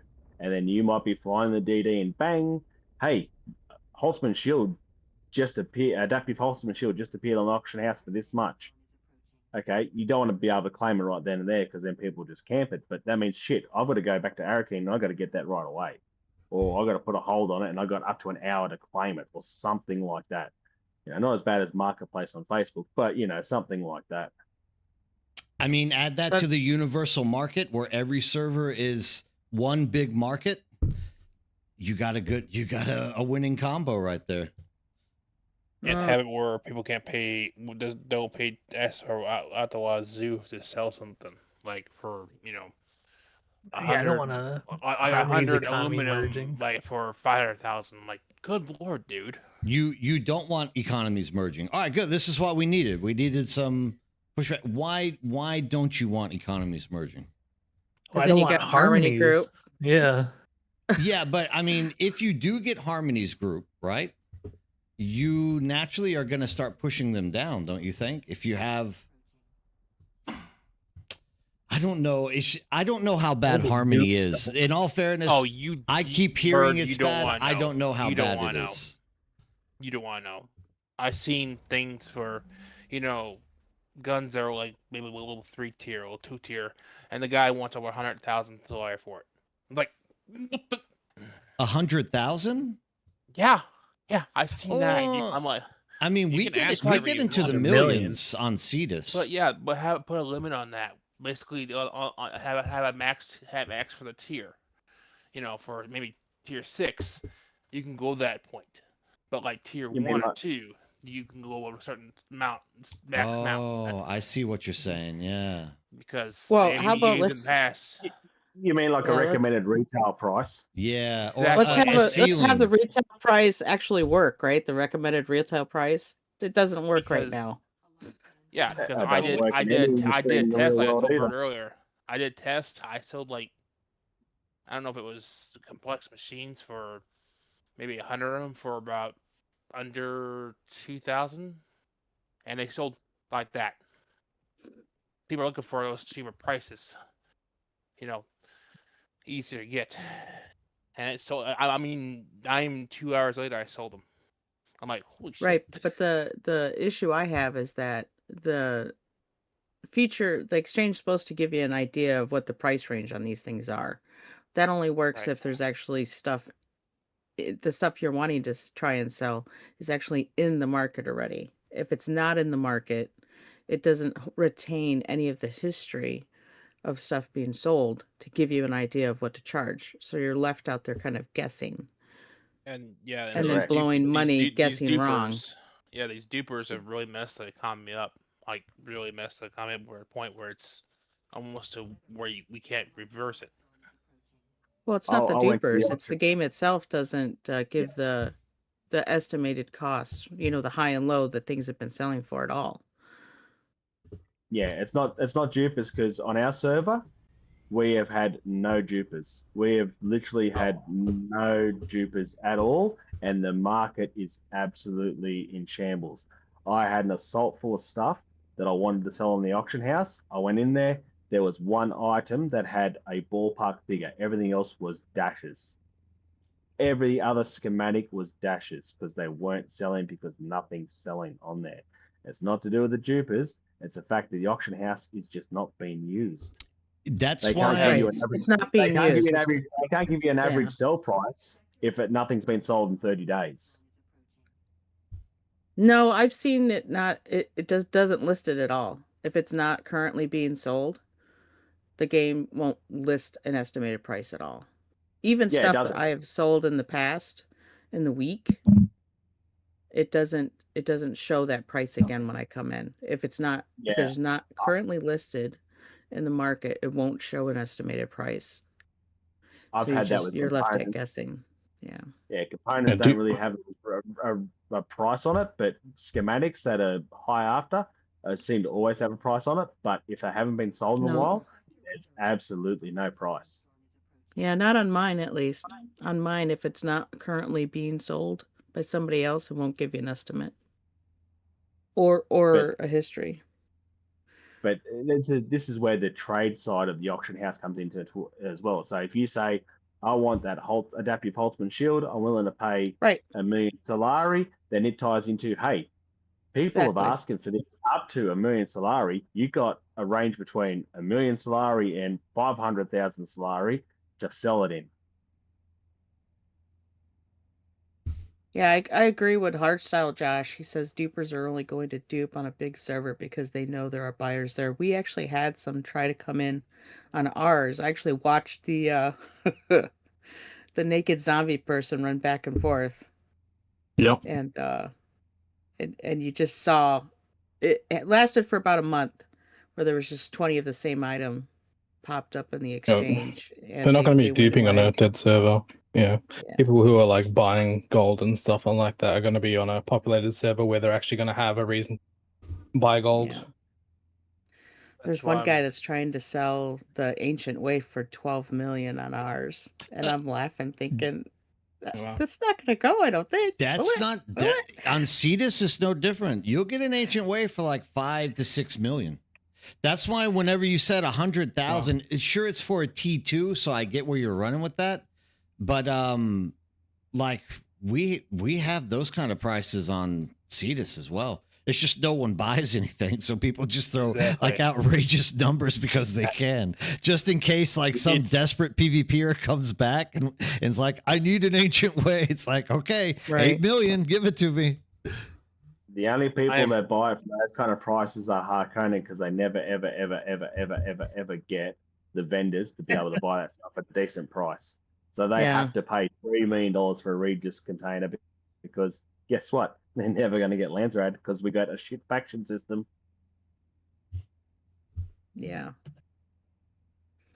Well, circling back to the original topic of merging economies, like I don't think that that's necessarily a good idea because of like the server health, would affect.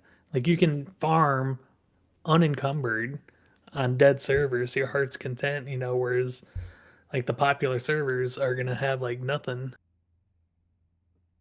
Well, or you're gonna have to we're fight also for like this resources.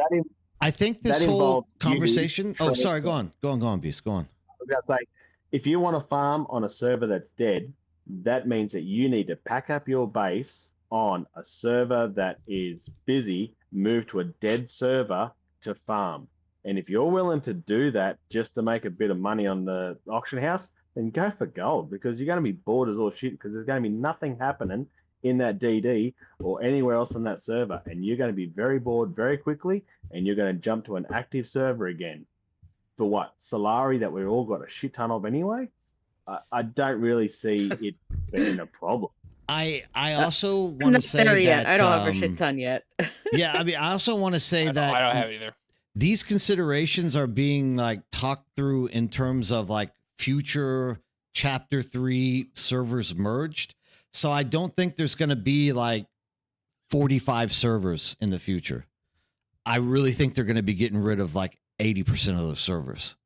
So it's not I like reckon there's going to OCE would be be a lucky to have server two. that is literally one person on that server who can like harvest spice like all day long, all night long without any problems. There's probably people out there already that have like over 100 containers, medium containers full of spice. I play with a guy who has 200,000 spice melange. Gee, Yeah, there's no reason to buy anything anymore anyway. Yeah, I've just barely got 5K, But I again, would and I'm not if sure if I'll be able to Spice- get any more. If Spice had a shelf life and you can only store it for 30 days, then you've got a reason to go and harvest again. It gets you into the game to have Exactly. to do things.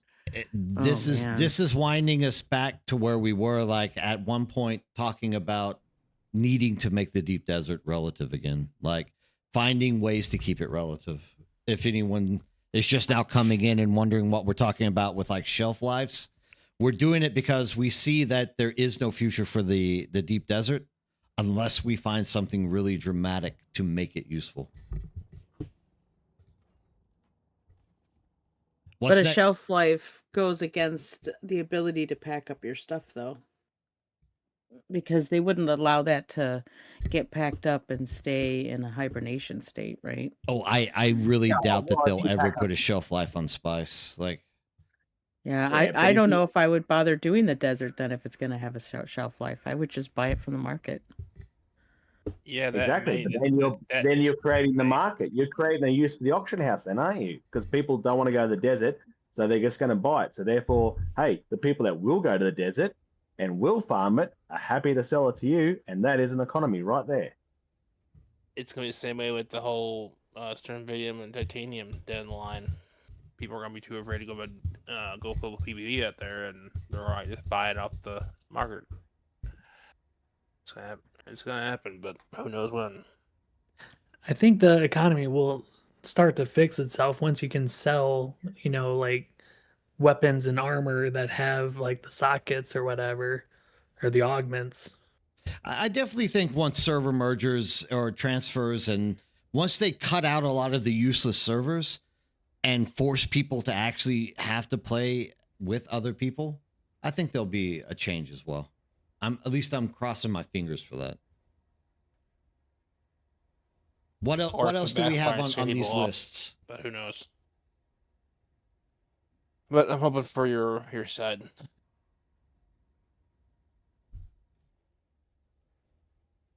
What else do we have on the list of stuff that needs to get discussed?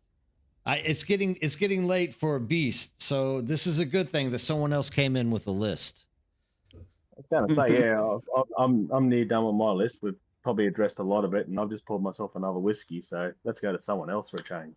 Oh man, I wish I could have a whiskey. I have to work still.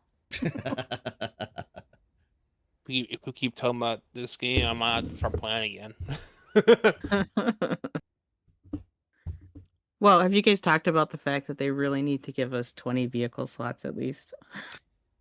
Vehicle slots have not been discussed yet. Actually, it was brought up that we've had to delete some vehicles so that we could have some extra slots. Yeah, I think it's kind of ridiculous. They give us 3 bases, but only 10 vehicles to put in 3 bases. Come on. I definitely think wouldn't mind that. It's more a server load thing. Is what they're trying to let the server overload itself and bog down to crawl.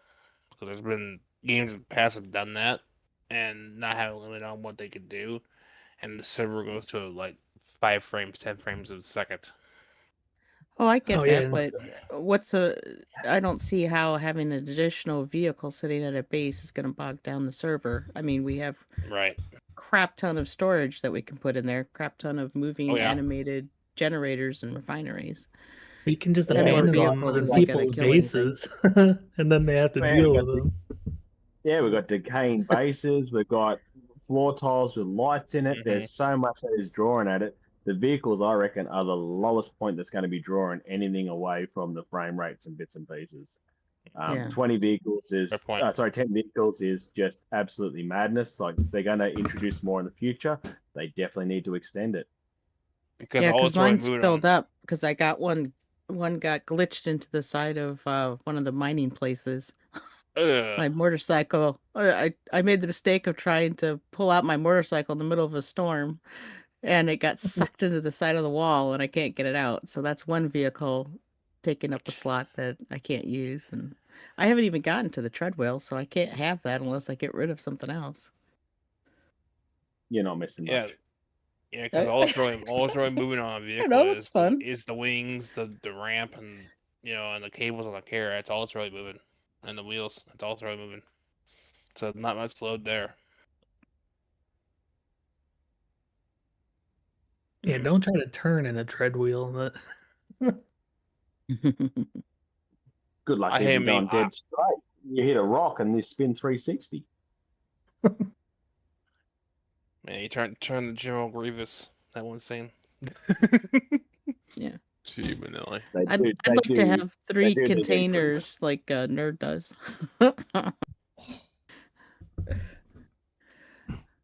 Right now, I only have like 1.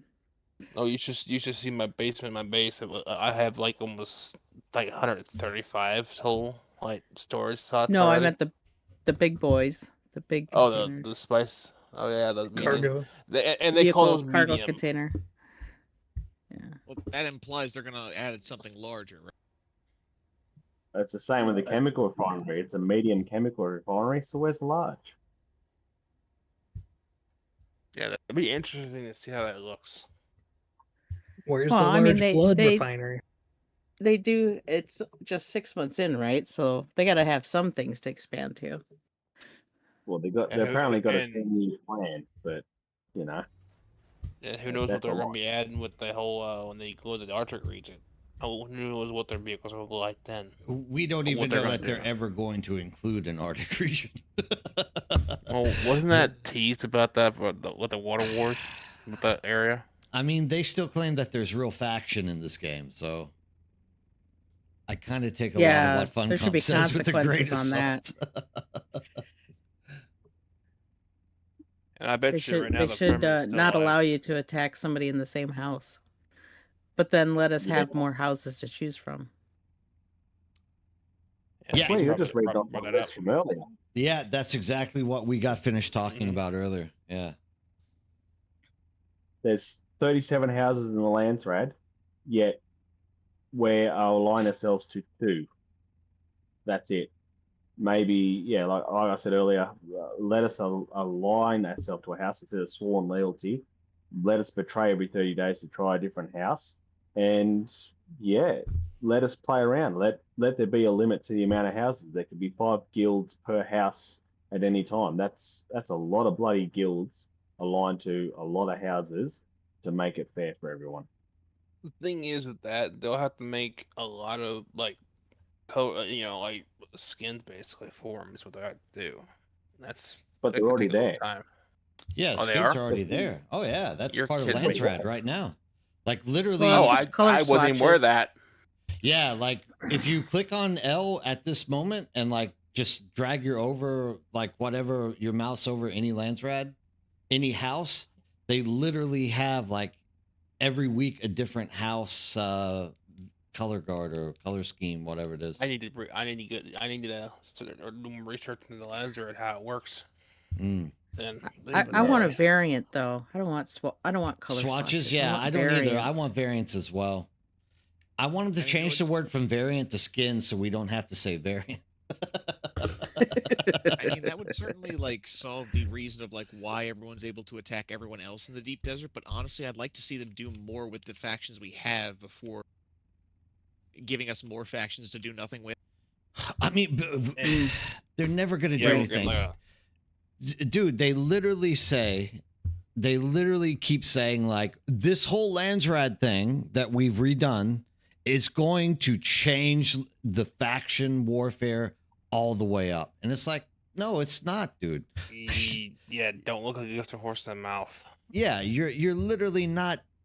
You're not making the factions. I don't know. Maybe they are. Well, you know what? I just have to wait and see before I start talking trash. Maybe they have a secret plan that they're not exactly, letting anybody know exactly, Alaskan, and that's what I'm holding on for. I'm like, something that I'm not seeing here. I'm not smart enough to see the deeper vision. That's what I'm hoping. Hell, the game I play, Star Citizen, does that all the time. They release stuff and they tease stuff that we don't know about, and boom, it's like for example, a ship. It's like a ship that we'd like, where'd this come from? Like, we were making this the whole time.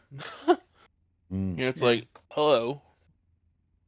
But if they give you, go ahead, Deist. Sorry. The faction there, they say they're going to fix it in the chapter 3, but there's still Atreides and Harco. So think about it. If your server is 90% Atreides and you do your 5 tasks a day, that still works out the same amount. That 90% of it is Atreides going to the Landsrad. And again, if Harco want to get ahead, that means they got to do 50 tasks, 60 tasks, 70 tasks, even come close to matching the Atreides on the server already. And that is a lot of extra grinding for the Landsrad. It doesn't fit anything. Yeah, that's how we were. That's how we were in the Harmony and the other server I was a part of for the longest time. That's like, every server, dude. That is absolutely every server. What's the Atreides in popular? Eminently. I mean, Harcos are just kind of ass. Yeah, their village is awful. I mean, do you like going to a place where people are screaming all the time? Right. Hey, some people are into that shit. Not me, but some people are into that shit. And there's literally a guy. The houses reflect that. There's literally a guy just walking along and whipping people, actually. And I'm like, what in the world? I saw that. I'm like, huh. Oh, it kind of sounds like a good Saturday night to me. I don't know about you guys. Dang it, bro. Again, like the Atreides hub and the Harco hub are should just be that. They should be just hubs for those houses. That is it. Have a Landsrad hall where all the house representatives are. You pledge alliance to that house, and you can change every 30 days and go to another house if you want to change alliance to it. That give it a limit to the amount of houses, the amount of guilds that can join a house. So you go, you know what, this week I want to be sore. Oh, I missed out. All right, there's 2 available in Mauritania. I'm going to go join Mauritania. And you join Mauritania, you still earn points towards the other ones, but you get extra points, instant swatches for that house for the next 30 days. And that way, you're limiting what's going on in the DD. If you can't attack someone else that's aligned to the same house as you, that means that you've got 24 other houses out there that you can attack and that you can go against out there. And it's a much better spread playing field of percentages than it is with 2. 2 is very high if it's heavy on one side, and it's no way of swinging back. If you have spread over 25, everyone's fair game. I'm in sales, for instance. You are better off having 25 really good accounts than 1 or 2 massive accounts, because if one of them falls over or leans the other way, you're done. You're better off having spread field, and that's what we need with the Landsrad. That's what we need with factions. There needs to be spread, so everyone's really got a chance to make a difference. They got to do something with it. Yeah, and each house has their.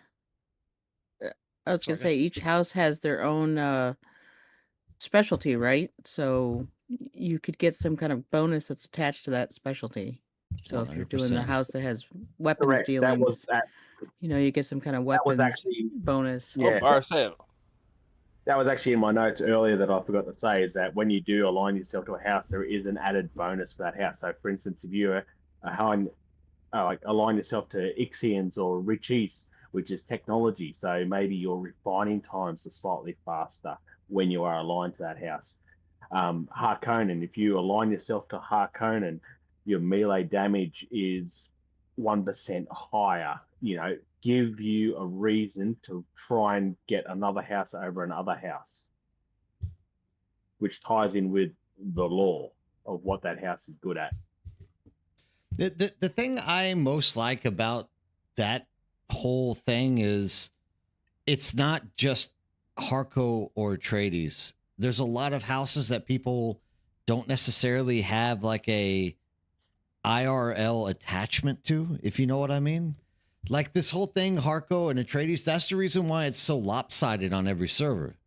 Like everyone wants to be Atreides because they see them as the good guys or whatnot.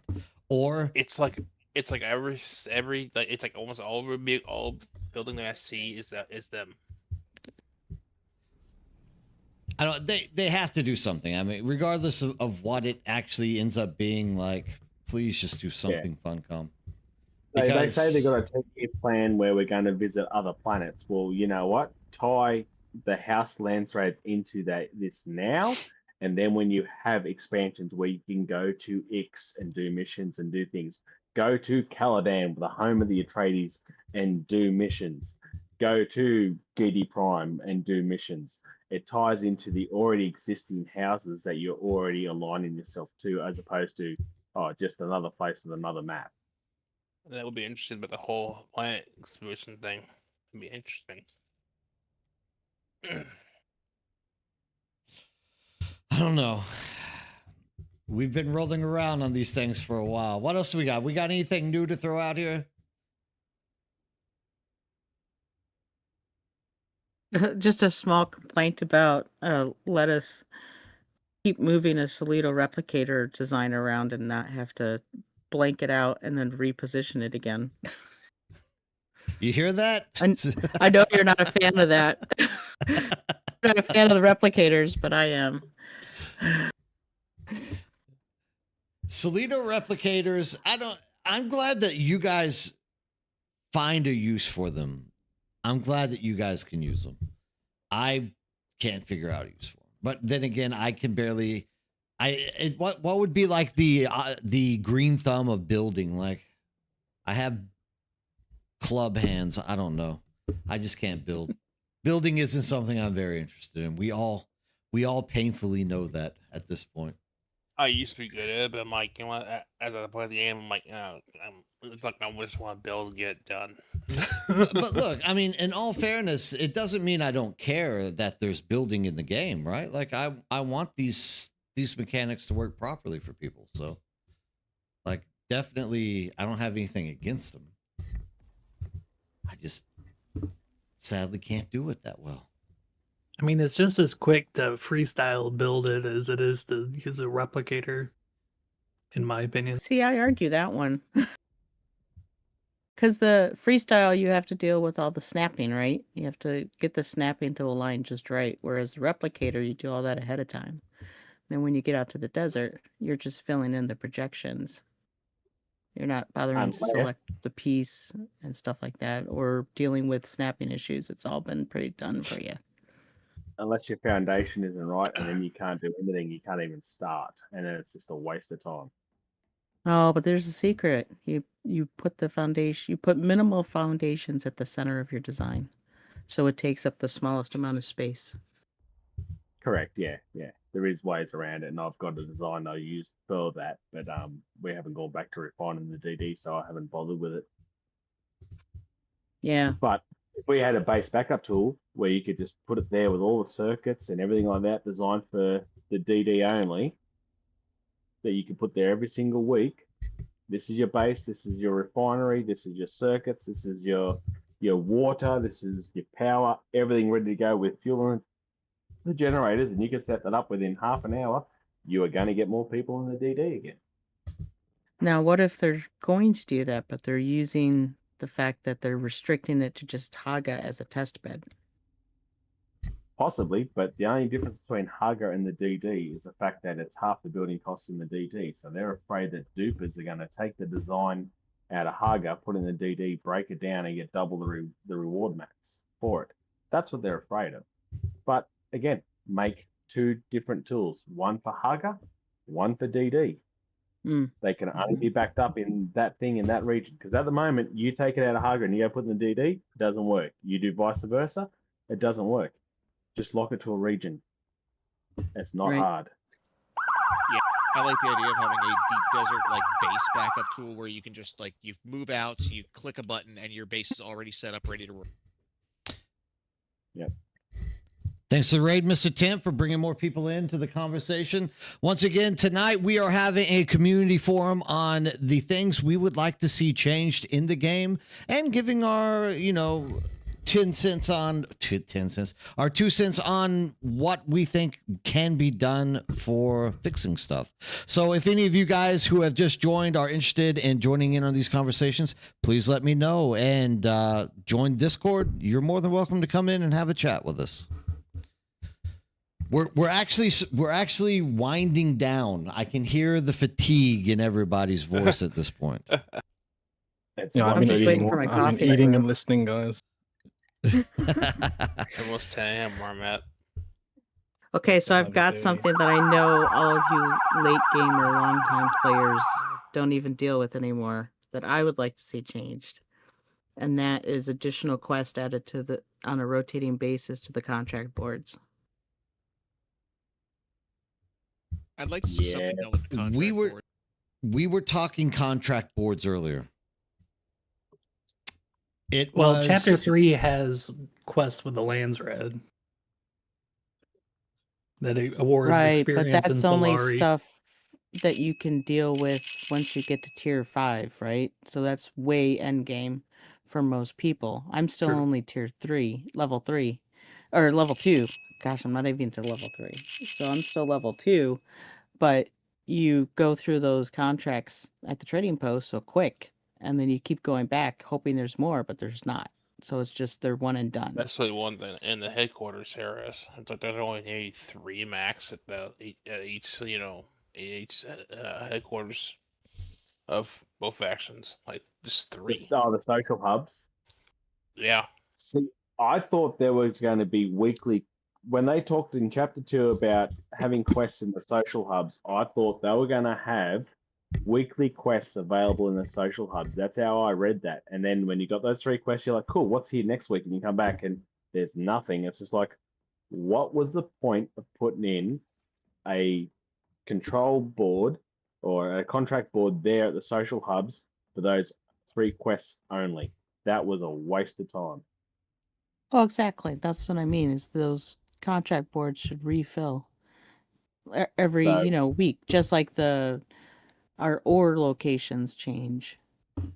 They should put in new quests every week. So we talked about this earlier about the contract board should be also contracts for bounties. So for whoever is the highest PvP person at the moment in the area that has the most kills and the DD, that kind of stuff, is on that bounty board with the price on their head, and have the top 5 PvP players with a bounty on their head. So if you take them out, you get that reward and they've knocked off the board. You could also introduce, if you want more PvE content, you could have a roaming NPC that, is also got a bounty on their head, and you got to find them. They're somewhere in South Hagar. So you're like, okay, they got a bounty of 100,000 Solari on their head. They're somewhere in South Hagar, and you got to try and find out where they are and kill them. They could introduce that kind of stuff, like a bounty each week with a Roman NPC in each one of those trading posts that you can go back and get some kind of Solari reward for. Mm. That would be cool, as if the bounty gets executed, and they're banned from the deep desert for that week. Yeah. The one that gets the wanted poster, right? And then they get taken out. Now you lose your access to the deep desert. And everybody could be like, yeah! Freedom! That would be satisfaction for sure. Until they come back on an alt character, I guess. And why are you gonna ruin it like that? They'd still have to take time to grind that character up, right? Absolutely.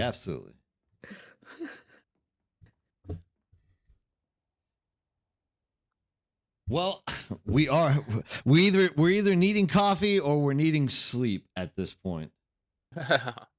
Do we Like I have said, I did have anything else we want to throw on the table, or are we ready to drop the forum?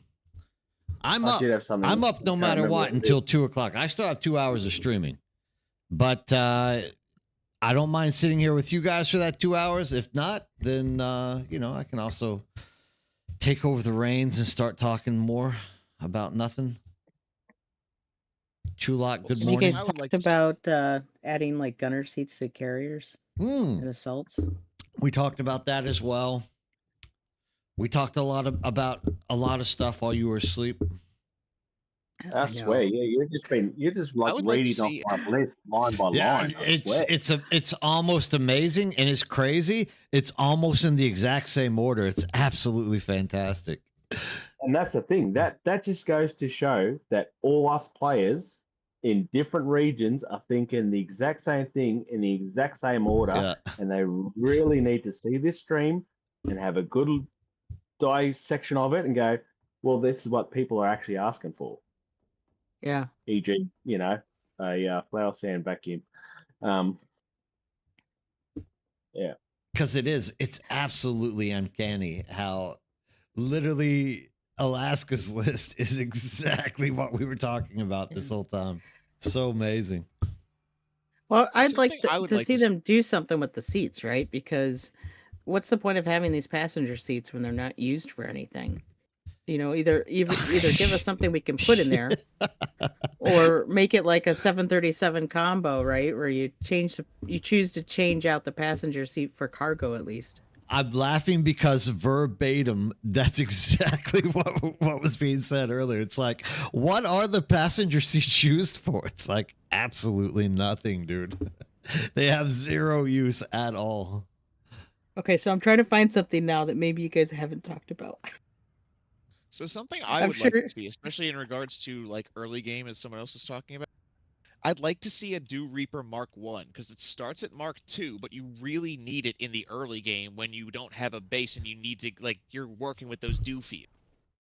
Yeah. Yeah, it's called your mouth going down on the flower and sucking the dew out of it. That's the original Dew Reaper.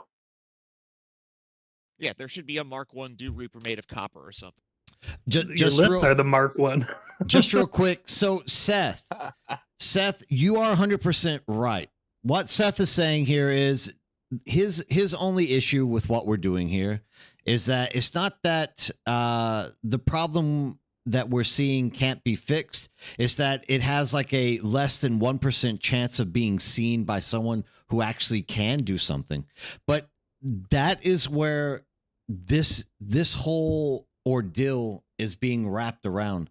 What we're trying to do is pass out ideas from different communities so that people can actually go into the forums, go into Steam, go into Discord, and actually start like spamming these types of messages of this is what we as a community have been talking about and this is what we want to see. So we're actually trying to get people to get out and start actually raising their voice in a way that is going to absolutely be seen by not 1%, but the entirety of Funcom. Whoever's in charge of directing things, which is supposed to be Joel, but I'm sure there's other people that are like somewhat in between him, a middleman of sorts. This is what we want. We want to be able to raise the awareness and start telling people to please go into these forums, go into the Discord, go into these places, post these ideas over and over and over again. The more that they read them, the better chance we have of our game being adjusted and changed for us, especially at the current time. I better say, because more we get the word out, more they're gonna like, okay, this, okay, what are you people talking about again? They're like, oh, okay, that's interesting. Because trust me, there is no delusion on this side. I definitely don't think Funcom cares about me at all and ever watches any of my streams. I'm pretty sure that it's less than 1% chance that someone at Funcom actually will take the time to actually watch and like see what I do. It just takes the right person, community, the right person to get it out there, get the word out. It takes the right person, the right timing, the right There's a right, Gotta there's a say, right and wrong for everything. old mate that had the interview with Joel right after the Chapter 3 announcement. Like, he's got a channel. I wouldn't say it's a massive channel. He's got a channel. How the hell did he line up that interview? How do we get someone like that Well, that actually this is the a problem. ear with them that we can get in there and say, well, guess what? These guys have ideas as well. How do we get that information to them? This posting has it been the or- problem of Funcom with this game from the beginning. They don't focus on people like myself who has like an actual Dune following. Like I have over 3,000, 4,000 people following me that are in focus primarily on Dune. They don't want me. They want someone who has 200,000 to 1 million followers that don't play Dune that will see the interview and want to buy the game. This has been their thing from the very beginning. Like they've never looked internally or to people who actually are fans of the game. They just want the biggest streamers or the biggest names. That's who they are giving these interviews to. And it's fine. Like I'm not saying I deserve the interview with them, right? But I'm just saying that's the answer to your question. They're not looking for someone like me. I have 65 people watching me on Twitch. They want someone who has 10,000, 5,000 people watching them on Twitch. That's who is going to get it. Now, necessarily, those people may or may not even play the game. They don't care. All they want is numbers seeing that interview. So that's the reason why these type of forums don't get out to Funcom. They don't care about small stuff. They only want the money from new content. But again, that bloke that did that interview, I don't think he even has a Twitch, does he? I don't even know who the guy is. Does he even play Dune Awakening? I don't know. He's basically does base building and he's slowly earning his way up to things. I don't even know if he's even hit the DD yet. That tells me somewhere he has a following. I don't know. Dude, I don't know. I've never even heard of the guy, so I don't know. But in the past, it's always been go for the biggest possible names. Like Imaru. Like they had Imaru come in and test the game, if you remember, on like the right after the beta test went down. They had like 6 people come in, and out of those 6, like 1 actually stayed and actually played the game. Like they didn't really care about whether those people are going to stay. They just cared about the audience that's following them, which is proper. Like, you know, it's a company. Like they have to think mass. Like if only 65 people are like talking to you, you're not really getting a good representation of stuff. But Funcom has always kind of been like that. They don't want small people. They want the big kahunas that bring a lot of crowds. He talks about he only plays 2 games. It's Dune and Conan, and that's it. I haven't seen him ever talk about any other game.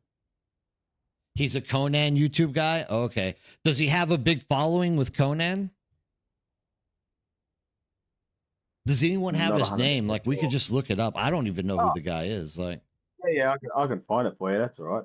Give me a second. Yeah, I think it's like Eradicator or something like that.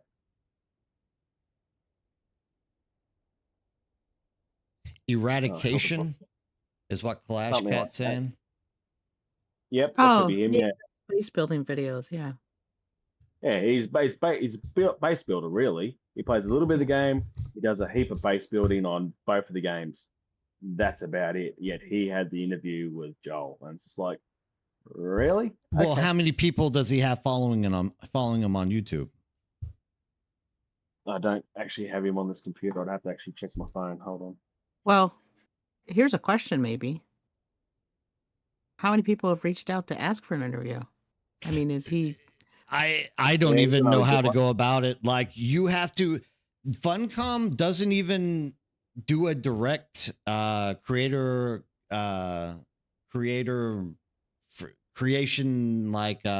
system. They go through Lurkit. So like I'm affiliated with Funcom, but only via Lurkit. So even whenever there comes like new giveaways or things along these lines, it's always dished out to us via Lurkit. So Okay, Murd, I think I got the number for you. He's at 35.7K subscribers. I mean, that's why they have him in there. And it's not a bad, I mean, don't get me wrong, dude. I'm not saying this is a bad choice. Like, I think the guy is suitable, and I think that having 35,000 is better than what I had, which is like 4,000, right? But not necessarily like, does he actually have that many people that are following him for Dune Awakening, right?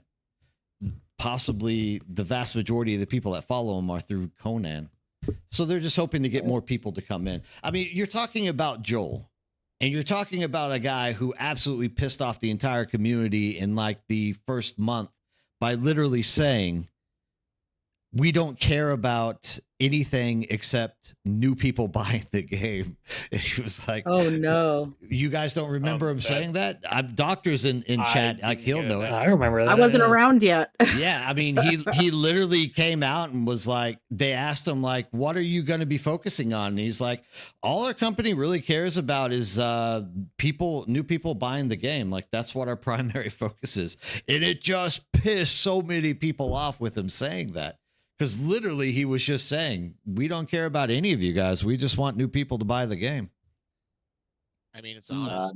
It's honest, for sure. And what's said is that's a lot of companies' mentality nowadays. Look, here's the lesson. Here's the lesson learned. We need to get more people to join my YouTube. That way we can have interviews with Joel. And I will give a real legit interview. I won't be reading off a paper. I will be going hard on Joel. He'll never want to have an interview with me ever again. Make sure it's his last. Yeah, first and last interview with Funcom. Nerdbird is banned. He's no longer to play Funcom games ever again. Just remember, it's all about the thumbnail you use. We've got someone else that wants to join the chat, mate. Who's pinging? Who's jump in Discord? Who is it? Chulak. General 3. Yep. And we have Chulak. 1 second. Chulak, introduce yourself to the community. Tell us something about yourself, what you like about the game, anything along there. Morning, everyone. I think I called you one of the last 2 streams you did, and we kind of did the same thing. Hearing a lot of repeating here. Yeah. Hope everyone's having a good morning. To jump in on Joel, I think he wants to make the game that he wants to play, and he really just doesn't care about everyone else chiming in. He's like, I'm gonna make what I want, and the people around us, they know what we want to do, and we're gonna go with that. Unfortunately, you're building a game for people, so you kind of have to listen to your community, and who knows what they're gonna do, but I have a feeling if Chapter 3 launch is pretty soft and doesn't have a really big pullback, there's a lot of games in Q1 that are either relaunching or new games that are launching that have the potential of just pulling the Dune community out from Chapter 3. So that's what I'm worried about. I'm worried that it's not going to bring enough people back. It's going to be a little pop in the community for a couple weeks, maybe. And then it's going to go flat again until maybe they bring out consoles later this year. I mean, that wouldn't be unheard of in the gaming community to be like that as well. But it's for us, the people who actually care about the game and want it to actually be good. We're the ones who are suffering because, once again, like I said, Joel's already been stated saying he doesn't care about the existing. He didn't specifically say, I don't care about the existing community, but you can read through the lines when someone's like, all that we really care about are getting new people to join the game. And keeping that in mind, they're doing a piss-ass poor job of getting new people to join the game. I think I get more people to join this game, new people than they do. Because literally people come into the stream all the time and I'm telling them to buy this game, right? Yeah. So I would agree. I was exactly the same thing. You've probably recruited more people than they have at this point, and what are the actual new player count? Because you see players online, but you don't ever see a new player count. Yeah. And I would So also jump in to say that I was on the way out. I was about to just completely leave the game after I finished chapter 2, and I had returned just for chapter 2, and all of the guildies had left. The server's completely dead. And the only reason why I even came back is because you were still releasing, Deep Desert Weekly videos, and you had an active community through Discord, and you were enticing people to come back. So just having a community that was focusing on Dune still around, whether it was on my server or not, kept me around. Dune in Funcom didn't keep me around. It was the community of people did. So yeah, I mean, if you hadn't been posting the videos, I wouldn't have come back. I wouldn't have stuck around. Now I'm trying to entice some of my old guildies that have left this game, and they're like, "Hey, World of Warcraft Classic has come out. I'm gonna go, drop so many hours into that game. Let me know when Chapter 3 comes out, and maybe I'll consider it again." I'm like, "Oh, well, hey, keep watching the videos, keep listening to what we're talking about. There's some new stuff that might be coming out that might bring you back." But yeah, I'm kind of worried that if they keep doing what they're doing, they're not going to get a following that's going to come back. Do you really I don't think they're that doing a consoles good are job going to make advertising the changes they've made.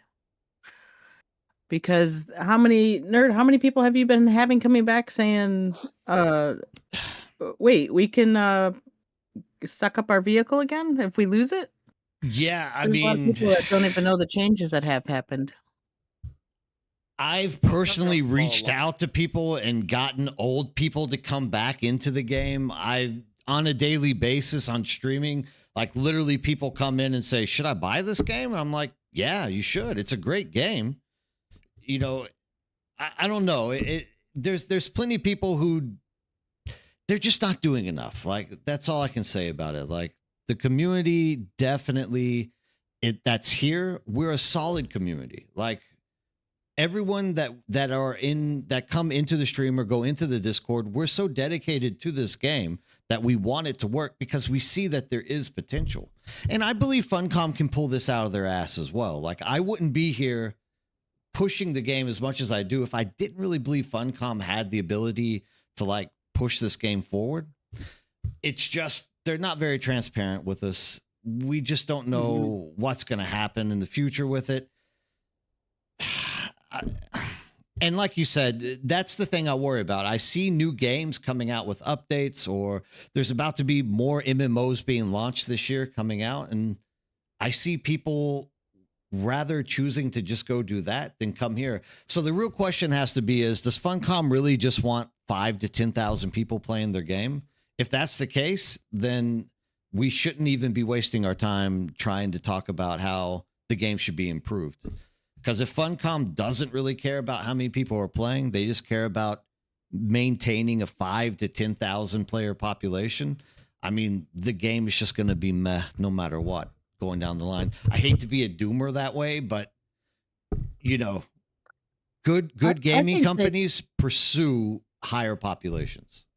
I think they care, and I have to argue with the point that a lot of people say they don't think Funcom listens, but from my perspective as not being here day one with the game, I've been a really big Lord of the Rings Return to Moria player. I'm actually on their Steam team. But this game has pulled me away from that. And one of the reasons it did was because I found out the PvP wasn't as strong as it was originally advertised. That's the only reason I came over to check out Dune. And then this game's totally sucked me in away from my other game. So, and from my perspective, being on the outside, so to speak, I've seen Funcom has been listening to people, and that's why I think this forum that you're doing right now, Nerd, is going to help. And I totally am 100% into your let's do this, let's talk about it, let's start flooding those forums and Discord and whatever formats they have to put these ideas out there, because people wanted the ability to go across the world map with a vehicle, and now you have it.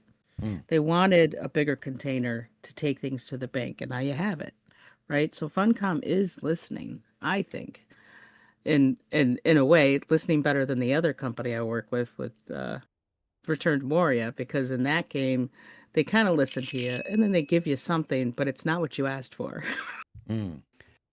was gonna say So I'm they actually more impressed with Funcom at the moment. they do listen. They're just very slow to react. Like chapter 3, I don't think ever had anything to do with the Landsrad. I think it was a holy shit. We've got chapter 3 coming out. This is the complaint that the Landsrad is absolutely broken. We need to tie that into chapter 3, and that's why probably chapter 3 has turned into more of a cosmetic DLC instead of a massive story-based thing, because they've had to spend a lot of time fixing what they thought was a good endgame loop, which wasn't, to this better system. They probably thought that there will be more Atreides versus Harco in there, and that not everyone would side with Atreides, and they were probably wrong about that. So, chapter 2 was an absolute abysmal crap. But chapter 3, I think they've really gone, well, everyone's hassling saying, why is it not out yet? Why is it not out yet? It's Q1. They say Q1. Q1 is 3 months. It's not even the end of January, and people are like, well, they said aiming for end of January for it to be released. It's just like, give them time. Do you want a polished product, or do you want a turd rolled in sprinkles? Like, in all seriousness, let them polish it, let them release a good product, and get the player count back. They listened with this, and from Joel's interview, he talked about reworking the control points and the DD, because that is the PvP endgame content. So they are listening. They are a little slow to react. Like the cargo container was promised very early in the game, and it's taken 6 months for us to get it. But we don't know behind the scenes what they're going through to try and make these things happen. So we probably need to be a bit easier on them. And they probably do listen, but we probably just don't see what else is behind that curtain as well. That's always my answer to these things. Like, we really don't know what's going on at the company, right? And that's, I think, what the player base want the most. We want a little more transparency. We're fine with waiting as long as you tell us we are working on this. This is an intended thing that we will be launching, not a let's just completely avoid the question or not table it. Like, I know a good portion of us are probably more PvEers than PvPers, but when it comes down to another part of the population, which is PvP, a lot of people are wondering, are they going to revert the Deep Desert back to PvP? Are they going to add arenas? When they tabled the question about, hey, this arena that you're releasing, can we do that with other players? And they just completely didn't approach the subject. And if there was more transparency, I think the player base would be more comfortable. But the fact that they just kind of do not communicate well with their fan base, their player base, is what's a little bit more concerning. Now, you mentioned the coming out with chapter 3. When is it going to come out? If you've looked at the patch notes for the PTC, I think it was January 10 and January 11, they did 2 patch updates back to back that addressed more polish with the server transfers and the base backup toolkit to make it more clear on what exactly, like, for example, somebody who hit an X button a few times and may have deleted a base. I don't know who you're talking about.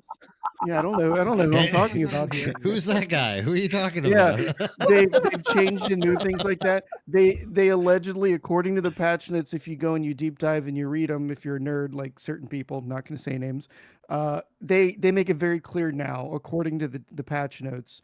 Hey, you really will know, and you will be highlighted. You're deleting a base. You're not backing up a blueprint. So Yeah. they are Somebody, working like you somebody said, listened. Somebody watched. I want to add. They changed the hotkey as well. Yes. So, and then if you look at those patch notes, it's more of a polish patch note. It's not a hotfix patch note.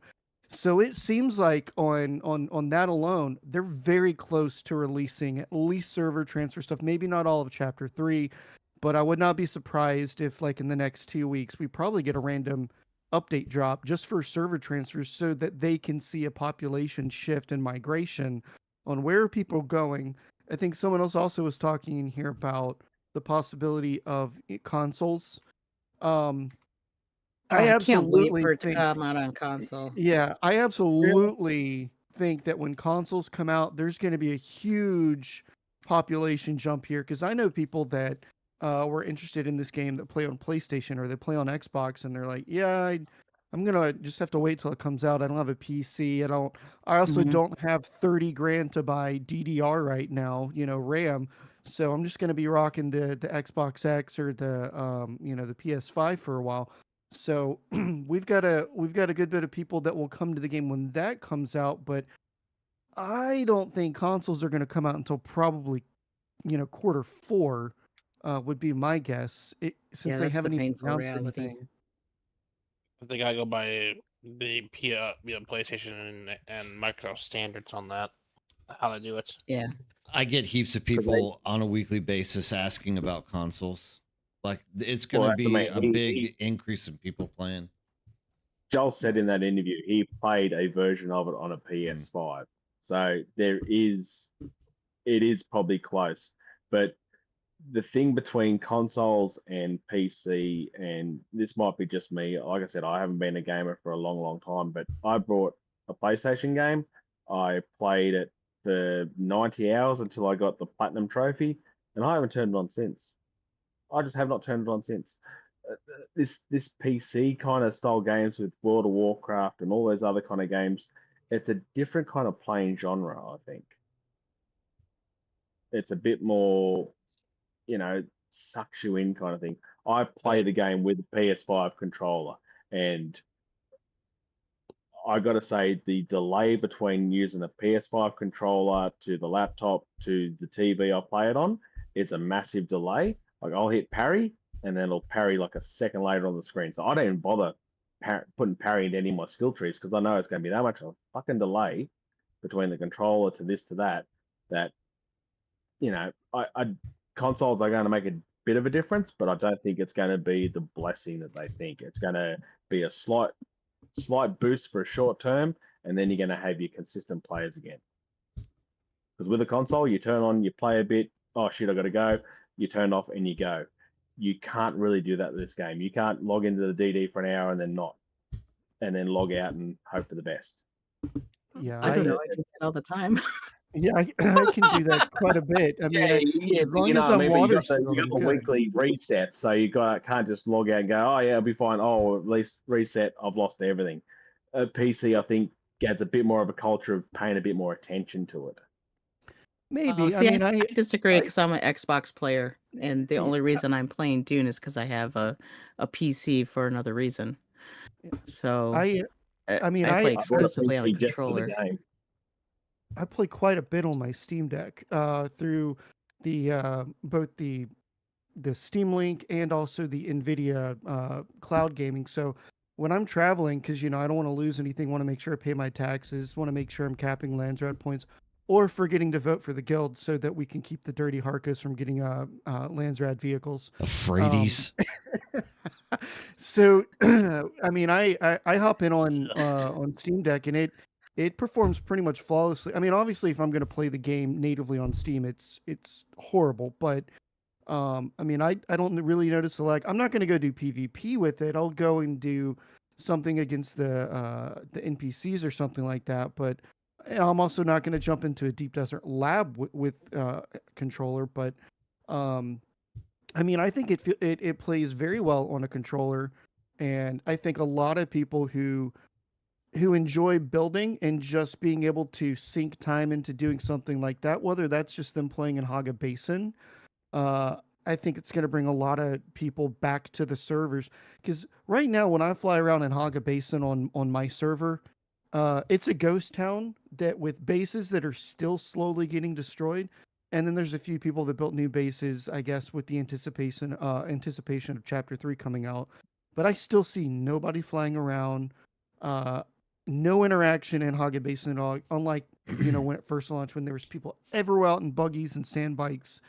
So I'm kind of worried that they may not even allow cross-platform with the consoles. That's the only thing I'm worried about. This is a fear of me as well. This is a big fear for me as well because they didn't with Conan. It shocked me to death. I swear I was playing cross-platform with Conan.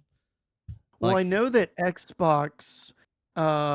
I was not able to play with my cousin who plays on Xbox with PC for whatever reason for a while because I think there was something with the Xbox and Steam store and how they were sharing that stuff. Yeah, exactly. So I'm not sure if that was the limitation there, or if they just said no, we're not going to allow consoles and PCs to commingle. But I know that at one point, finally, it did. You were allowed to, at least for Conan, you were allowed to play together, but you could not play Conan if you had any kind of ads, like mods. Excuse me, not ads. So, because it had to be like the Xbox officially supported servers, versus oh hey, I made my own Conan server on G Portal or something like that, and I've added a quality of life feature that I could do with a mod.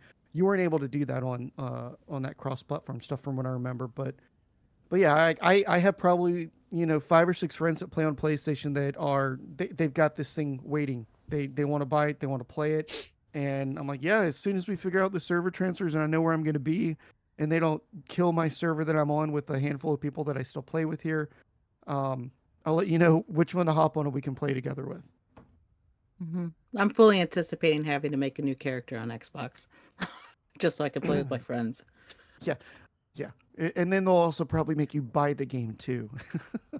I have fired my. That's the nemesis of all different platforms. So I have not fired my console in years. I don't know if it still even runs. yeah, but see, I like my console because I don't have to worry about my computer overheating. All right, gentlemen, I enjoyed the time. I unfortunately have to get ready for work. Thank you, Nerdbird, for letting me in. Absolutely. Thanks for stopping in. It was I hope your back is doing better, sir. It is. Thanks for saying that. Yeah, it's getting better. Tonight's not such a painful experience, so we're doing good. All right. Have a good day. You too. As well. Well, do we have anything else that we want to throw on the table before we switch over to pure Nerdbird talent? Yeah. I did have something, but I can't bloody remember what it was now. I can remember. It's the schematic leader johns and how they're crap at 5 and 6. Leader johns are kind of. I hate to say it, but that's ridiculous how much they can hold. That's like. That's what I'm saying. So we're talking about like lore accurate stuff, right? But you're gonna give me a leader, John, that I can carry like 1,000, 10,000 liters. Yeah, I have one that's like 10,000. It's like what the. Dude, you know how much 10,000 liters of water weighs? Oh my god! Oh, that's literally a full semi truck full. More than 25 massive, dude. Well, the blood bags are the same, like 30,000 liters of blood. 100%, dude. Yeah, the Baron. 100%. Yeah, I saw that. Oof. And I think they changed the weight of that too. It's like when you carry a bigger one, you're like way down. Compressible water is what Fisher was saying. Yeah, we just don't know the science behind it, guys. There's a science there. You realize that if that was real, that whole 10,000 liter thing, I would have water for a year just sitting next to me. This kind of reminds me way back in the day when the first Transformers movie came out, when you're like, oh, technology, blah, blah. I was in the movie theater when it came out, and I remember a guy behind us, back when people still went to movies. He goes, oh man, that's so fake, referring to something in the scene. And a gentleman next to me turns and goes, at what point of this movie do you think is real in any way? Alien robots that transform into vehicles. And everyone lost their minds in the movie theater and were laughing so hard. I'm like, really? You're complaining about, oh, that doesn't look real. They're alien robots. They transform. Just to clear it up, Ashra and Driver said it's milliliters, so. Oh. Not liters. But I said that'd be one heavy. That'd be basically taking over the whole. 10,000 would still be 1,000 liters, right? Yes. I was gonna it say, would still be 1,000 liters. Is it 10 liters? 10 liters. Yeah. Ah, okay. Yeah, Can 10 I get liters is 1,000 liters of water? still pretty heavy, but Still, yeah. That's But literally I- like one of like those like the barrel full of water. It's like, good lord. I like Well, what I'm Kalash saying- Cat says. We can carry vehicles in our backpack as well. So Yeah. The I was gonna say, Yeah, the like, schematic I- leader I johns run- are the ones that are like too low. It's only like 2,500 for the Mark 6. Or if I craft a regular one, it's 20,000. Yeah, you'd think the spiced ones would be higher up, like more. You'd think.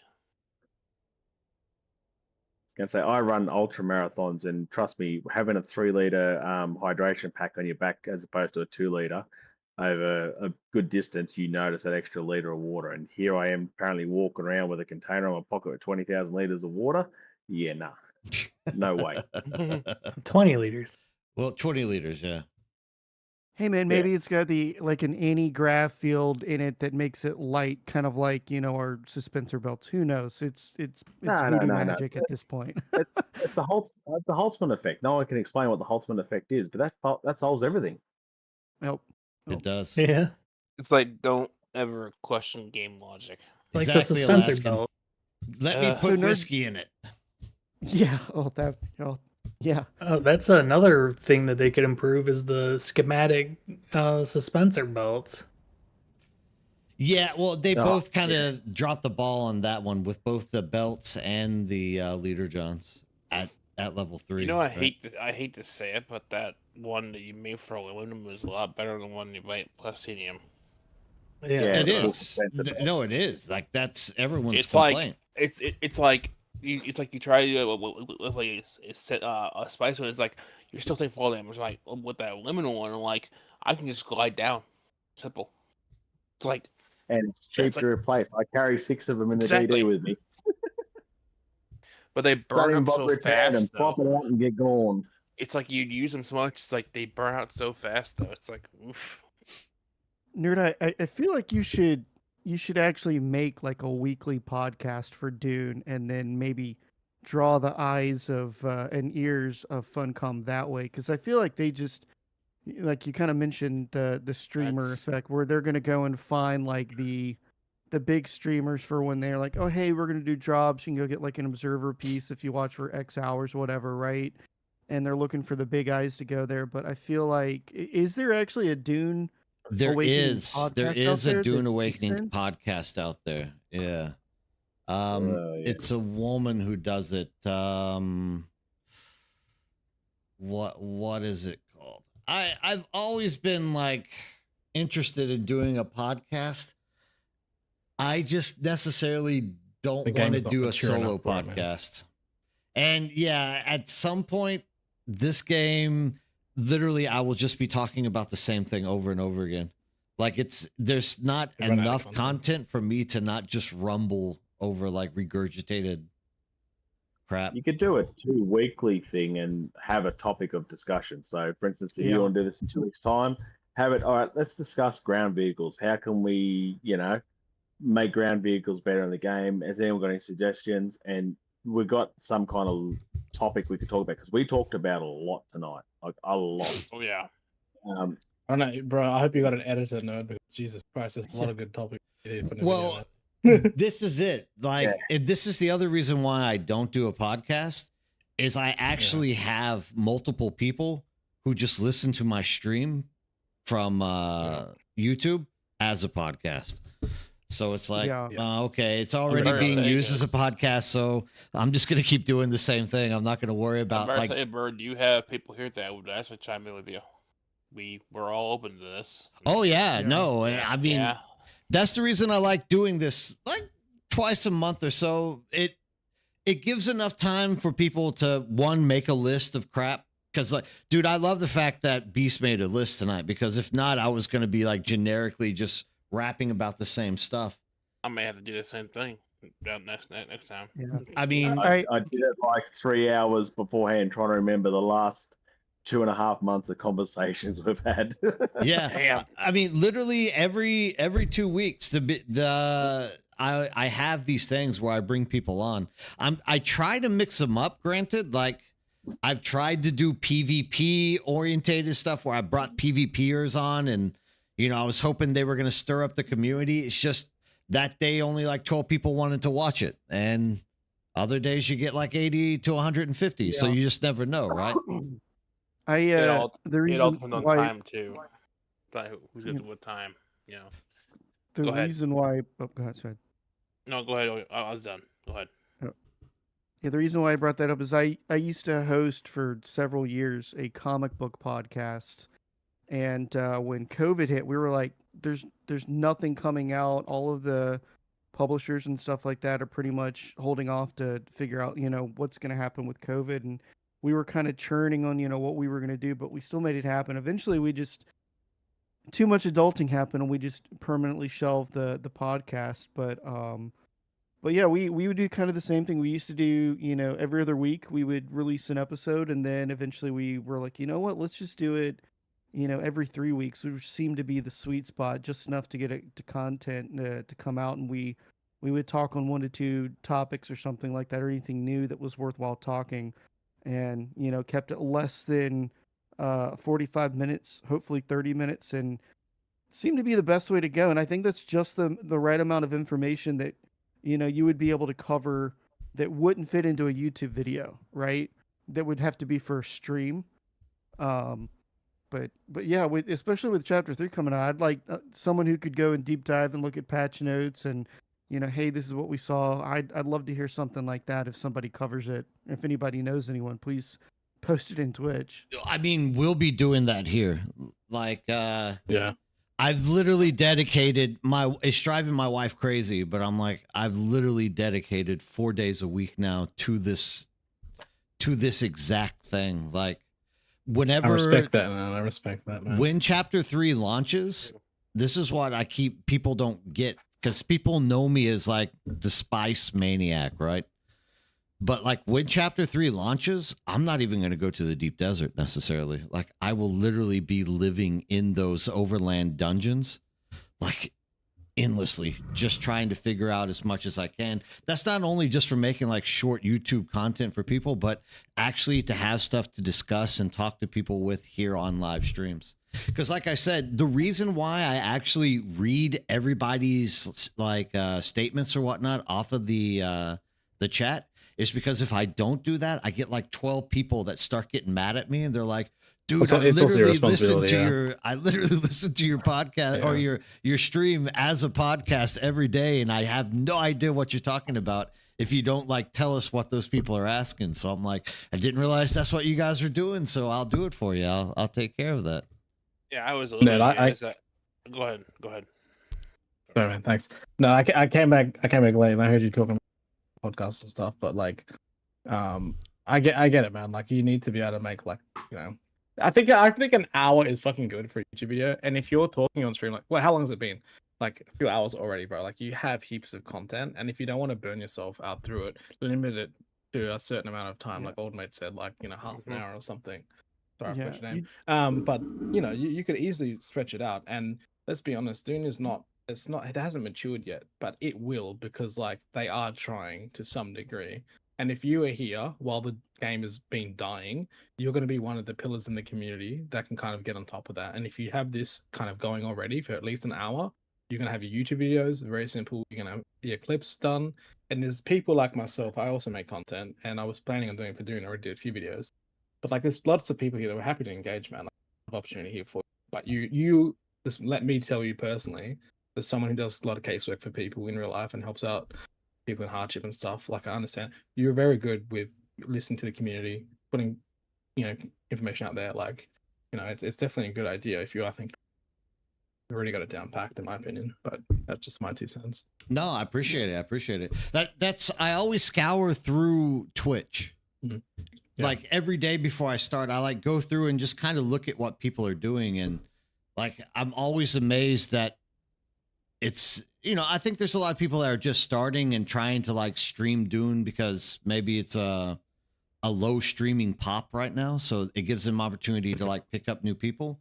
But like, I'm always amazed how people aren't like interacting with the audience more, and it's like the whole whole reason for doing this, the whole reason is literally to like interact with the audience. Like if you don't have the audience like constantly feeding you information, in my opinion, you're doing something wrong. Like you should. Well, and you're like the unsung hero, bro, because companies don't always listen, but like you are there taking the communities, kind of putting it up there as well, and it's always going to be important. And you can tell you easy peasy. People like you need to be out there to voice like for communities as well, though, 100%.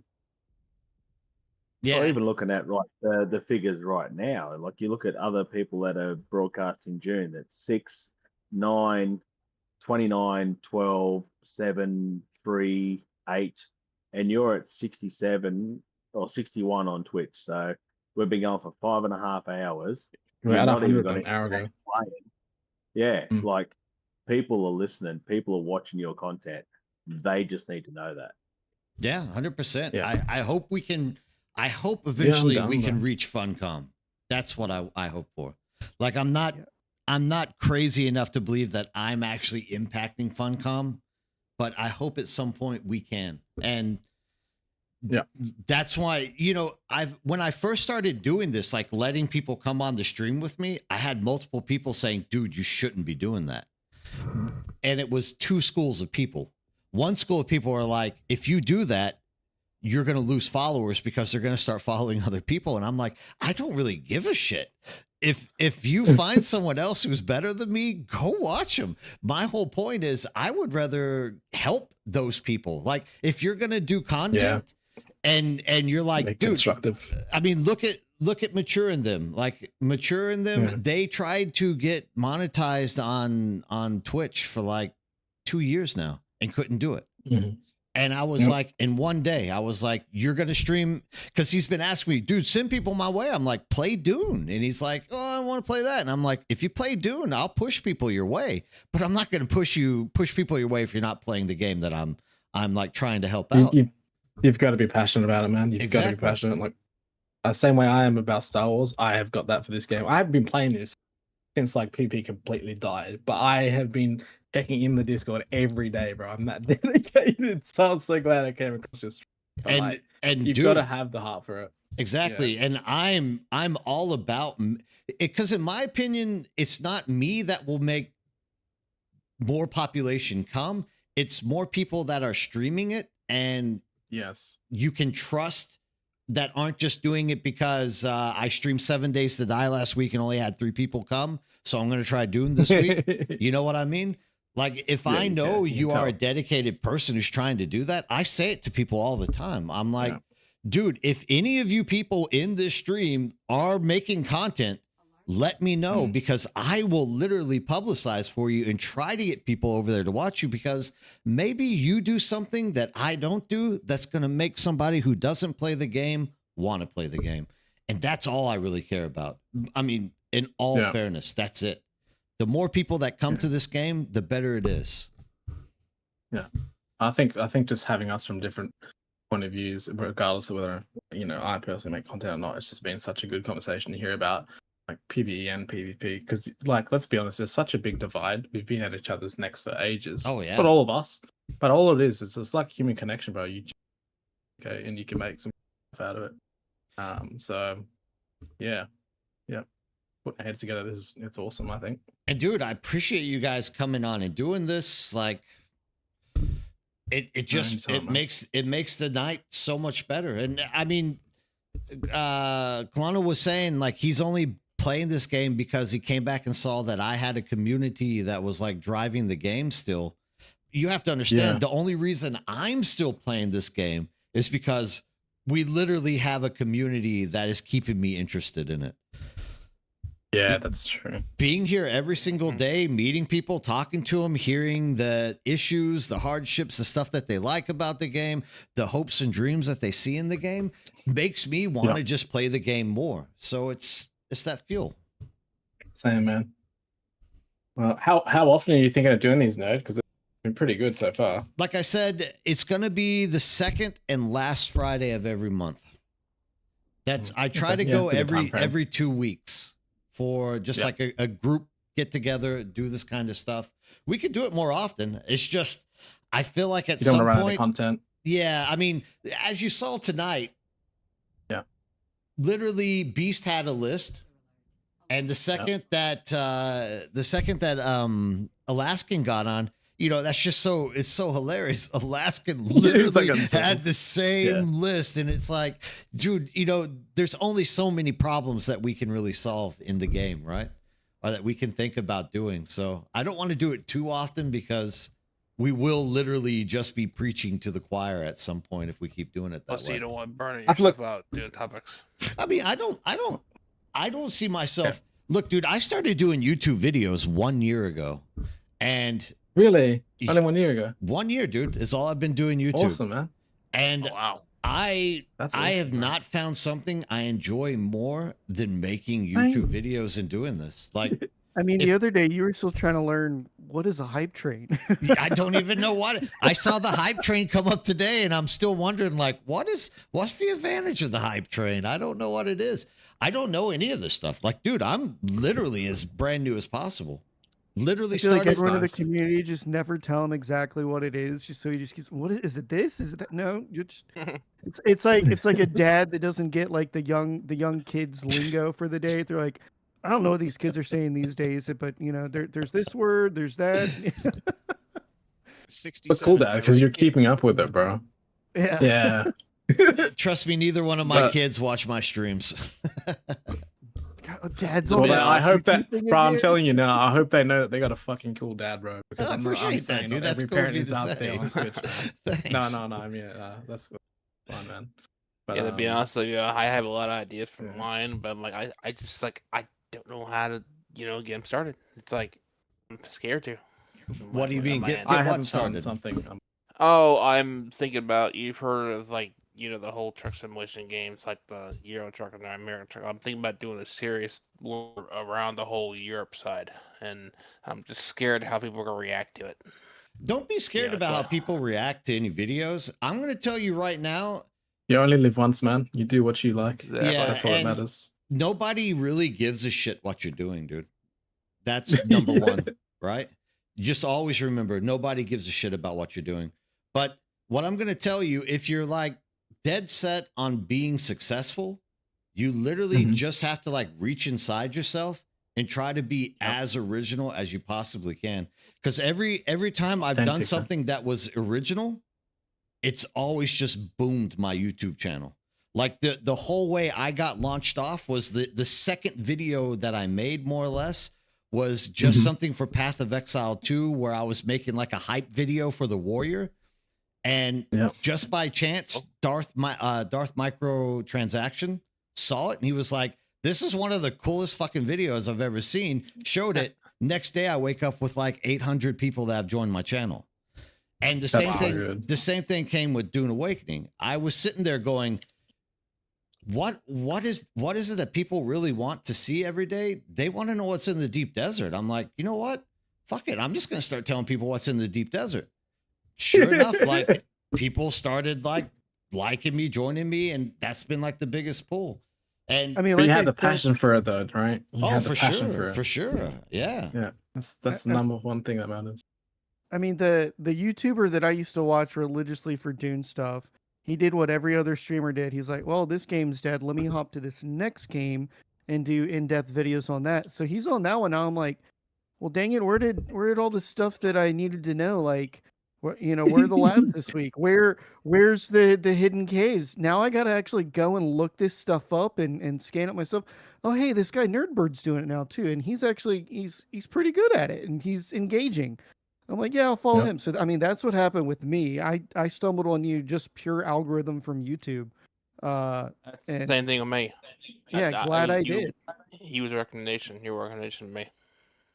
I really appreciate it. I was really trying to find the best class out there that for jack of all trades class, and I'm like, oh, who's this? I'm like, I like his videos. I saw one of the videos you posted the other day, and I think it was you mentioned something about bringing it up in the new channel that they added, the PTC one. And because I work in community services IRL, like I know the importance of it, which obviously you don't see a lot in gamers. So as soon as I saw you saying, I'm like, this guy knows exactly what he's talking about. I like tuned in, and the algorithm sucked me up. Here I am. But no, you articulate yourself very well. But like, I just respect that you have that good like approach to the community, because people generally play the game and don't give a shit and move on. But it's not like that. Like, developers need people who like are gonna, preach what needs to be said and do some of the hard work. To be honest, like I said, people like yourself are like the unsung heroes for doing that, man. And if it works out for you while you're doing that, and you are genuinely passionate about it, like, bro, you can't go wrong. You can't go wrong. 100%. Mm. 100%. I mean, how much you care will be shown in the work you do, like at the end of the day. Yeah, that's exactly right. And That's and if exactly you're ever worried about, hey, is this person gonna like this? Just take Joel's aspect of it. Just make the game you want to make, and just don't worry about it, right? Like, just Yeah. just go with Jeez. it. Look, he's probably super happy. Who cares? Oh, everything has transferable skills as well. What you learn here, you can apply to something else. And eventually, like, the ship doesn't last forever. Look at what happened with the New World. God rest in peace to that game. But like, Oh, I'm still mad about that. I know, bro. What game was that again? New World, the one through Amazon. Oh, yeah. They close them down. I mean, when They people come and could they go, but you literally, make the most out of it. yeah, when people could literally post stuff in the in-game chat and post pictures, I was like, whoa, that's inappropriate. Where did that come from? And it's like, ooh, that was not good coding. Yep, that's not going to be good. But I mean, New World, great ambition, great idea. Unfortunately, just like with all these other big, AAA MMA or MMO games, stuff like that, you get to a point where the developers and coders are making a game they want to make. It's a fantastic product. And then you get somebody who comes over their shoulder and says, release it early. We need money. Release it now. And then you get something that's pushed out that's not ready. Kind of like what happened with Funcom on this, where you're like, oh man, all this is broken. We didn't really test it, or maybe we did test and we didn't have time to fix it before we launched it. And then, unfortunately with that, you're hot fixing, but you're not testing the hot fixing, and then you break something else, which breaks another thing. So yeah, I mean, it's really the games that come out well polished that tend to be better in the long run are those indie games. And someone put out a video. I know this is a little off topic. Someone put out a video on the games that are most successful and have the best reviews on Steam right now are games under $60. And of those games, they're under $30 that have the best review and best playtime and most playtime. The AAA games tend to have neutral or negative reviews because they get pushed too early, or they're making content that's more DLC, quick buy. And surprisingly, Dune was on that list. They were doing pretty well, and I was like, oh man, that's great. Dune's doing that. That they made that list. And you weren't kidding about the New World. It went downhill fast. Wow. Yeah. Thing is, I would rather a game crash and burn at the start than later, though. You know what I mean? Negative recently. At least they learn early. The devs have learned early with this one. It's not like they went 5 years going strong and then just plummeted. I feel like that's worse, right? And they have a really big second chance, second win, second life, and that is console launch.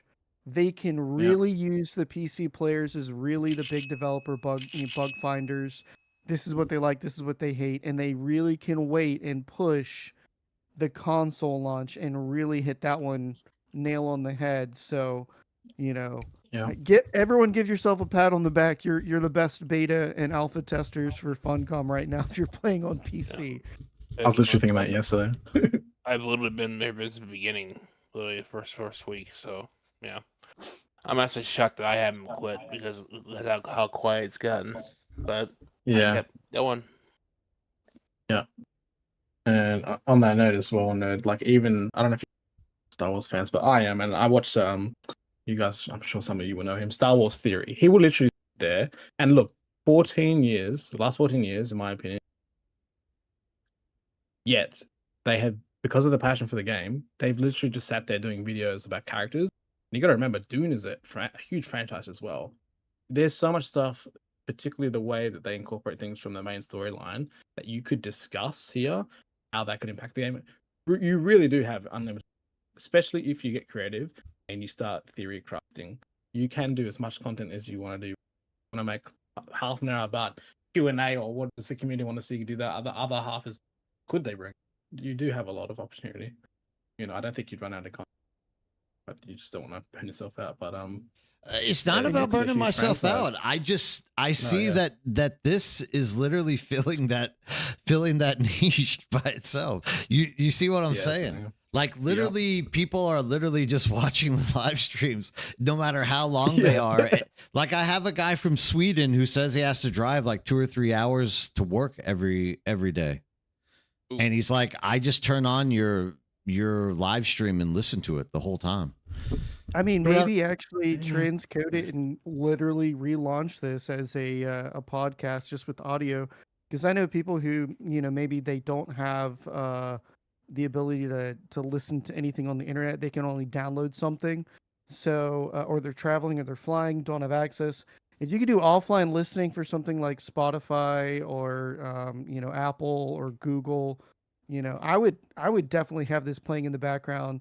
And I tend to keep missing your live streams occasionally early in the morning because I'm on East Coast here. Sometimes I get them. It just really depends. Sometimes I'm working. So, it takes me, really late in the evening sometimes. Oh, hey, he had a live stream. Let me listen to some of it.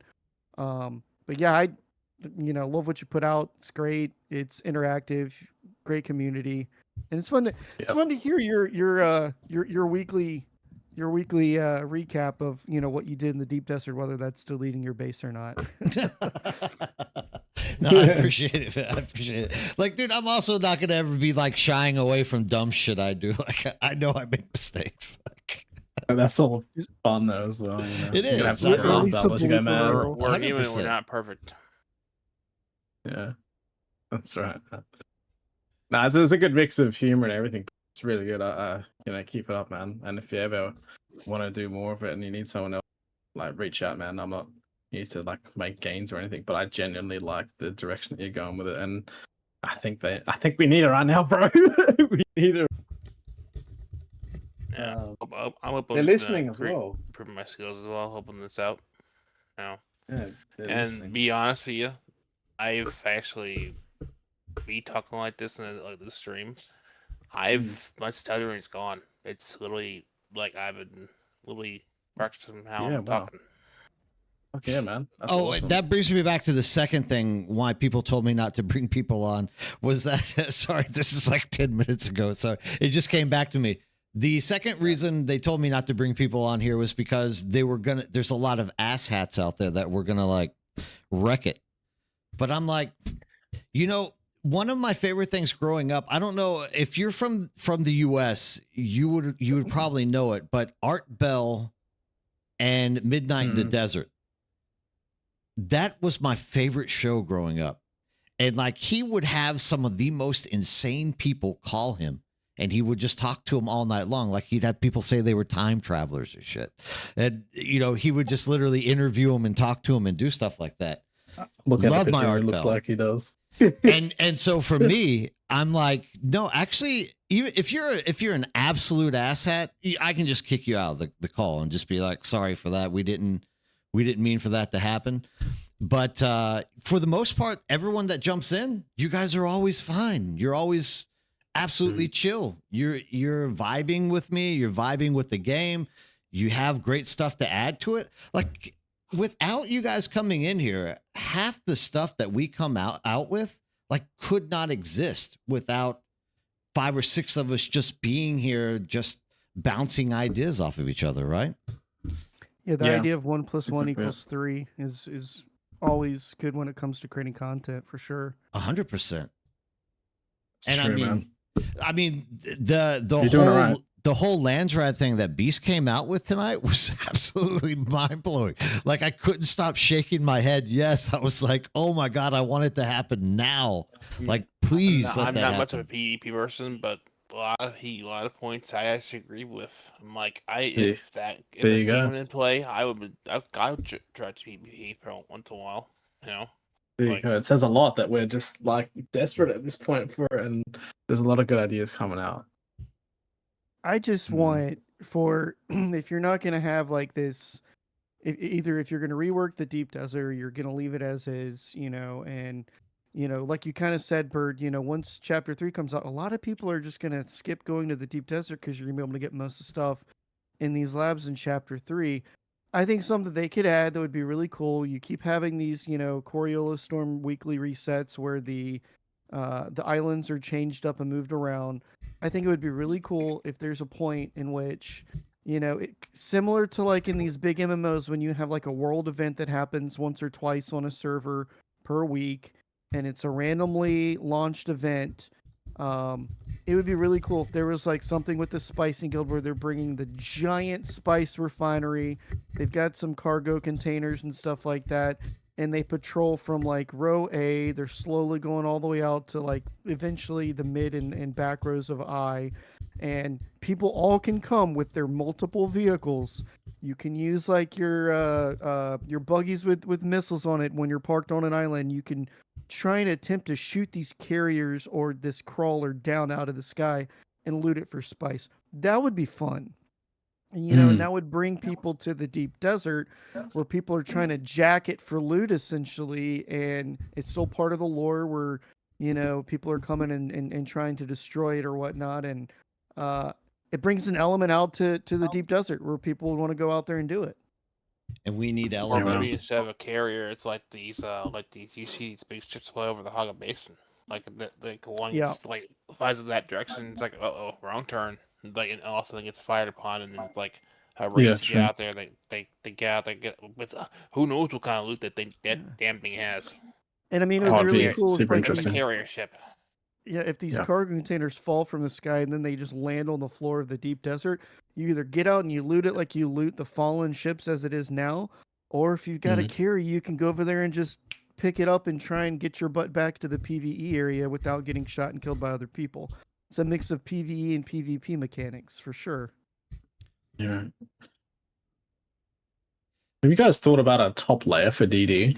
Kind of like think of like an empty ocean floor. You got the sand, you got like coral and stuff. You got like big rocks that are actually mountains. Could you imagine like the top of it would be like a very thin crust layer of land, and there'd be like NPCs and stuff on them and more content, but actually in the DD map. But obviously underneath it, you've got all the like DD stuff. You still got all the same stuff you've got now, like the control points and Shai Hulud. Like they could really, I guess, thinking of it vertically, they could add a lot to. There's so much space to work with, man. I think there's so much space to work with. Yeah, a lot of room for potential for sure. I wouldn't mind seeing like some NPCs just roaming around the Haga Basin just to mess you. Because you see like these wrecks that pop up once in a while, or these random like these guys with the swords out there dueling each other. It's like, okay, come on, bring that to the actual world where it's actually they're if you're just roaming around and collect this other threat. It's like, Yeah. We have a new person here in the chat. We have Brax Rat. Once again, Brax Rat is a streamer here on Twitch. One of the better streamers that you're going to find when it comes to Dune Awakening. Love the guy to death. Brack, introduce yourself. Give the community something. Talk to us. Hey, crazy you would lie like that and call me a good streamer. But it is good to see you. Hey, I'm Barracks. Or Barracks Rat. Kind of joke from the army. But medically retired. Streaming through my retirement here. Okay, man. Yeah. I enjoy your streams, dude. You're like one of the few people I actually sit around and like watching. I don't know. People keep saying that, and I don't get it. Don't get it. Just go with it. Go with it. Sure. Go with On the other hand, I think I'm going to sign up. Thank you for having me, Nick. Yeah, thanks, and have a good one. Thanks. Yeah. And thanks for having me too. Yeah, I saw like some really good conversation going. We're in like a VC playing some Dune, working on our new base on new server, and just we're like, this is a really good conversation here. Yeah, it's unfortunate. We kind of burned out by the time you raided us. We were kind of in the downward slope of the conversations that were coming out. Yeah, I went for a food break. You can check the cliff notes. The cliff notes are always there. Just go watch me on YouTube. Yeah. Yeah, it's like I respect you so much for being able to do YouTube. I did like one video. It was successful, and just I was like, the motivation it takes to edit that down and and stuff is it takes a lot. Oh, it does. YouTube videos are tough. But I mean, I actually love it's kind of like a puzzle. You like have to kind of figure out how to fit the right stuff in at the right time. And there's just many different ways that you can pull out of your ass to make stuff work together. So it really is. It's like, what do you keep? What do you cut? Just trying to find that balance. There's so much stuff you can do now. It's like clips and long. Oh yeah. Oh, Like dude. there's so much to go. Going on that, everyone keeps saying to do shorts. I suck at shorts. Like, I don't know how these people make shorts. Okay. Yeah, let me tell you how it's done easy. Because I spent actually like practical to use. And like people use like Opus Clip and stuff like that, bro. Literally, when us were already doing a lot of stuff, we have lives. I'm telling you, flip it straight from your stream manager, right? And leave the tab open, like let it load, but leave it open and edit it after stream. You can upload the draft directly into TikTok, Instagram, whatever it is, and you can make it vertical. You can move your camera canvas on top, obviously like center the gameplay in the middle, and it's all done within the platform. You don't have to go into external program. You literally just upload the draft to TikTok or just upload it straight away to TikTok. You don't have to do anything else. It's way more convenient to make clips if you can straight from Stream Manager. It's the most convenient way, I'm telling you, and you don't lose quality because you're not messing around with. Oh, definitely. And Michael, it is Art Bell from Coast to Coast, but originally he was Midnight in the Desert. Yeah, say when it comes to stuff like all the Opus clipped and stuff, like I've been stepping a bit back from AI because I feel like I've been hearing a lot from like my community being against like using AI and stuff because there is a lot of it.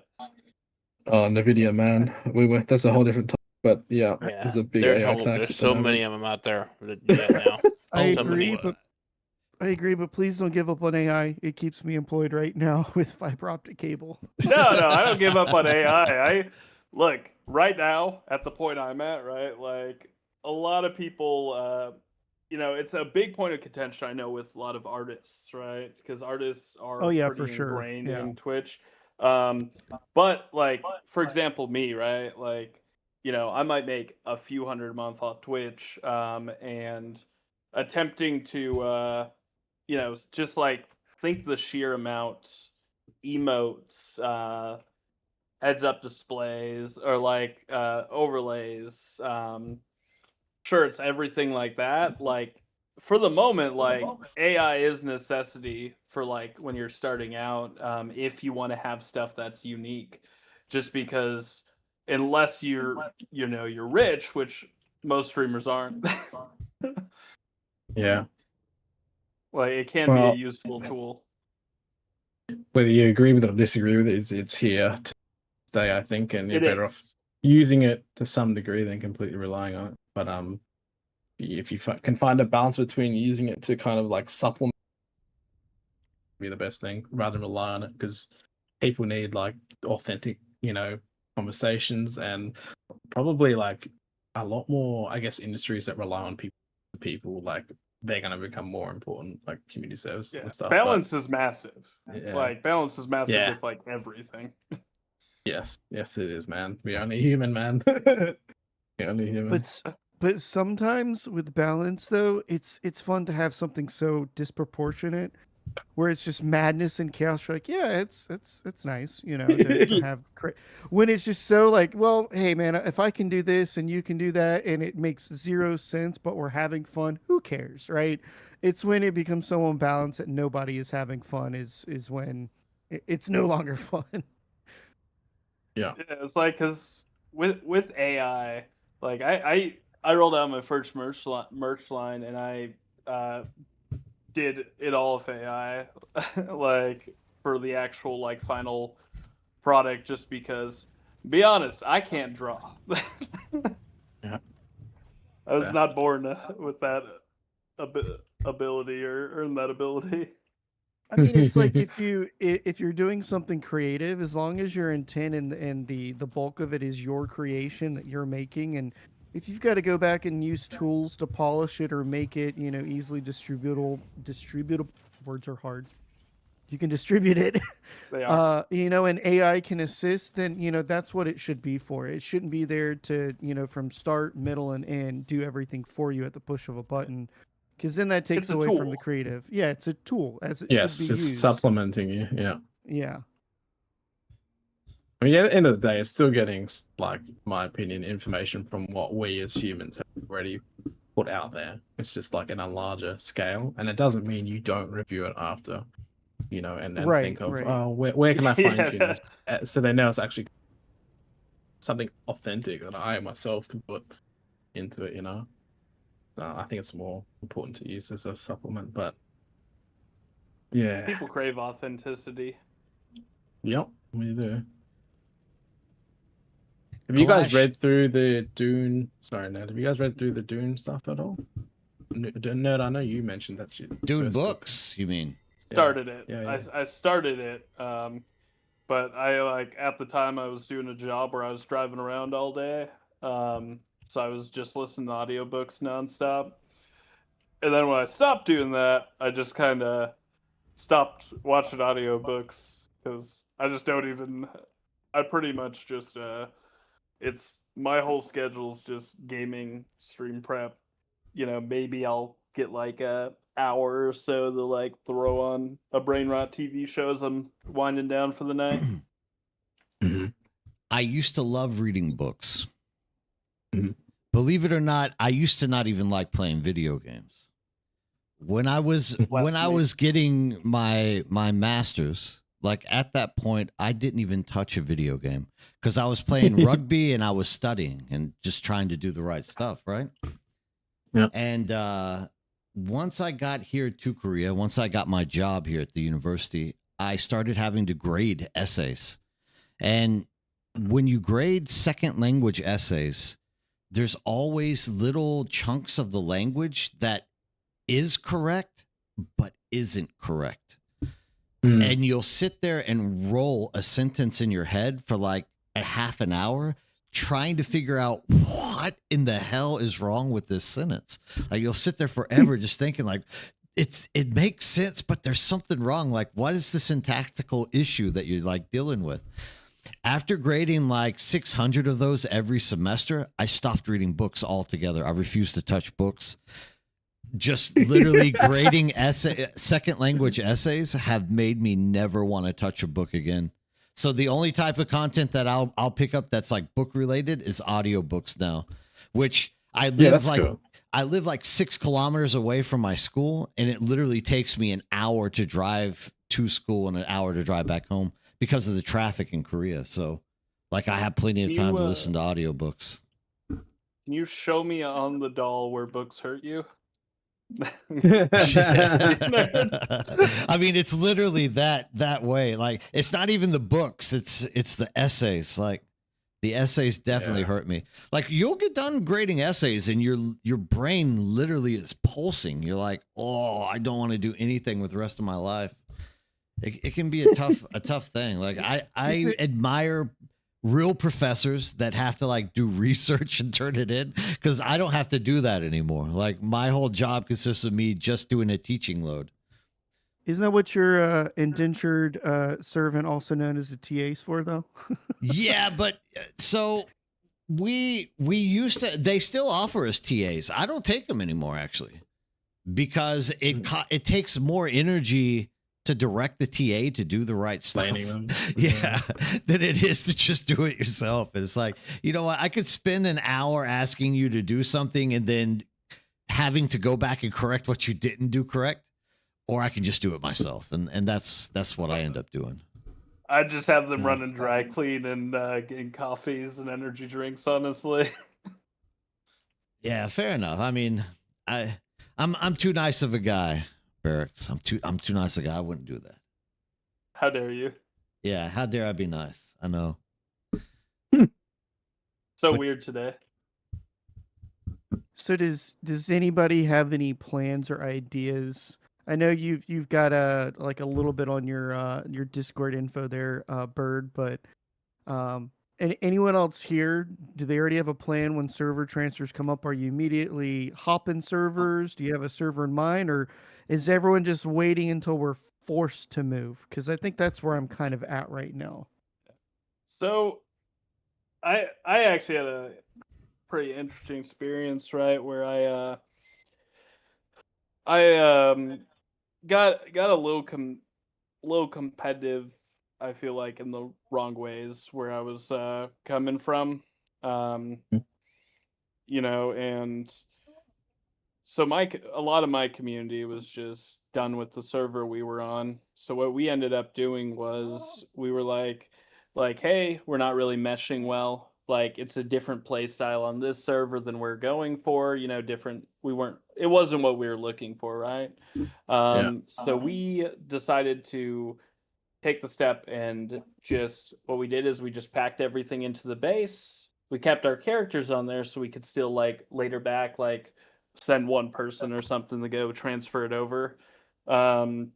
And we decided to just start the groundwork over here, you know, enjoy like a little burst of the early grind and then take advantage of that then. Or you never know, maybe Driver here will finally convince me to go over with Nerd and them on that server. But the thing is, once they're live, every Dune player basically becomes a hermit crab with the ability to just pick up if they want to and, you know, switch things up.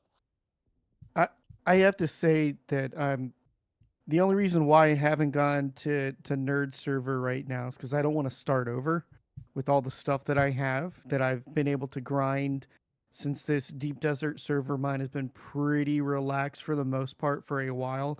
And the people that do play, they're very PvE and very friendly and, you know, pretty chill. But you know, one of my other guildies, you know, I mentioned like, hey, I may be going here at some point, depending on how things go. He just took it as, all right, I'm gonna go ahead and just like pack everything up. He's already moved to Nerd server and to make a new character, and he's like, it's gonna take me a while to build up before chapter 3 comes out.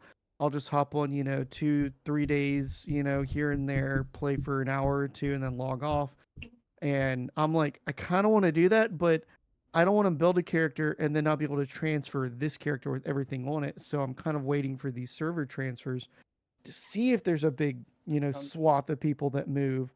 And I kind of want, you know, them to be transparent with, this is how many active players have moved to this server, and this is how full the server is. Like people that move there but aren't logging into play.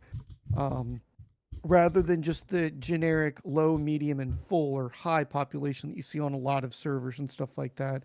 I know that I think is it a Dune Awakening and Method. I think they pull server info and try and post to see who's online here and there. But I'd like Funcom to release, hey, this is really full. This is kind of full. Got some spots here, because that might make me pull the trigger to move to Cetus. Vulnerable PR information at the moment, I think. I'm gonna personally wait to see what happens.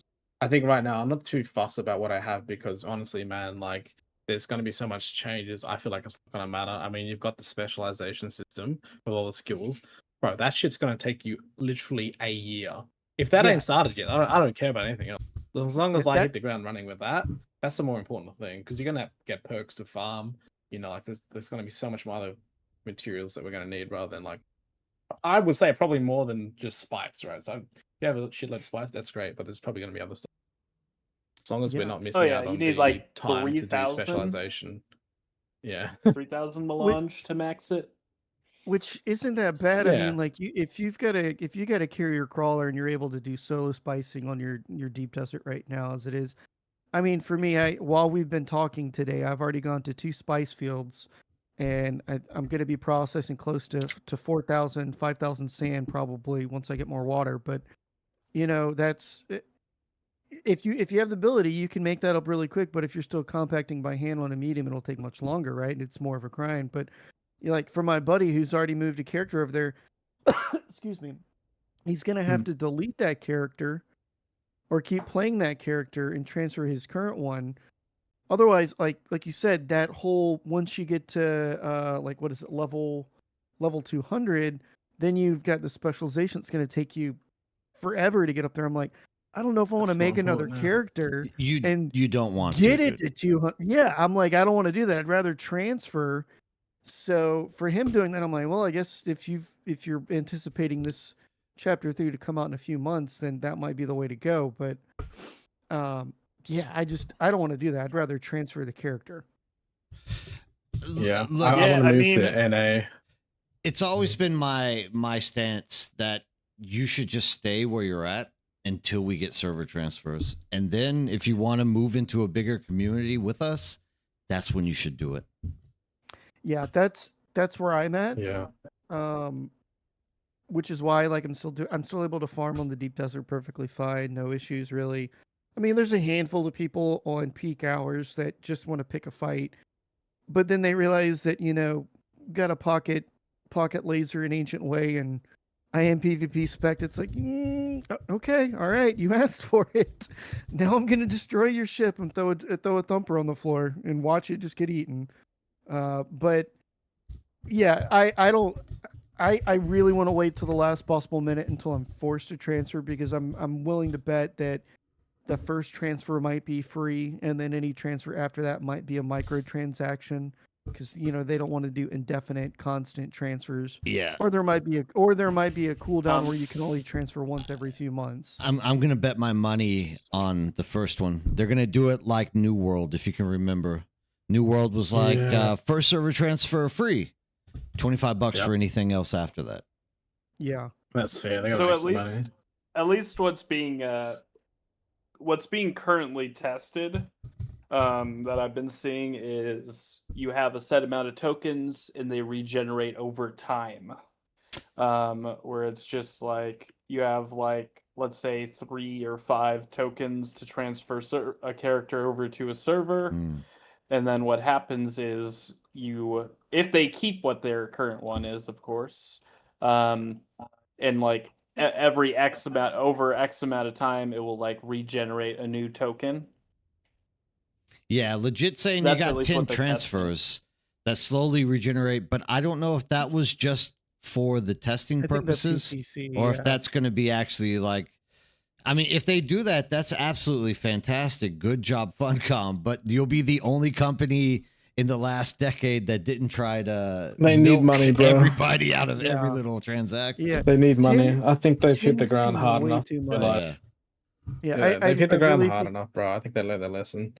But they Yeah, need I money. think it's gonna be that first one's free to try and see where server migration and populations kind of settle, and then if you want to move again, they're gonna charge you for it, and they'll probably also put in a cooldown, because if you're able to transfer, 10 times, which is insane. I've never transferred, maybe in all of my different games I've played, I think I've maybe transferred characters a total of 3 times, just because of either player economy or that's where all my friends have moved to play or something like that.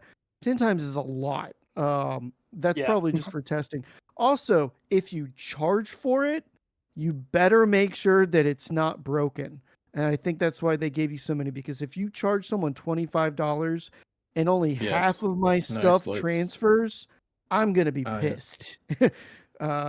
So Gonna ask for a that, refund.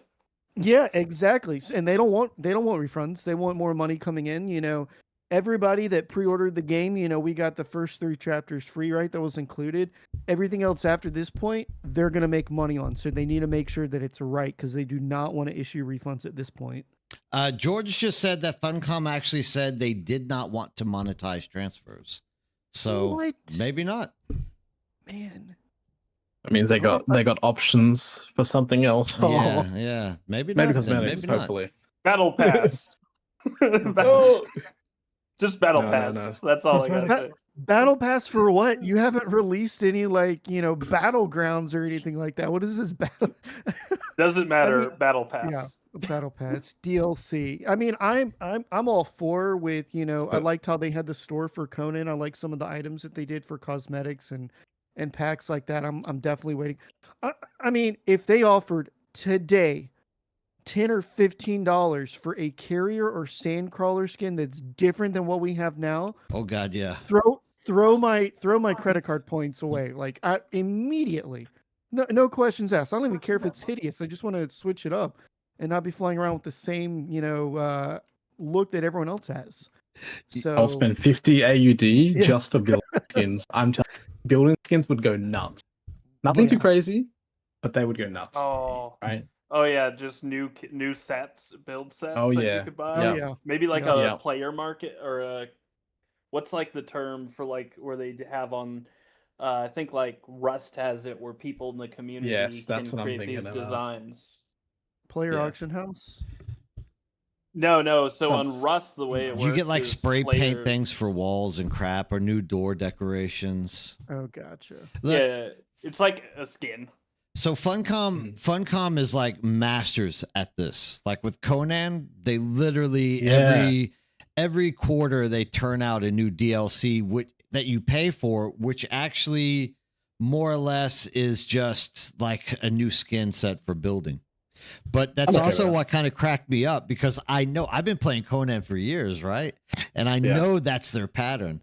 And that's what kind of cracked me up when I did the Communet video, was literally they're like, the most sought after feature that the community has been asking for is more building pieces. And I'm like, I'm pretty sure that's not true, Funcom. I'm pretty sure that's They what just got you their want. marketing strapped down. That's you dreaming about making your money off of skins in the future. I don't know about that being reality.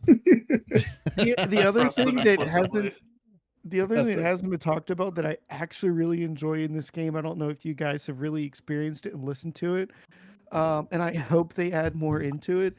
I really love listening to the in-game radio stations and like the old like radio shows like back in the day where you've got like the flavor enhancer 3000 or 2000, whatever it is. That whole skit is hilarious. I want more stuff like that back in the game too, because it is fun to listen to that in the background while mining. Do you I didn't guys realize listen to some the of this radio community stuff good. stations now? Sometimes. I've never done it. They literally Really? screw with me, dude. Yeah. Like they're all like funky ghost noises and shit. So I'm always like, what the hell's coming You're on at the wrong me? channel, man. Yeah, right. I never Obviously, have. obviously. I never have it, but if they're cracking jokes, then that's actually good. Actually great, yeah. Well, that's it. VMAC, you're talking about that's the Spice Wars radio station that I've been listening to. And I swear to God, I had to turn it off because I was scared the worm was like coming for me the whole time, because of just the sounds that Spice Wars soundtrack puts out. Like it literally, it had me on edge the entire time. Yeah, it's totally freaky. You know what I'm talking about. I mean, hop in and listen to Harvester Radio. It's like, again, it's hilarious. And then you got like the Atreides radio where it's like all propaganda and stories of, they actually pull from some of the books and kind of talk on it. And then they ad lib and add some other stuff in there too to make it interesting. But unfortunately, it's only like 5 clips. It's only like five stories or whatever on each of these channels. So you go through them pretty quick in about an hour and a half. And you're like, all right, I want more, something in the background, because most of this game is pretty lonely unless you happen to have somebody online at the same time and you're running something with. But even with that, it's have something else in the background that's fun to listen to. And I mean, I'd love to hear more of that kind of stuff. It's kind of cool. Yeah, Blood Draven saying that one of the channels plays music from the old 90s game. Yeah, the Spice Wars one. Yeah.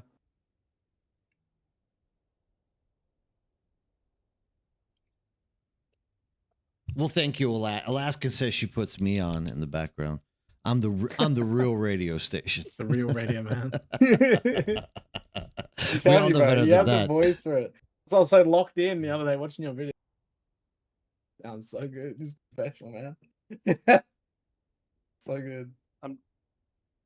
I'm just absolutely psychotic, and I just jam out the music while I game.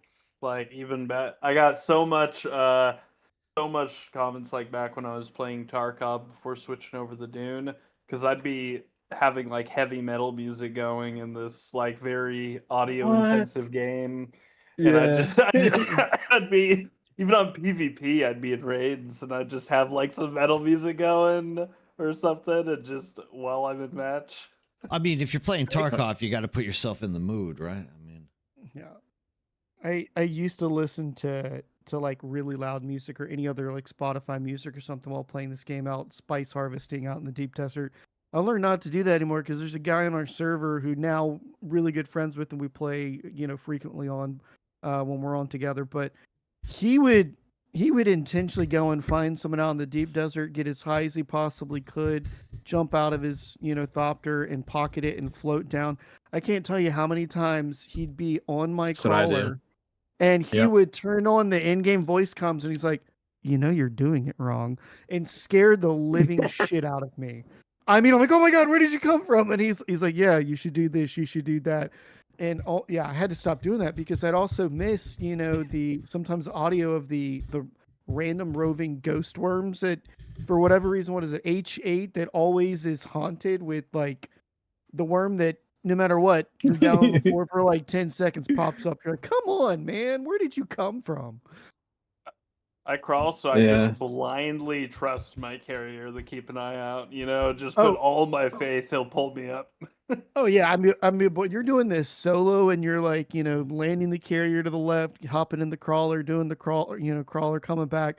When you've got someone who's just cheesing you and just floats in and sits behind your cab with the las gun in his hand, and you're like, oh man, I'm so screwed if I hop out. That's what I do.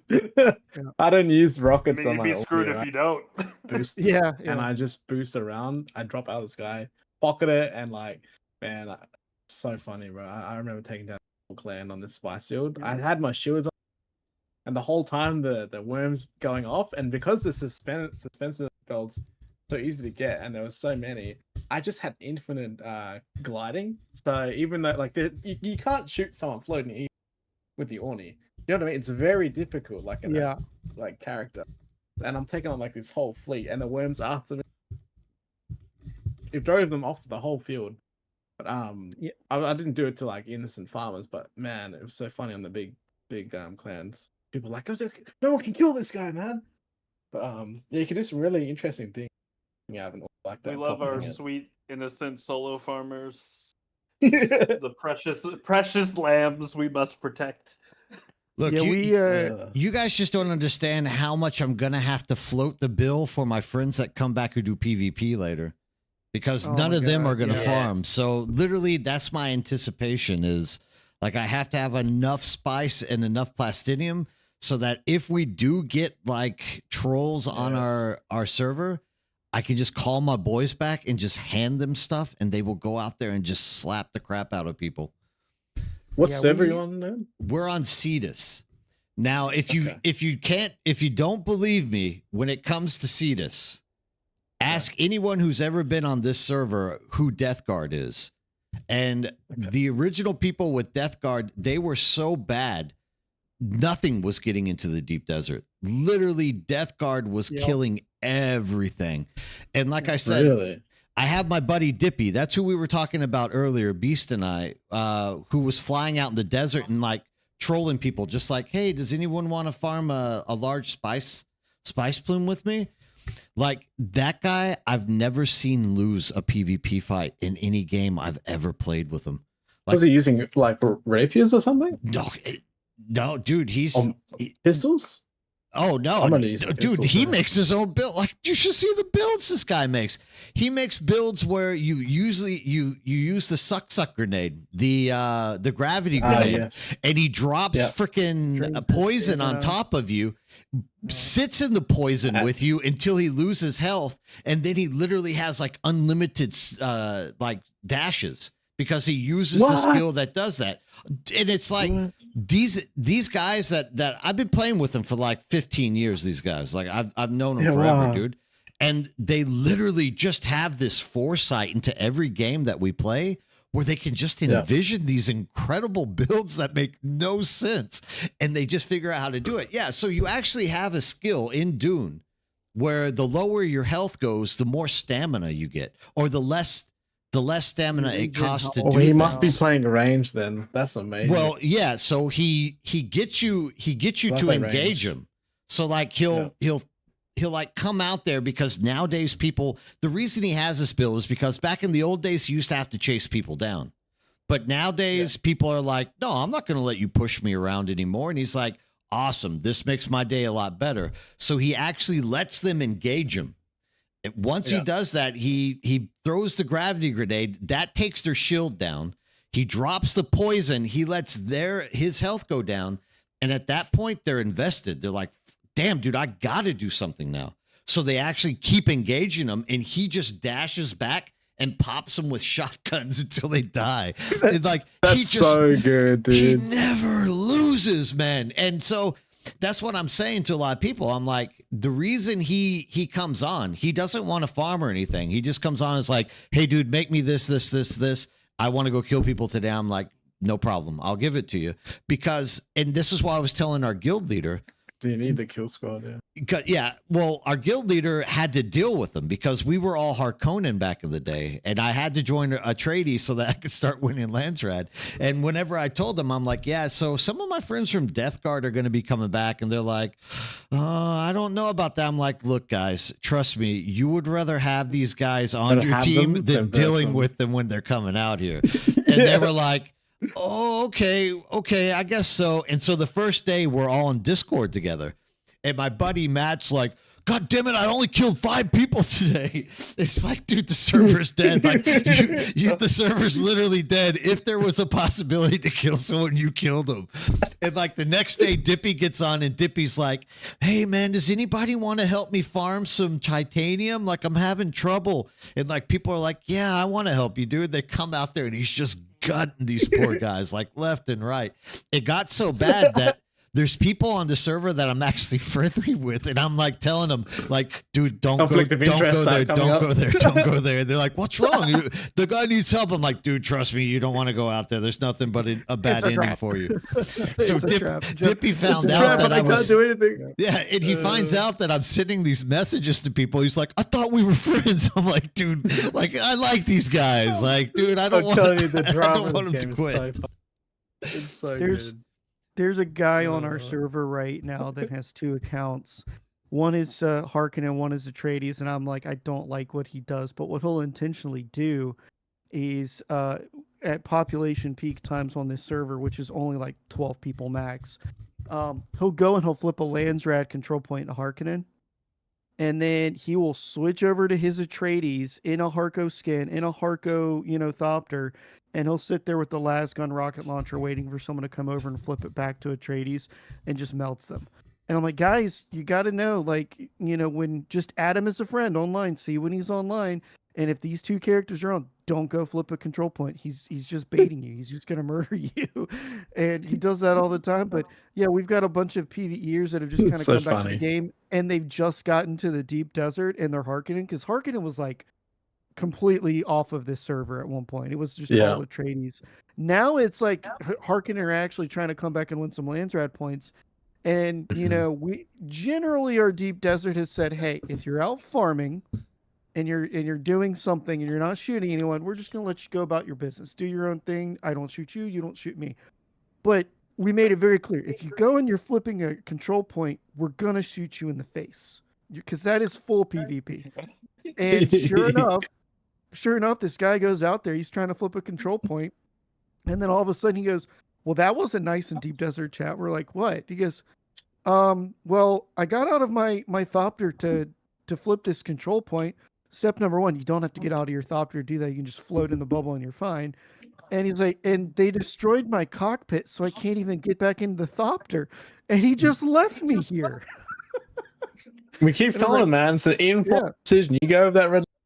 That's it, bro. So Dozer is the same as what you're describing, the guy I play with.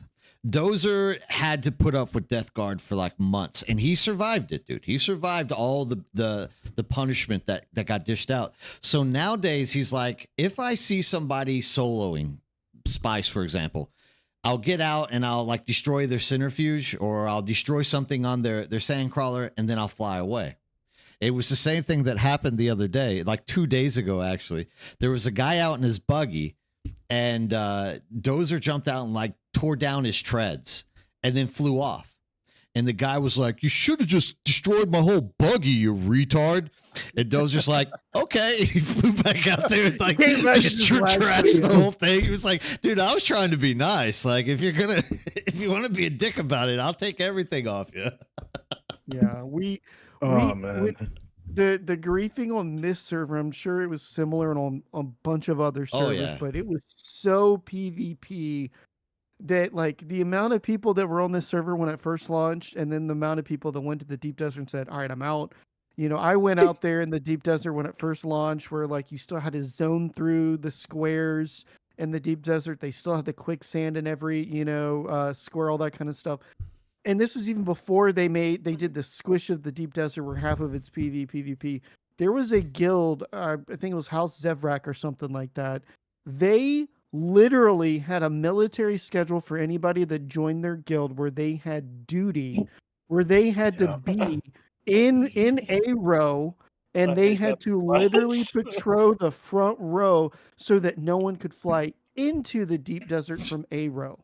And they would just shoot you on sight. Didn't matter what That's it was. so toxic. Oh, I it mean- Yeah, I is, mean, you dude. can It do is. it, but oh my god. Yeah. And so Crazy. I need people to were move like, to NA. Holy shit. oh, dude, yeah. I mean, they would, it was so insanely bad. And then they QQ'd so hard when they did the squish. And people were like, actually, this is a wet dream for you guys if you think about it, because you're squishing the PvP area to such a smaller area that you're going to have more content, to fight over.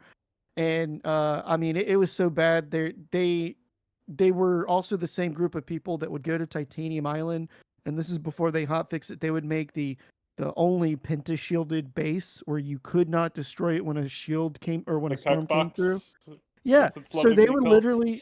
they would literally just sit on Titanium Island with las guns and rockets, and they would just wait. And then the moment that someone would come in, they destroy the Thopter, run away, go back in their little pillbox. They were just griefers. All they wanted to do was destroy stuff and not actually take PvP damage. They'd go run and hide in their box. So that's when like half of our server just died. They were like, "Yeah, this is bullshit out here in the deep desert. Half the stuff out here is what we need." And that's how our server died. Was the griefing didn't get fixed until too late. But Yeah. the crazy stuff that they would do for PvP, like I said, they had like actual like duty hours for House Zevrak where people were like, "Oh yeah, you got to be on from like 1100 to like 2300 or something like that." Like what? What are Ross you guys Clan, no doing? sleep Yeah, schedule. That's yeah. crazy, bro. They had about 30 or 40 people on at all times. It was nuts. You couldn't do anything. That's ridiculous, man. I thought it was bad in my server. I know a lot of stuff comes out of the American servers, man. But I like, should have almost been there, bro. Dude, almost everybody went to Harmony. We're like, thank you, go to Harmony. We want a normal server back. And then I think the thing that most of our people, the reason why they quit wasn't necessarily like they didn't want to deal with the deep desert anymore. It was the bugs. Like I can't tell you how many times I was in the deep desert with our guild base in the deep desert in Aero, and the first few months they had issues where like you couldn't get back into Haga Basin. You were stuck in deep desert on teardown day because like they're like, "Oh, we have issues with the overland map. You can't do anything," and then everything would get destroyed. And they're like, "Well, we're sorry, everything got destroyed. Maybe we'll give you your stuff back or not." It's like, what?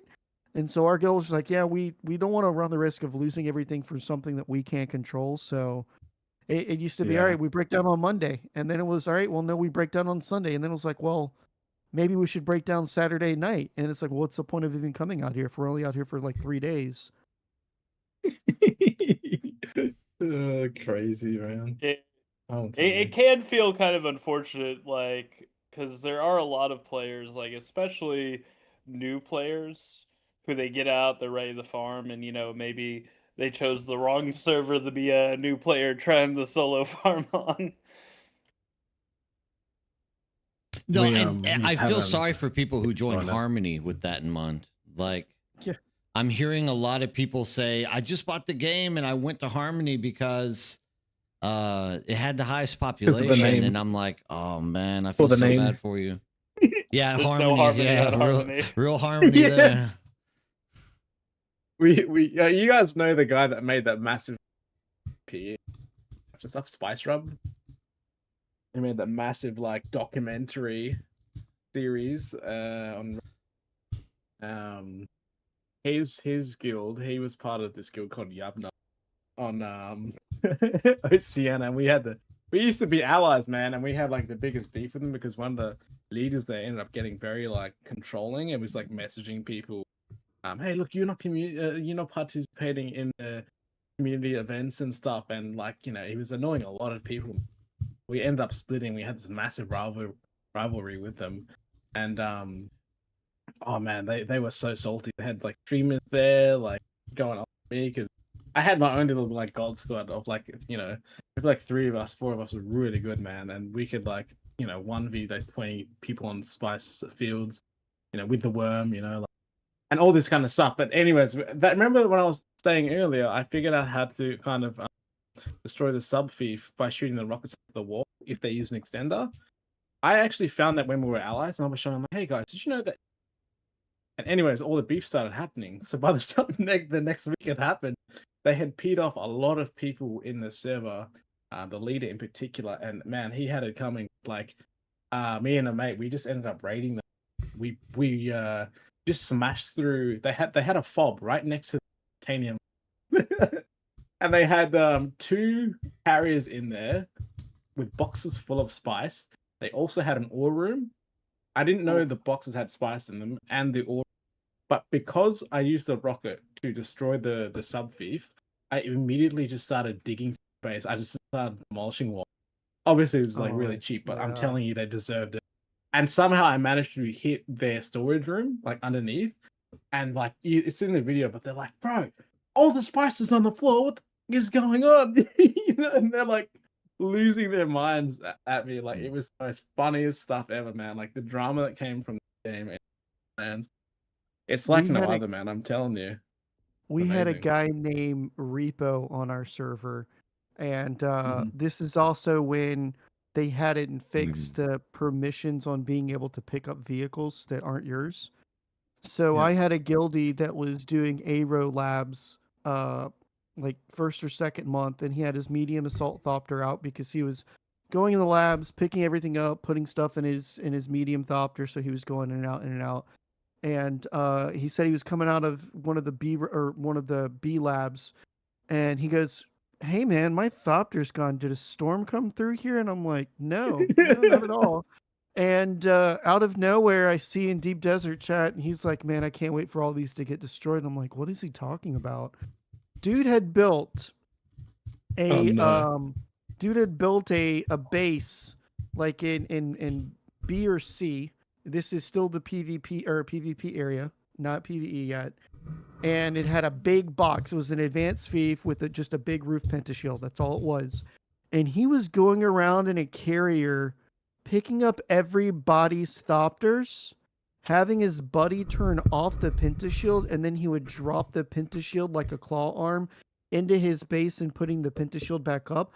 So these people could not get in and get their vehicles, and he would wait every week for the Coriolis storm to come through and destroy all the vehicles. Wow, that's actually so toxic. That's very toxic. I'm telling you, it was bad. He was just going. That's against COS 100%. Yeah, you would fly over the base and you would just see like 10 freaking vehicles stacked on top of each other in all different angles, wings out in every corner. You're like, he's got so many in there. It's crazy. And and then sure enough, at the end of the week, your vehicle has taken damage. Your vehicle's been destroyed. So oh my god, the slots he was taking as well. Oh no. Oh my. I mean, yeah. I mean, my buddy Thanatos, poor guy. He lost at least 2 thopters. Eventually, he got smart. He started running with 2 regulars. Well, he ran with his medium thopter, and then he ran with a pocket scout rocket thopter. So yeah, the last time that he was getting repoed by Repo, he's like, "Oh, not today, man!" And he hopped in his thopter, his missile thopter, and he got up and he started shooting at the carrier's wings, and he dropped it and flew away. He's like, "Yeah, that's what I thought." But I mean, it's stuff like that you had to prepare for going out in the deep desert on original launch, where it's like, all right, I always need to have a rocket launcher or a las gun if I don't have either of those yet. Or I need to have a pocket missile thopter, even though it's a crappy missile thopter, I can at least shoot something back and maybe freak him out and do something because, you couldn't vehicle back up your vehicles back then. So if you lost it, you lost it. And the guy Yeah. doesn't want to lose a carrier. So he would just troll people and just drop it and fly away if he had to. But yeah, man, the name was fitting. It was Repo, and he would steal people's vehicles. Hey, everyone, That's crazy. We have someone new, George Rivera, jumping in. George, I didn't realize you were actually up there sitting. Maybe you didn't want to come in here to chat. No, it's all good. Oh, okay. Yeah, I didn't realize that you were actually sitting up there. So say hello. Tell the community about yourself. Oh, hi everybody. I guess you know my name. I have about 1,500 hours in Dune. Has been playing since beta. It's an issue. I need help. But yeah, it's something that I really much enjoy the game. Have my opinions like everybody else. I'm usually active in the chat. So. Oh man, I always appreciate your help in the chats when I'm streaming. Like, there's always like 2 or 3 people you can always go to answer something for you, and George is just like one of those guys. He's so on top of it all. He knows it.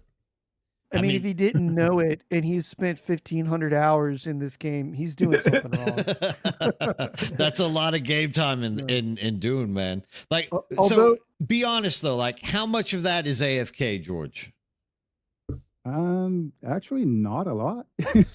I wouldn't have admitted that. I would have been like maybe a couple hours. No, I only asked that because the guy Dozer I play with has something like 1,800. And he's like, yeah, but like 60% of that's just me sitting AFK in the deep desert. Yeah. I have friends like that. Mine are real hours. Respect, man. Although the other thing that's kind of funny that I still am flabbergasted, some people don't know this, and there's another guy on our server named Iowa who's been playing since beta, and he hops on with his family. It's like a father, son, and then their kids. Like it's a huge combo. They're really chill. But the other day he was asking for some help doing some spicing. I was like, yeah, I'll drive the carrier or the crawler for you if you do the carrier. And he goes, man, I just hate holding down the W button for so long. He's probably got 1,000 hours in the game too. I'm like, why don't you just hit right shift? And he's like, why? And I'm like, yeah, hit right shift. And he goes, shut up. You're kidding me. I can auto fly? And I'm like, yeah. He goes, oh my God. Man, do you know how many times I've had to pee or grab a drink of coffee or something like that and I couldn't AFK? I'm like, yeah, it's game changer. No, I mean, 1,000 hours. that's F1, F2. Every stream I do. Every stream I do, they're like, how in the hell are you going back and forth from your cutter array so quickly? F1, F2. You can do that? It's like, oh man, you haven't even started playing the game yet, my man. Yeah, they've been adding a lot of POL stuff for a while. Right, the first patches were kind of not that great, but some they kind got their soul building showed me that. done so well. I made a PvP base once with kind of had like a wall. It was basically like a square, right? Obviously, and it has square walls. In the square walls, they were kind of like lightning bolt pieces. So on the right side, you see a gap. The left side of the wall would be high, and there'd be like these tiny gaps, and basically people could walk into it. So I thought, okay, all right. In the center, I'm gonna put bait generators. Right? There's a what's the blue pentashield floor kind of thing? Had generators under it, so they could see them. They couldn't get to them. But then I also put some generators out in the open top. And so basically it baited that enemy clan to look through the windows and go, oh, I see generators. Surely if I hit them, the base is going to go down. So they crawl into this tiny hole. And basically I made it kind of like a lobster net where basically they could walk into it, but they couldn't get out. Because to jump up, what I did was after they walk through the hole, they drop down. Now, if you want to jump back up to the hole, you can't. Because I put roofs just above the holes, but from the outside, they can't see the roofs. So they walk in, and they don't realize that they can't jump back up through the hole. And I had like a few screenshots of like 4 people trapped in there at a time, man. It was the most funniest thing. They keep seeing the bait generators, and they keep baiting them to go inside, and we would just stand up the roof and be like, hello, pets. Like, yeah, it was so funny. It was, the building on this game is absolutely amazing. So good. Oh yeah, whole time we've been talking, I've been building a new base. So it's addicting. So I went through my Steam library today, and I was like, I want to play something new for a little bit in the morning, just to kind of get the blood flowing in some other way. So I noticed I've had Icarus for like, I don't know, Oh man, 3 or 4 months. I just had it sit there. I've never played it, right? So I was like, I've got 5 minutes in it. Yeah, I keep forgetting to play it myself. So I was like, exactly. And I was like, you know what? Today I'm going to give Icarus a shot. And I got to the building part and I was like, Jesus Christ, Dune has such a better building mechanics than so many games out there. Like, it is so bad. Funny thing is, I was just looking at Icarus the other day because I bought it and haven't played it either. It's a fun It's a game, good actually. game, Icarus yeah. isn't bad. I enjoyed doing it, actually, but the building is atrocious. Like, even getting the snap points to work on your building, absolutely impossible. Yeah, exactly. What Ian Lapp is saying, it's really glitchy. But dude, I'm telling you, if you haven't gotten in there, like let's have a day where we play Icarus together. Like, if anyone who has Icarus wants to get together and run a world with me, let's get down and let's do it. Because I actually enjoy Icarus. It's fun, and I think it would be a lot more interesting with people, as most games are. Like, obviously. I just like seeing and Nerd, you've definitely been a big part of this recent thing, but like the community on Twitch for Dune is fairly tight knit, I've noticed. Like almost any channel you go to, you see like the same people across them all, because it has a really unique community on Twitch, I gotta say. Oh yeah. Mm. Very much. How long have you been streaming for, this Nerd? way? Huh? How long have you been streaming for? Week, 2 weeks, maybe. Really? Yeah. Jesus Christ, man. Nice. We just got raided. Let's go.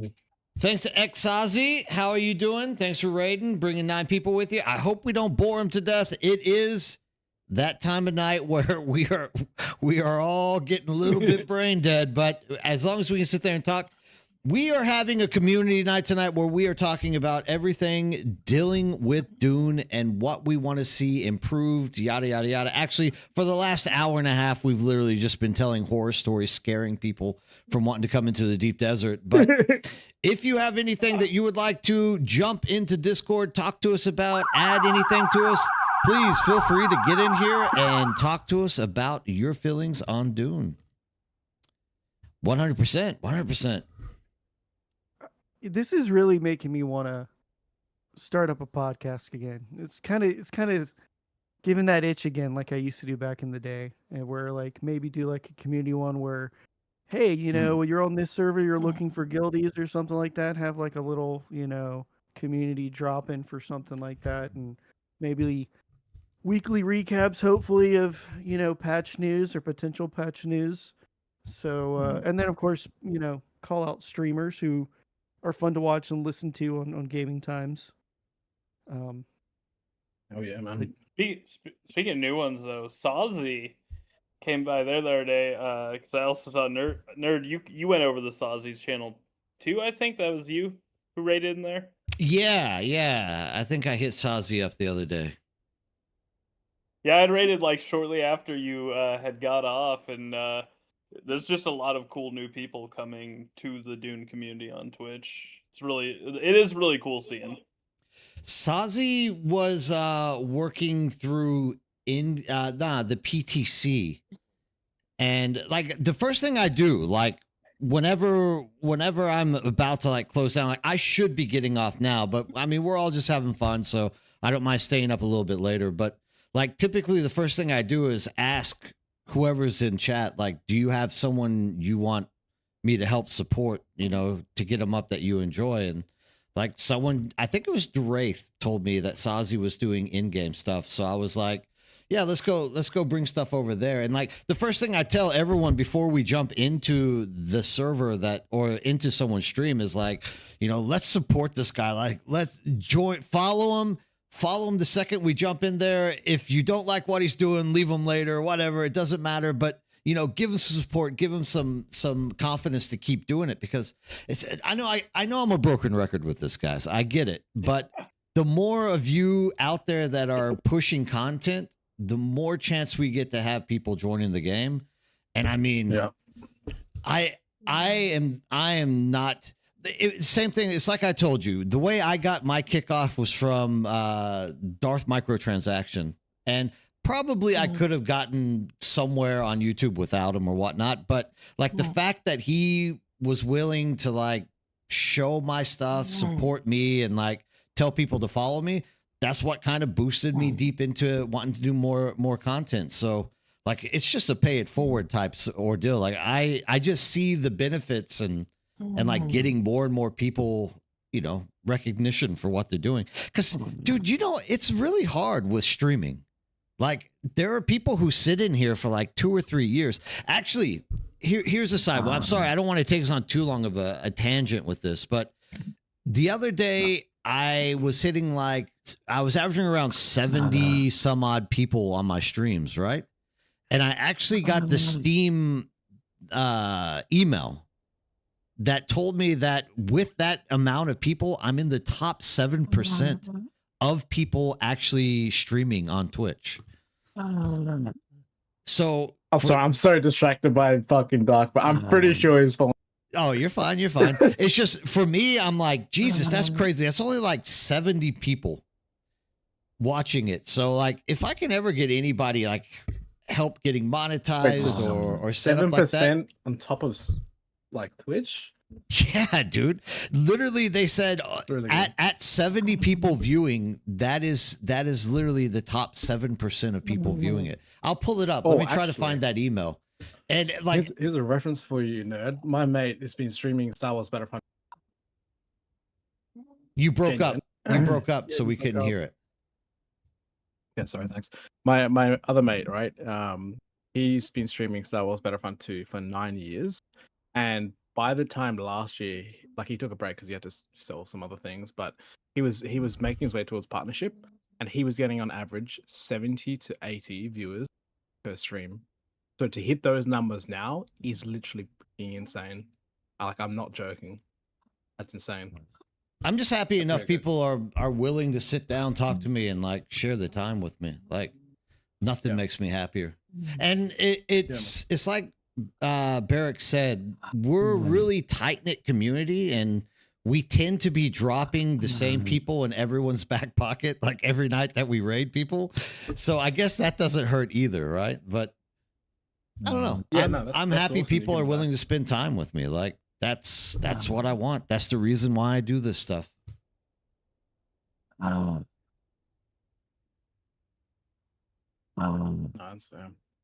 dog is so loud. Is that like a pug or? Yeah, I was wondering if there was something else going on in the background that I should know about. That's Dark Wolf, man. He's streaming Shai-Hulud. You're starting to worry me over there. Someone's worrying me.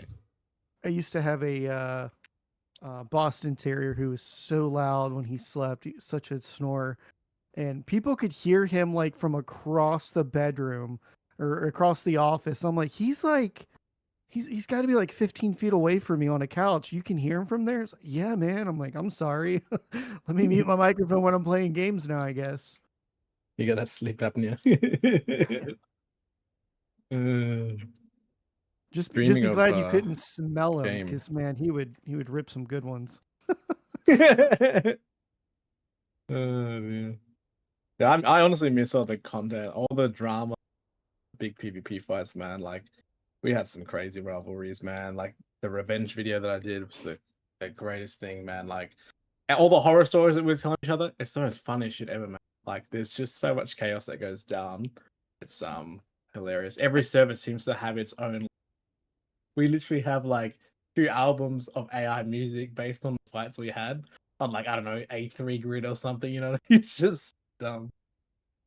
I mean, when you have people who just their whole life is, I want to grief people. I want to have fun while doing it.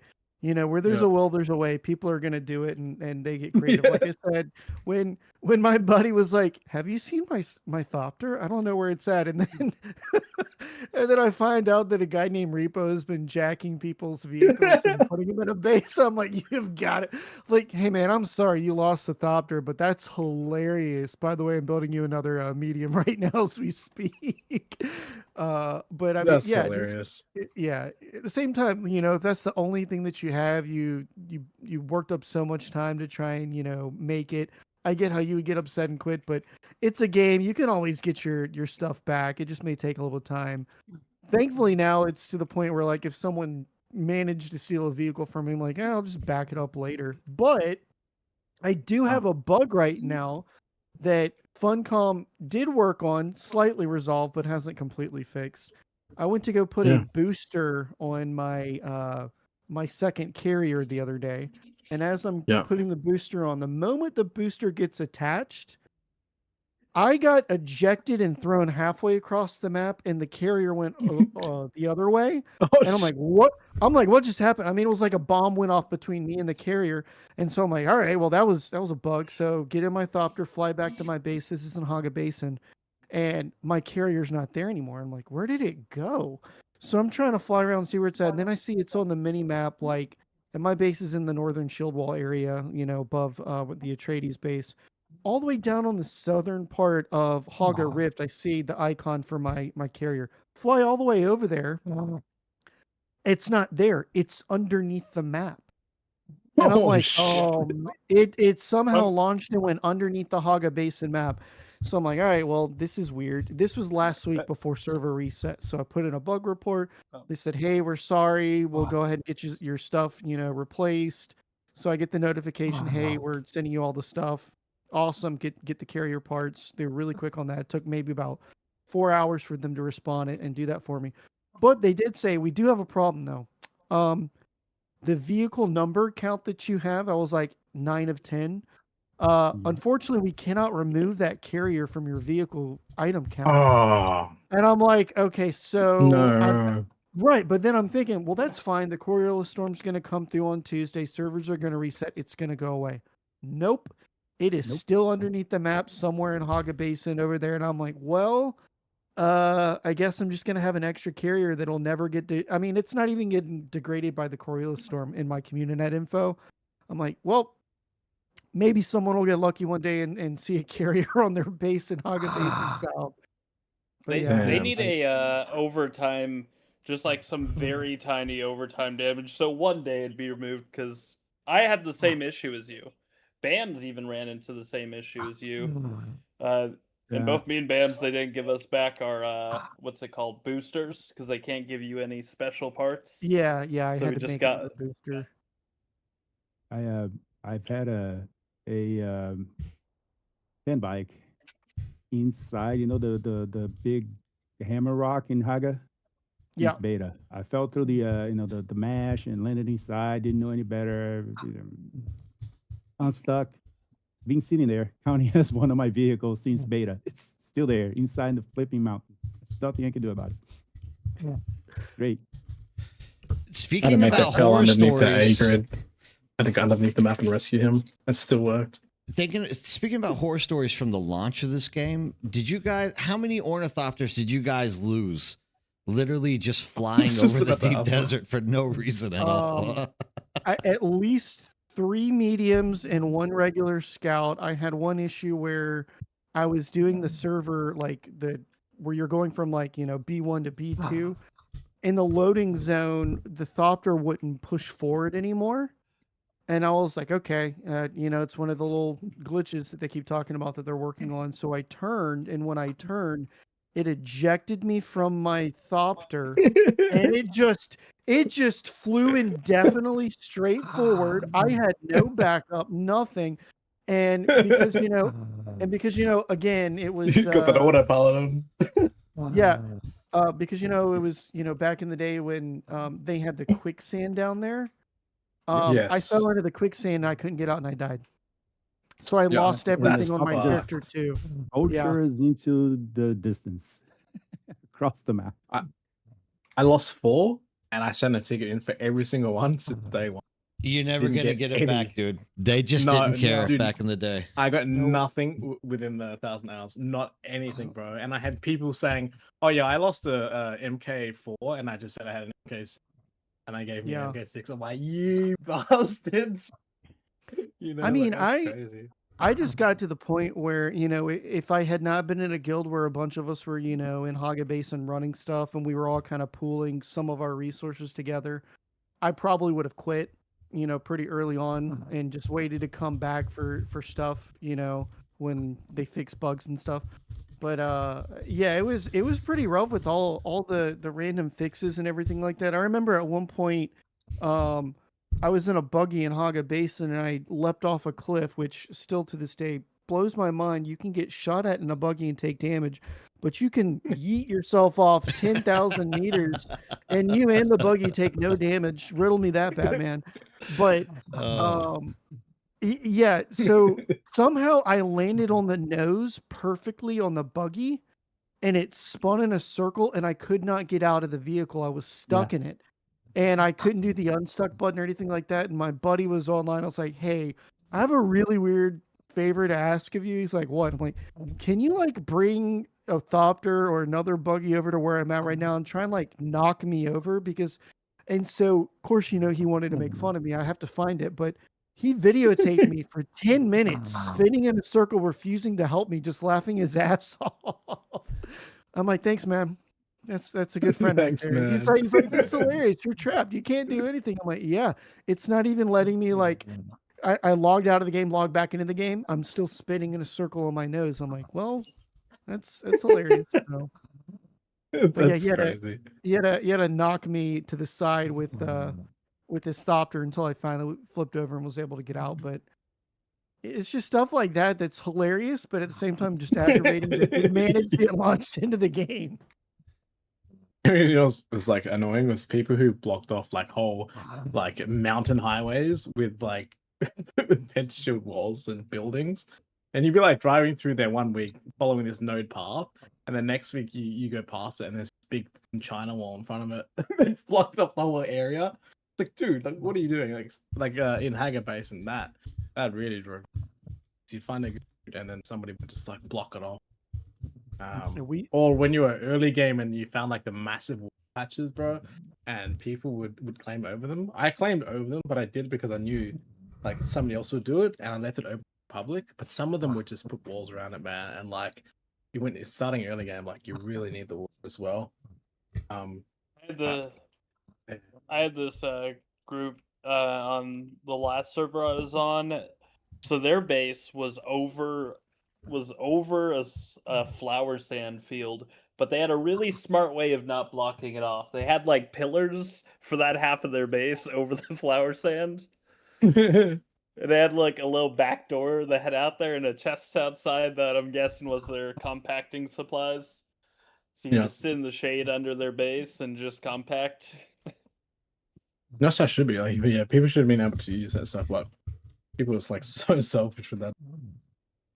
Yeah, we people are had on usually our nice. On my server with the flower sand stuff. They had to leave it, let us get to it. It was a kind of like a dumb update from Funcom. Somehow flower sand is just as valuable as spice, I guess, because we need to like risk our lives in Haga to get that stuff unless we go to that one spot that's left.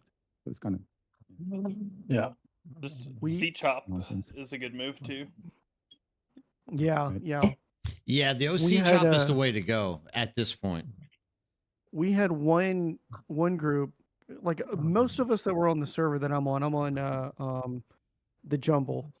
One of the things that a lot of people kind of did on initial launch, a lot of people got into the beta because they pre-ordered and were able to play, what is it, the first like 20 something levels or whatever it was. Basically, I think it was like to iron or whatever. People learned where all of the dew flowers were and like the bulk of them. And so on launch day, there were people that knew where they could go and snag a sand bike right off the bat, and they would haul butt all the way like right there on that wall. On the right side? On the left side. on the left side left before side. you get in, yeah, where like the Atreides bases and stuff like that. Yeah. There's those 3 islands that are kind of down there that have a ton of those water flowers or whatever it is. And they went over there and they built giant bases over top of them and then put the flowers Whoa. inside so you couldn't get to them. It's like, man, That's that's crazy just kind off of the rip. Yeah. Yeah. Yeah, I mean they literally did everything they possibly could do just to, all right, hey, you know, I can build an advanced subfief now, and I know where I can pick up a sand bike right off the rip, and I'm hauling Bud to that location and dropping the advanced subfief, and that's what happened on our servers pretty quick. Yeah. And again, this is also from the same server where we had, you know, a Harkonnen group where immediately they're patrolling row A and not letting anyone get out into Yeah, just toxic. Yeah. yeah, so I mean, they were methodical in what they did and where they built stuff, and they also had all of Shoal. They built on every possible location that you could put a base in Shoal for the jasmine crystals. You're like, that's man, so I guess. annoying. Yeah, so it's like, man, I guess I'm gonna have to harvest everything by hand and hope I don't get shot at. And yeah, they went hardcore on the PvP on this server off the bat. So when I heard that they were going to Harmony, I'm like, that sounds horrible. There's no way I would go to that server Harmony. Sounds like a perfect spot for them. Yeah. Yeah. Uh, It's like, what do you happens remember when the the bases trolls are were getting trolled? decayed? Yeah. Oh yeah. That was insane. People were literally just going to all the sieges and just raiding these decayed bases. Like people would be logging on like a 2 days after. I'm like, hey, where's my base? My stuff is literally gone. I was like, yep. It's so bad. The other thing that's so crazy though, thinking of like decaying bases, it still blows my mind, is people got smart and they figured out that if you put your fief in the lowest position possible on your base, it will take NPCs can't forever shoot it. before it gets. Yeah. Well, not only that, but bases decay from the center top down.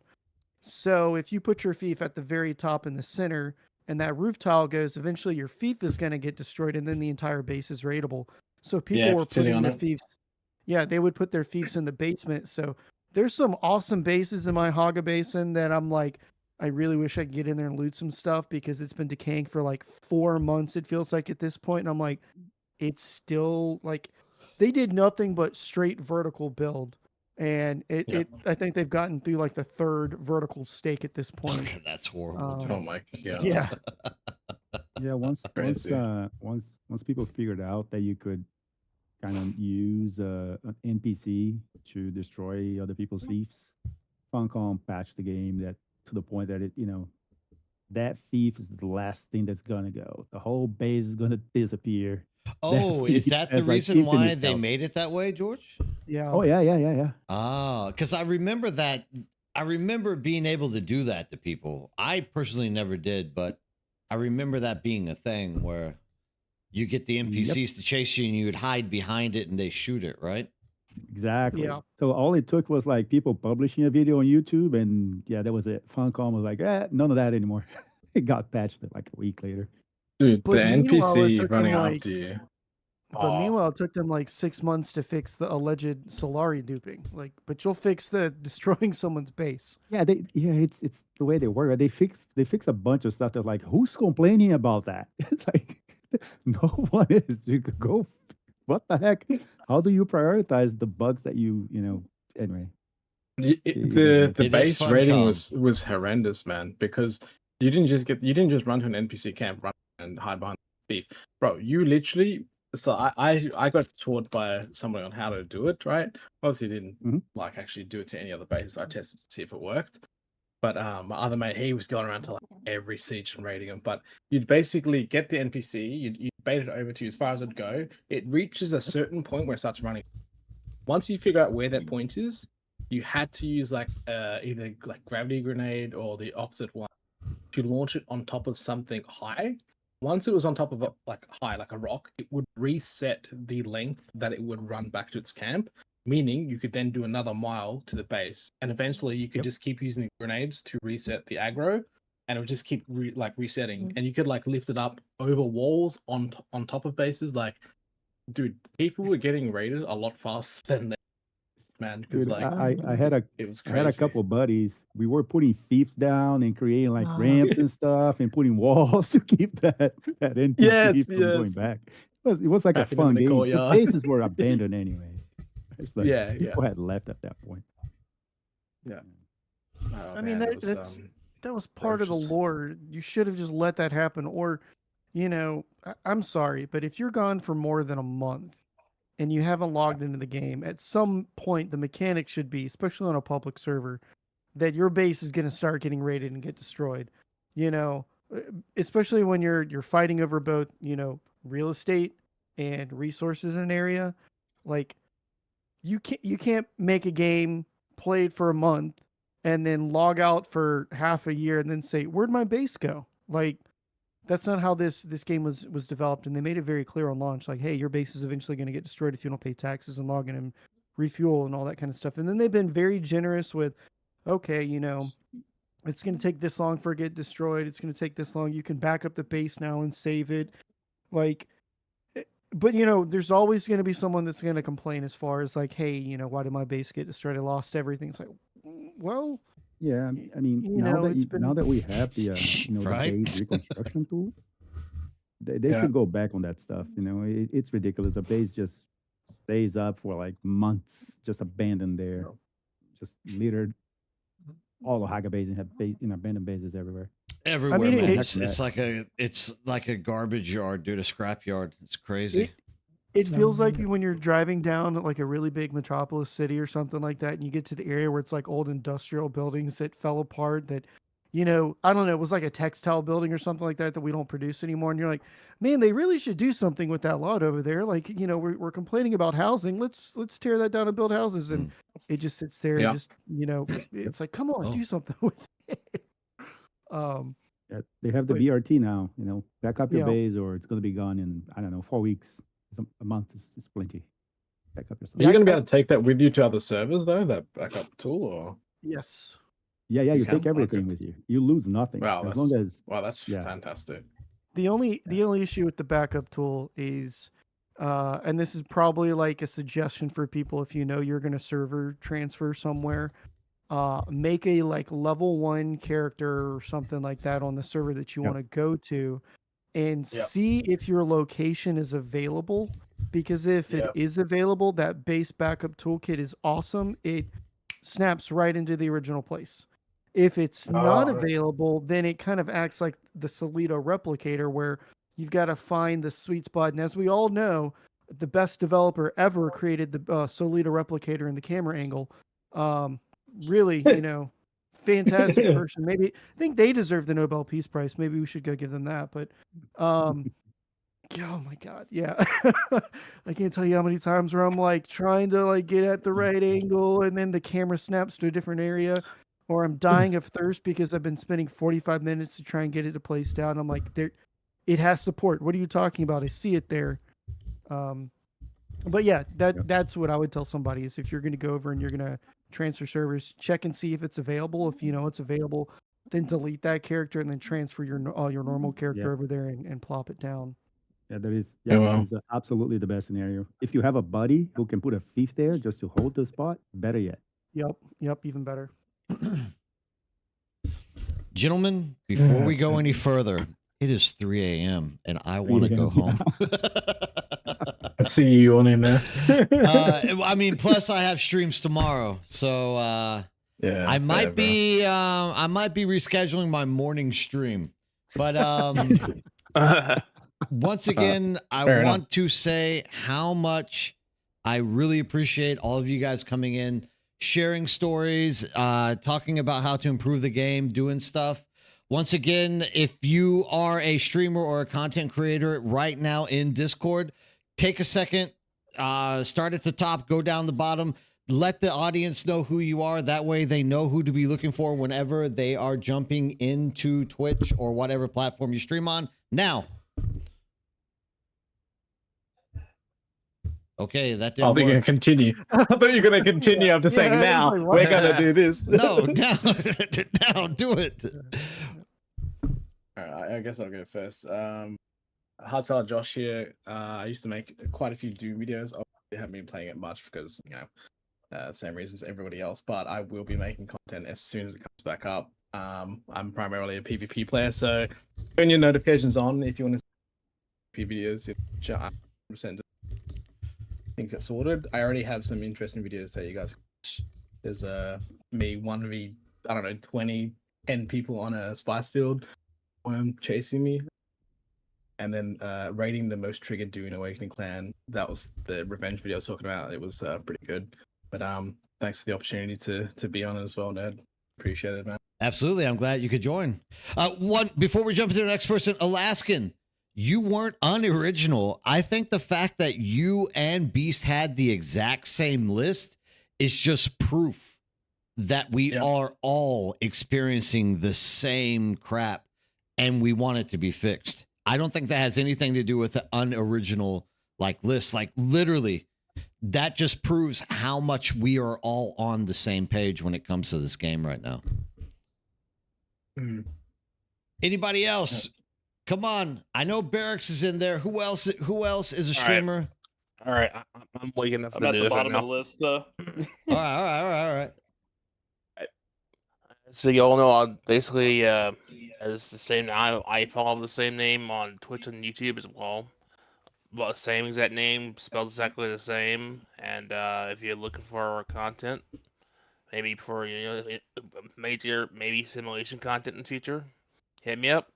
Just I'm just a quick follow and subscribe away. So thanks and thanks Bird for letting me be part of this discussion. Couldn't have done it without you, man. Couldn't have done it without you. And I look forward to the future for these as well. Oh, absolutely. And let Dune live on. Thank you. I'm Chilok, and I just like to complain. That's why we keep them around. Not enough complaining. I had to work on these exits. I'm not used to the outros. Anyone else? This is your last shot. Throw it out there. Yeah. I'm the Barracks Rat. Hey y'all. I'm here. I mainly do really pretty much Twitch is my main thing right now. I'm a very PvE focused player, like a lot of base building, a lot of farming, mainly a lot of base building. Like I'll make multiple a week, but I kind of just run like a chill group and mainly just focus on helping new players, getting people into the games. It kind of goes along the lines just any game I'm getting into. Oh yeah, man. At the end of the day, let's make sure that we are giving these guys the support and the help to keep them driving on. Remember, it is a tedious task to jump into stream to people that aren't showing up and you're doing it solo. So if you ever have a spare moment or you see these guys on, make sure you're stepping in, giving them support, talking to them, sharing your experiences with them. They're all kind guys, as you can all see from the Discord tonight. And obviously, this is going to help us grow this channel. Remember, most of all, this video isn't put out to force Funcom to come and watch me. This is for us to understand that we as a community need to start posting these great ideas more often in the given areas that Funcom is asking us to do so, which has been pointed out as being Steam or Discord. So if you have access to the Discord, if you have time on Steam, make sure that you're dropping these ideas so that we can get this community's concepts into the game and get Funcom thinking more along the lines of what we are wanting, because at the end of the day, we are the mainstay people playing this game. We are the ones that we want to force them to be paying attention to, not seeking for new players that have never tried the game ever, because those people that are coming in new, they are obviously going to be experiencing the benefits that we try to push this company into doing for us. Thank you all for following and watching tonight. I hope everyone had a great night. I enjoyed it.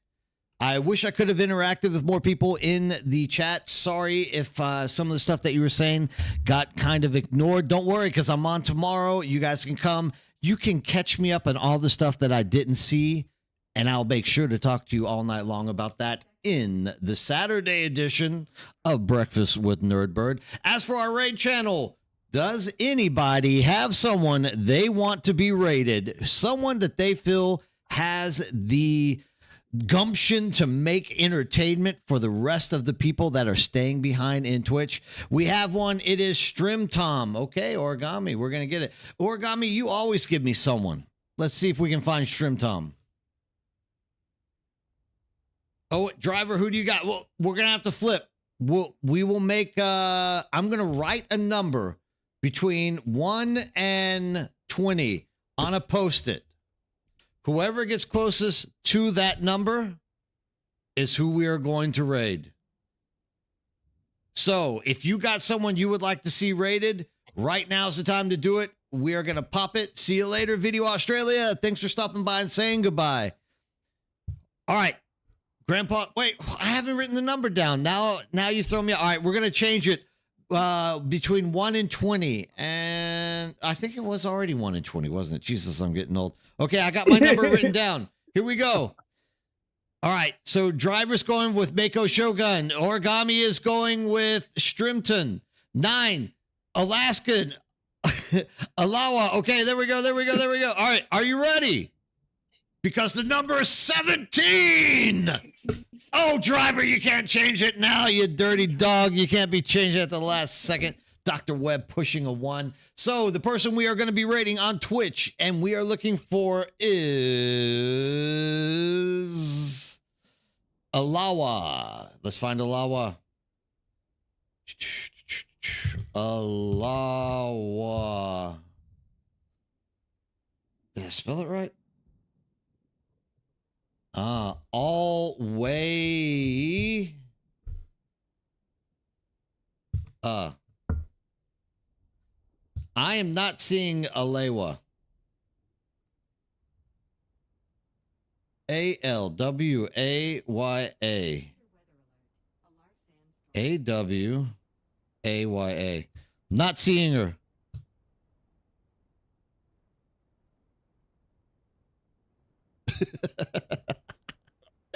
do you have someone else? Talk to me quick. You got like 10 seconds. Alaskan. Alawa is not online, or I just can't see her. I got Pew Pew Japan ASMR. I don't think any of those are the people you're looking for. All right. We are going to go with Grandpa Origami's. Nordy Crowed. Clash, you didn't even put a number in. Take that away. Bad Clash. Strimtom. Strimtom is playing. Oh, this is your man, Strimtom. How many times have we tried to raid this guy? If he is on a coffee break, Origami, this is the last time I'm ever going to raid this guy for you. If he's on a coffee break, I don't know. Okay, he's not on a coffee break. All right. Oh, this is a different guy. This is Strimtom. All right. If you're on Twitch, thank you guys for joining with me and having a great night. I hope that we get to share more time together tomorrow and, of course, on Sunday. Let's jump in here. And, well, Strimtom isn't playing Dune, so I'm not going to tell you to support him. That's up to you. He looks like he's a fun guy, though, so let's jump on in there and say hello. Good night, Alaskan. Have a good night. As for YouTube, thank you guys. Always YouTube. My most dedicated fans and supporters that are out there, you guys are absolutely fabulous. Thank you for sharing the night with me, talking to me, and sitting through probably a lot of YouTube ads. You guys have a great night. I will see you guys again later. Remember, keep your eyes in the skies and have a great day.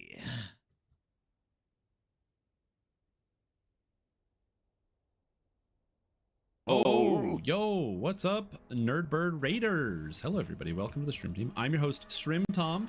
Today, we're talking about MMORPGs and where to find them, or rather, kind of the landscape of MMORPGs in general, how people are feeling about different things, and also boys, have a good night. Thanks for joining me in Discord. Go back to World of Warcraft like we all know you're Yeah, going to do. yeah. I figured I'd wait Thanks, till sir. you Question.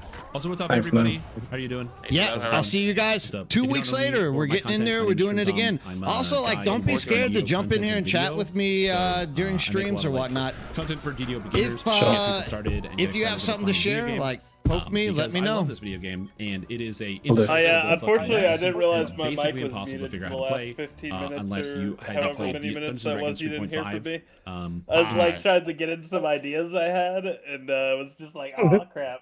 Too late for that. But here's the Yeah. idea, guys. If the DD, what if they added like zones for stuff? Like, for example, they added a radiated zone with jazz hotspots and stuff, like an irradiated island. Oh, I get you. So that you can actually get jasmium in the deep desert. It would also help. Yeah, just like It some wouldn't hurt, hotspots dude. for It different wouldn't hurt. materials. Like they have everything else out there from erythrite or whatever the freaking cobalt paste stuff is made out of. Like they have everything else there, right? Oh, they do? Yeah. Yeah, dude. They have each Yeah, week. There's some two caves have them. Yeah. Oh, caves. Gotcha. I thought you were about to say like there was like some area of the map that was just full of it I was missing. No. Every week there's 2 caves with erythrite crystals in them, like guaranteed. Nerd, real quick before you go, bro. I don't know if you know the content creator Nutty. Have you heard of him? NUTTY Nutty.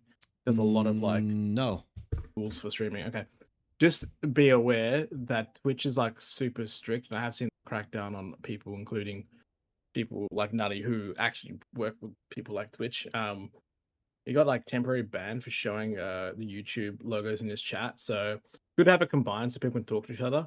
But turn off the logos if you get a chance, or the ones for other platforms. Twitch is the only strict platform on that. YouTube, they don't really give a shit. Twitch doesn't, Kick doesn't give a shit. But I'd hate to see you get temporary ban for something like that, because Twitch is really stupid with that stuff. Do Yeah, that's just do I